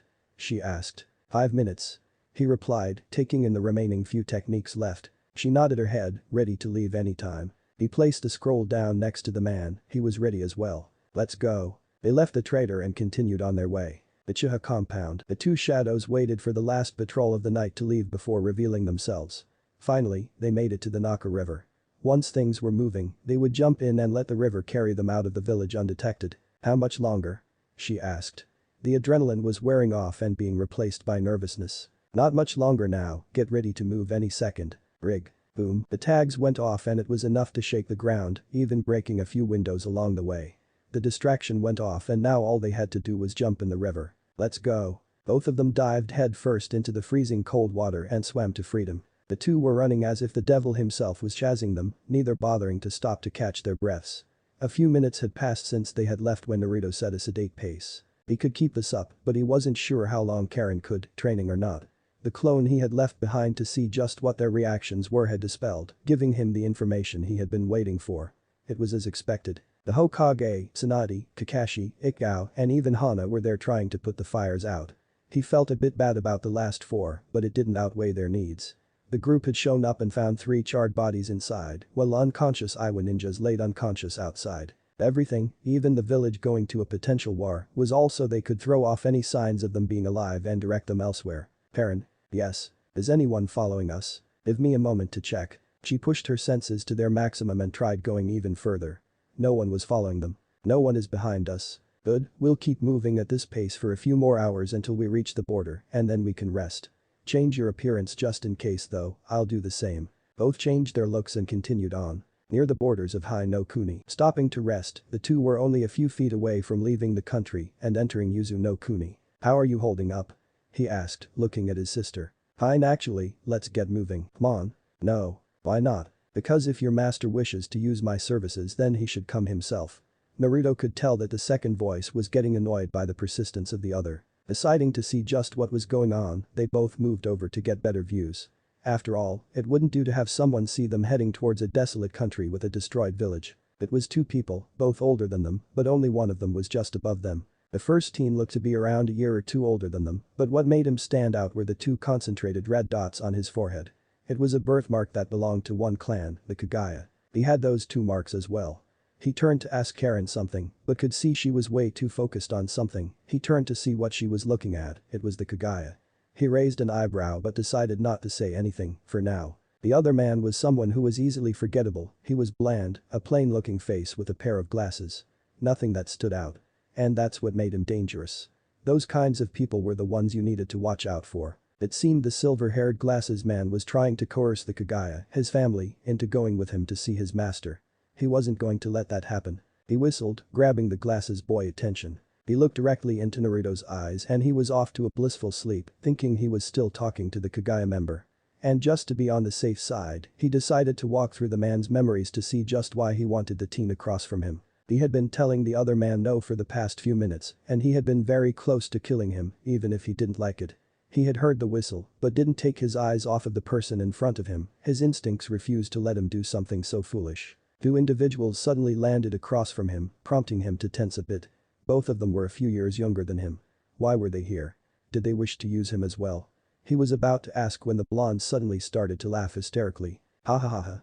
I don't believe it, that crazy bastard." He continued to watch as the boy laughed, even muttering things like Kabuto or Orochimaru. It wasn't any of his business. "I can't believe he has that planned, and it's only going to take him a few years." He heard the blonde say once more. He just blinked, his eyes then went to the female, but she seemed more interested in what her companion was saying while sneaking glances at him. "I need to take advantage of that opportunity, but first I need resources." Again said the blonde as his eyes soon met his own. Warily watching the two, the blonde walked right up to him and stuck out his hand. Is he offering a greeting? Naruto Kaguya. He didn't show his surprise, but on the inside he was very happy. It seemed he still had family left and he wasn't as crazed as the others in Kiri were. He took grasp of the outstretched limb and gave his own greeting. Kamimuro Kaguya. He introduced himself. Chapter 6. Previously, near the borders of Hai no Kuni. Stopping to rest, the two teens stared out at the road in front of them. A few more steps were all that was between them, leaving one country and entering another. "How are you holding up?" asked Naruto, concerned for his sister. Karen mentally rolled her eyes but smiled nonetheless. "Fine. Let's keep moving. Come on." The voice halted Karen in the middle of her sentence. "No. Why not? My master could have used it for you. Because if your master wishes to use me, then he should have come himself." As both Uzumaki continued to listen in on the conversation, they could both tell the second voice was getting annoyed. Moving in for a closer view, the two noticed the two males out in the brush, hiding from sight. One of the men was clearly older than them, the other probably a year or two older than themselves. Naruto eyed the bespectacled man with narrowed eyes. The man was, in a simple word, forgettable. He was bland, had glasses, and had an unsuspecting face, but it was those two features that truly made him dangerous. He was the type of person one had to be on the lookout for. Now, the teen on the other hand stood out, but an aloof expression on his face said he didn't care. The two red dots on his forehead gave away his heritage. It was a Kaguya. All the signs pointed to that clan: the straight white hair, his emerald green eyes, and his snow-white skin. Definitely a Kaguya. From what the duo was watching, the man in glasses was trying to coerce the Kaguya into going with him to see his master. He wasn't going to let that happen. Naruto put his fingers to his mouth and whistled, grabbing the man's attention. The man turned around and looked directly into his eyes and fell to the ground in a heap. The blonde knew the man had to be well trained and took to walking through his mind quickly. He had been telling the man no for the past few minutes and had been extremely close to killing him, even if he didn't like it. He stopped this line of thought when he heard the noise. Instinct told him to avoid it, even if he wanted to turn his head in that direction. The man who was pestering him fell to the ground unconscious. Two individuals suddenly dropped across from him. His body tensed, ready to defend himself if need be. From what he could tell, the two were younger than him. Who are they? Do they wish to use me as well? He was about to ask as much when the blonde-haired one began to laugh hysterically. Ha ha ha ha ha. I don't believe it. That crazy bastard. The blonde continued to laugh as he continued to watch, even hearing him mutter a few names like Kabuto or Orochimaru. He didn't care who they were, nor was it any of his business. I can't believe he has this planned. He heard the blonde teen mutter.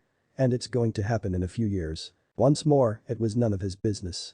He did however note that the female kept sneaking glances at him for some reason. I need to take advantage of this opportunity, but I need resources first, muttered the blonde. Their eyes met. His body twitched as the blonde walked right up to him and stuck his hand out. Is he offering a greeting? Naruto Kaguya. His own eyes widened by a small margin, and though he showed no happiness outwardly, he was very happy on the inside. It appeared he still had family left. He took hold of the outstretched hand and offered his own greeting. Kamimuro Kaguya. Now, 3 years later, the group of 4 people was slowly making their way southward from Yuzu no Kuni, away from Hai no Kuni, and towards Nami no Kuni. The foursome consisted of 2 males and 2 females. All of them are strong in their own right. At the front of the group was Kamimuro Kaguya. A young adult of 19, he originally hailed from the village of Kurigakure but fled due to the extermination of his clan when they rebelled. He was the 3rd strongest and 2nd oldest amongst the group. In the middle was Uzumaki Karen. In the 3 years she had been traveling, she had grown by tremendous strides under the right tutelage.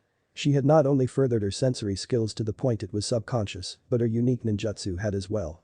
Her chakra chains had served her well in her 3 years. Amongst the group, she was the 4th strongest fighter along with being the youngest. Bringing up the rear were the last 2 people of the group. Uzumaki Naruto. Out of all the names he could have chosen from due to his heritage, he felt it most prudent to remain as so considering where the group currently resided. It hadn't been an easy choice, but in the end he felt it best. And who knew, perhaps somewhere down the line in another life he would choose differently. In the 3 years since he and Karen had faked their deaths and left Konoha, they had both done much. Meeting with a part of his distant family was only the beginning. After meeting Kamimuro, the trio had gone to the ruins of Yuzu and had begun its restoration. Money wasn't much of an issue in the beginning, but eventually expenses began to pile up. As a result, the 3 did as many missions as humanly possible, but soon realized they would tire and possibly get themselves killed because of a lack of energy or sleep. So, they resorted to something else. Well, Naruto did not, the other 2, they didn't even know. Often, when they had been on missions, he would have his clones stolen, but always from those who could afford it. He didn't like doing it, but he needed to speed up the process of rebuilding the village. Once the village had been up and running, the small country had begun to thrive as well. Through his peripheral vision, he eyed the woman to his right. When they had first met, he thought her to be dead, but it just went to show him never to assume things about someone so skilled. It was hard to believe she had only been about 100 yards from where they had been residing when they had been rebuilding. Her name is Pakura. The rumors circulating around her from what he had heard was that she had been betrayed by Kurigakure, but what he learned from her was far different. Indeed, she had been betrayed, but by her own village. She did not fully know the reason for this, but theorized that her successful mission against Iwa and her status as a hero of the village must have threatened the Kazukiage enough that he felt she was becoming too influential. So he had gotten rid of one of his own, which he felt was stupid of the man, but his stupidity was his gain. She had told him that it was a valid reason since most Kage fear someone usurping their power, but it was one question she had no intention of ever asking. She was through with that village. Plus, what could one person do against an entire village? When she had told him this, he knew he could gain a powerful ally, so he offered her at the time to join his own budding village and possibly gaining the chance to one day ask the man. It had taken a bit more convincing than that to which he told her of his 5-year plan for the village and country. Once she had heard this, she joined soon after. Right now, she was acting as their sensei for their current and future missions. However, even with such an ally by his side and his village growing day by day, he needed the alliance of other villages. Stronger villages. The minor ones would prove useful, but until he established a treaty with one or two of the major ones, then those smaller ones would have to wait. Besides, what village no matter how small would sign a treaty with an upcoming village that had nothing to its name? Iwa, Konoha, and now Suna were out of the question. That left two, Kumagakure and Kurigakure. At the time all those years ago Pakura had informed him of the civil war within Kiri and how those with bloodlines were being hunted down mercilessly. To him it was barbaric, but it also provided him with a way in. You gained much from that war. Oh, how are you doing, Kurama? Naruto and the Bijk within him had gotten along much better in the past years. The turning point had been when the blonde had figured out that the kitsune was only at half strength. He had informed the fox he would return him to full power. The fox itself hadn't said anything since it didn't want to appear weak, but since then the two were on much better terms. The blonde was still thinking up a way to release the behemoth without killing himself. Nothing had come to mind. Although, his chances of surviving had increased due to an incident that happened 2 years ago. However, the mighty kitsune was indeed correct, he had indeed gained the most from that war. Not only had he gained the trust of the residents of Kiri, but also its new Mizukage Terum plus Mei. That paled in comparison though when he had taken hold of their Jinchuriki, Yagura. Of course, he hadn't informed Mei of this as he had told her and the rest of the village he had killed the man in combat. Right now, the man was currently acting as Uzukage for his village until he himself took over. How had he been able to take control of the man you ask? Well, that was in part thanks to Kurama. When he had informed the fox about restoring him to full power, the Bijk had admitted to him that he had tampered with something within him. It had been years before he had left the village. His manjicum had manifested much earlier when he had found out about his friend Itachi, but the fox stated he had held the emotions back to deter the eye from forming. However, when his mother died, all bets were off. In a way, Kurama was partially responsible for his mother's death. If his eyes had manifested back then, perhaps his mother would still be alive till this day.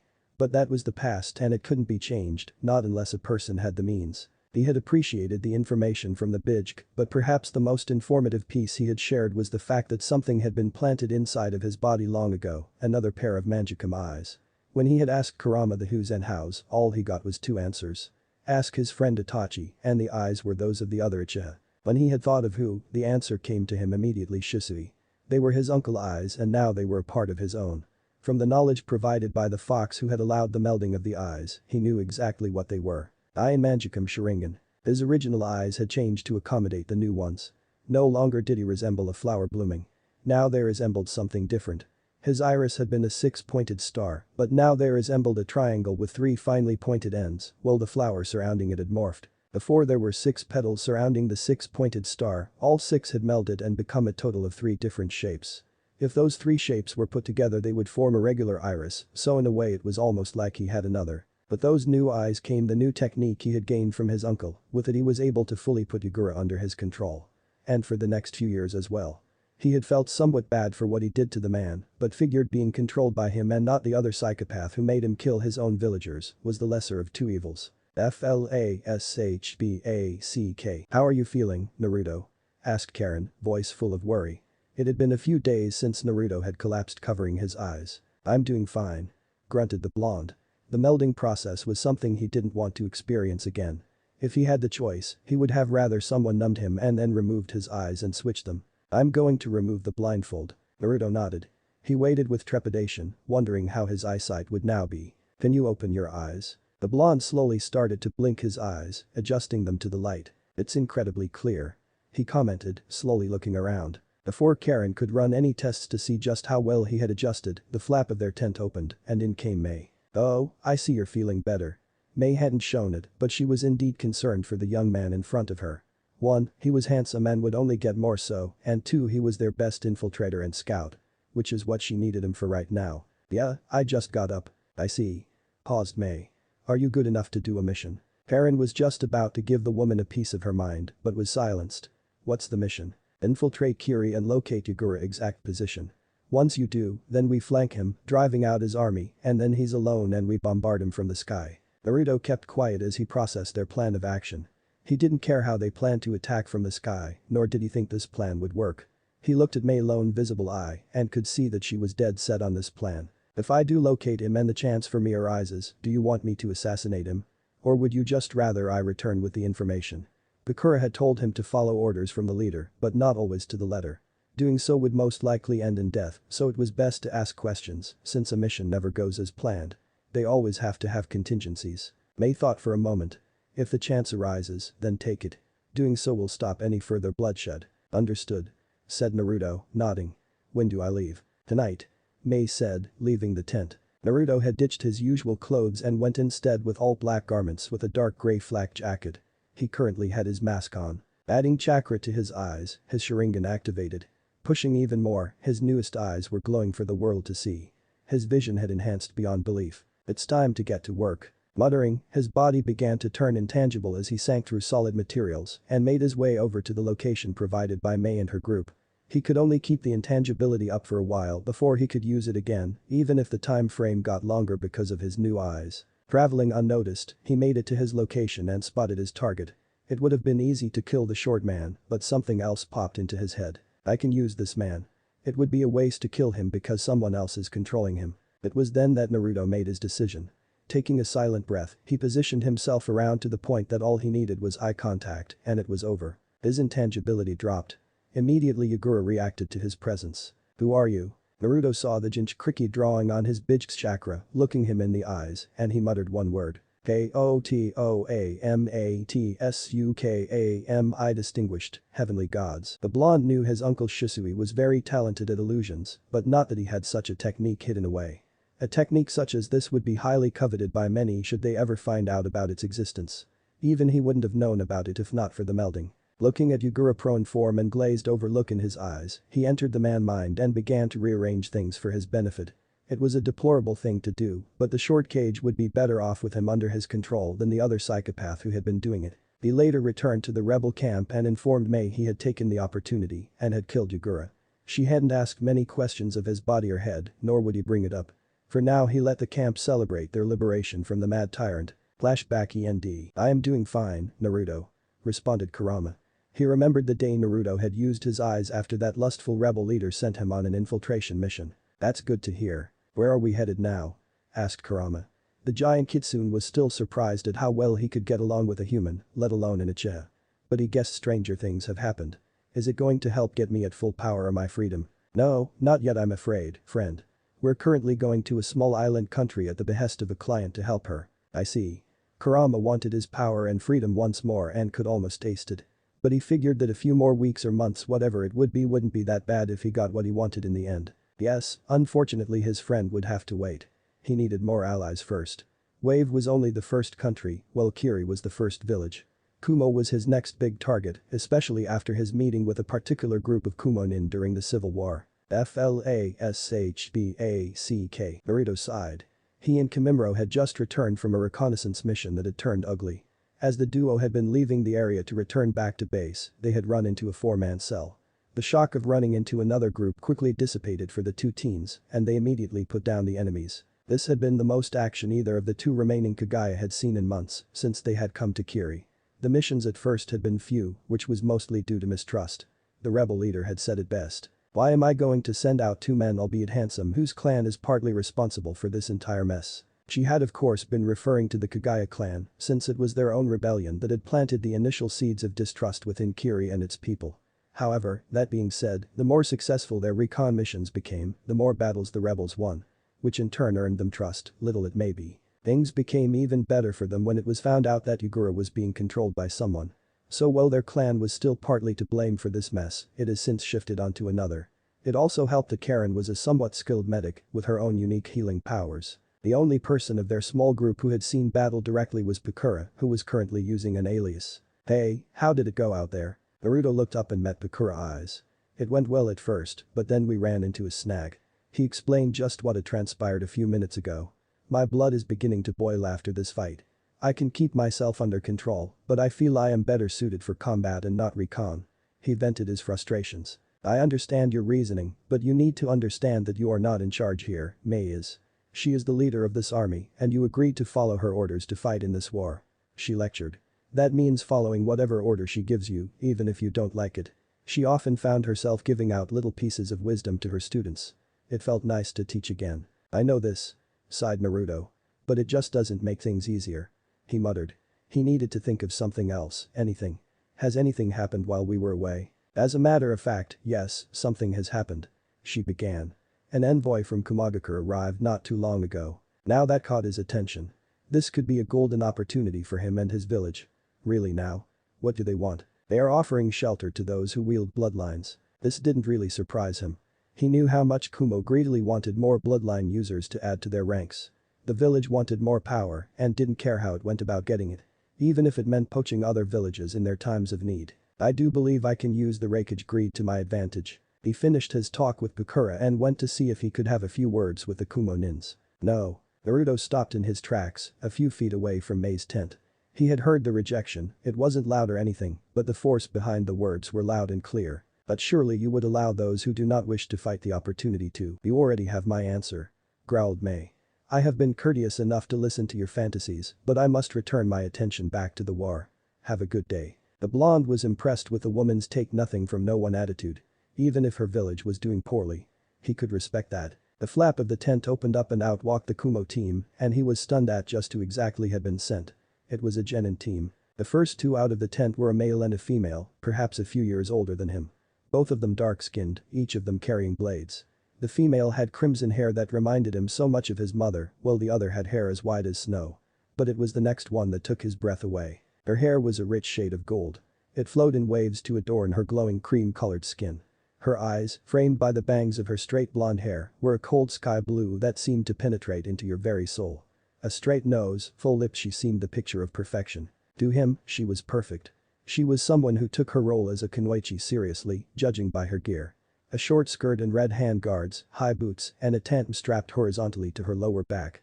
She was perfect. He tuned out everything around him, solely choosing to focus on her. "What are you looking at, short stuff?" Until his focus was broken by someone making fun of him. He scowled, looking for whoever said that about him. It was a woman, a much older one. She must have been the one leading the team and mission. She was a bit similar to the other girl he had been looking at. Straight blonde hair tied in a ponytail, but instead of blue eyes, this one had dark-colored eyes. She was wearing a short-sleeved black and purple shirt and black pants. "Well, I'm waiting." She didn't like the look this teen was giving her friend. Naruto ignored her. "So, you guys came from Kumo?" he asked, speaking to the girl he was focusing on. The young woman merely remained silent, a stoic expression on her face. "Did our aide not convey enough info for you? Would you like it spelled out for you?" mocked the team leader. He still ignored her. "Don't ignore me," she growled out. She hated being ignored, it reminded her of bad times growing up. "What's your name?" asked Naruto. He frowned a bit at how she wasn't answering his questions, but it didn't bother him all that much. "My name is Uzumaki Naruto." He had decided to take this name a while ago as the name which everyone was going to call him from now on. He would still use the others when different situations called for them. The older woman sighed, rubbing her temples. "What do you want? We're on a tight schedule." Now he turned to the older woman. "Can't you at least give your names? I don't want to have to refer to you as hey or it, which I'm sure you don't want." The woman rolled her eyes. "Whatever. I'm Naruto, Junin of Kumagakure." Naruto eyed the woman with a critical eye. She couldn't have been a few years older than Kimimaro, and yet she was already such a skilled kunoichi. He nodded. "It's nice to meet you. Yu-Gi-Oh-san." "Not Yu-Gi-Oh." She gritted out. "It's you guy too." He ignored her again and looked at the others. "My name is Amoy," said the now-named teen, looking apprehensive for some reason. "Perry." It was all she said, not trusting the blonde teen. Even if he was a cute pretty boy. Naruto patiently waited for the one he wanted to hear the most. "Samui, and you're pretty cool." He didn't know what she meant by that, but he took it as a compliment considering the two shocked faces of the genin on her team. It must be a very rare occurrence. He thought. There must be something special about this guy for Samui to say that so boldly. Muttered Carrie. She had known the blonde for a while, and she had never seen her say something like that to any of the other guys who talked to her. Amoy heard her. Maybe he's secretly a super strong ninja who's creating a village to rival the 5 major ones, and what if he was stopped before he could continue? Shut up, Amoy. Carrie hit him. Naruto had kept his cool when the other shinobi had literally brought up his plan and just played it cool, ignoring them. Samui likewise did the same as her blonde male counterpart. She meant what she said earlier when she called him cool. She liked strong people, it was as simple as that. It not only showed they took their role as a ninja seriously, but that they would one day if they survived be something. Thanks for the compliment, Samui. Replied Naruto, awkwardly. I think you're pretty cool too. It was the only thing that had entered his mind. Plus, he didn't know how well she would have reacted if he had called her hot instead of cool. Vegito sighed. Listen, we really are on a tight schedule. What do you want? She asked. This time, he did not ignore her. I would like to make an alliance with Kumo. Now that had caught them off guard, they weren't expecting that. You want to align Kumo and Kiri? No. He interrupted Yujito. Not Kiri. Another village I am a part of. I am only here to help with the efforts and possibly gain another ally. He admitted. Which village do you hail from? Asked Samui. Izushio. Yujito snorted. No, really, what village do you come from? I speak nothing but the truth. The village is slowly rising up. Why Kumo? Asked Yujito. She could tell this wasn't a joke anymore. Why not Konoha? Are they not your closest allies? It was a valid question in her mind. Especially when she thought about the history of Yuzu and Kumo. Our reasons are our own. It was all he said on the subject. I figured Kumo would like to benefit from an up-and-coming village. What would even gain from this alliance? Your village is nothing yet. What's to stop me from simply giving my Raikage this information and him sending his forces to squash you? Well, we will share some of our seals with Kumo for one. He told them. That's not enough. Retorted Yujito, knowing her leader would state so himself. Naruto was quiet for a bit as he thought. Let me ask you something. Is your group going to partake in the Chunin exams held in Konoha in 2 years? It is a possibility, but the choice lies with my leader. Why? Give this message to your Raikage. I can get him what his village has been yearning for since the end of the Third Shinobi War. Vegito eyes narrowed as she knew exactly what the teen in front of her was referring to, the other three did not.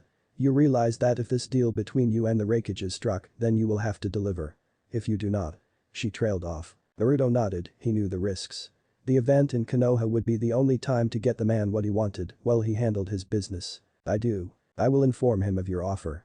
Where may he contact you with the details if the arrangement goes through? He gave her small tidbits of where to meet him should he agree. Also, I want the 4 of you or 2 of you, it doesn't matter, to be the messengers. I don't want to deal with others who I'm not accustomed to, unlike you. He had said, shutting up Yujito before she could retort about not being a delivery girl. Their preference has been noted. The group left the rebel camp and went back to inform their Raikage of the offered deal. Flashback END. The group stepped off the ferry that had taken them to the secluded island nation and once more began their trek to the client's home. Continuing their walk, they began to notice a trend within the small nation. It was poor, very poor. There were beggars everywhere they turned, the streets were lined with trash, children ran about without shoes, some even begging for food. Then there were the bodies. You couldn't see them physically, but nothing could hide the smell.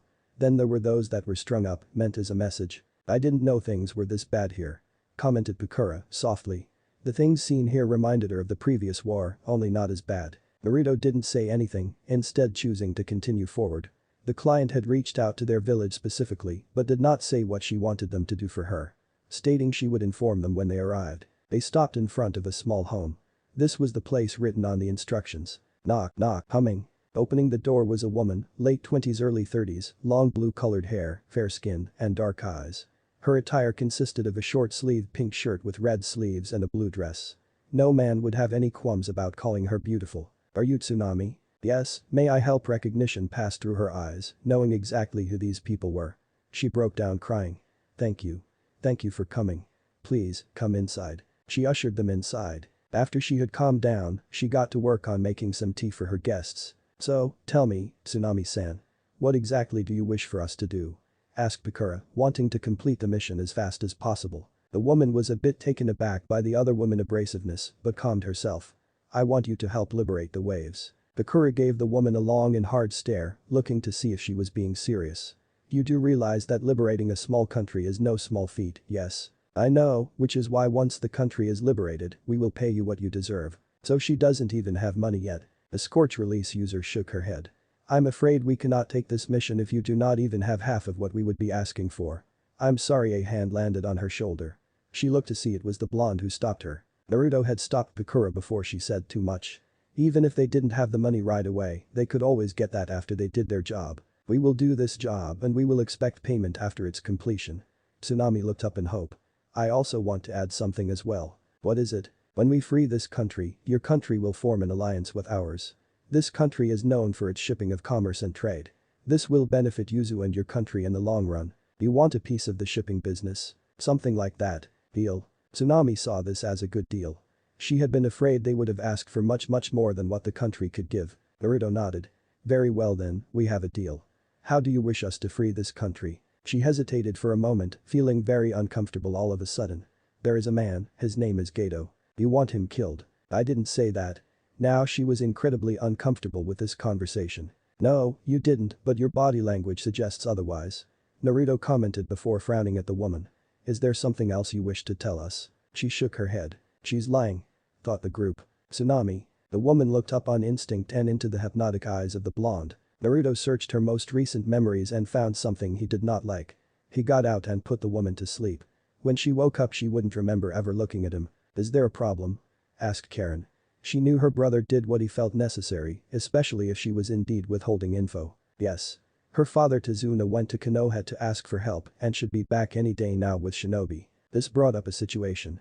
On the one hand, he didn't want to deal with the Konoha, but his own village needed this alliance though. It's your call. Naruto thought about it for a moment.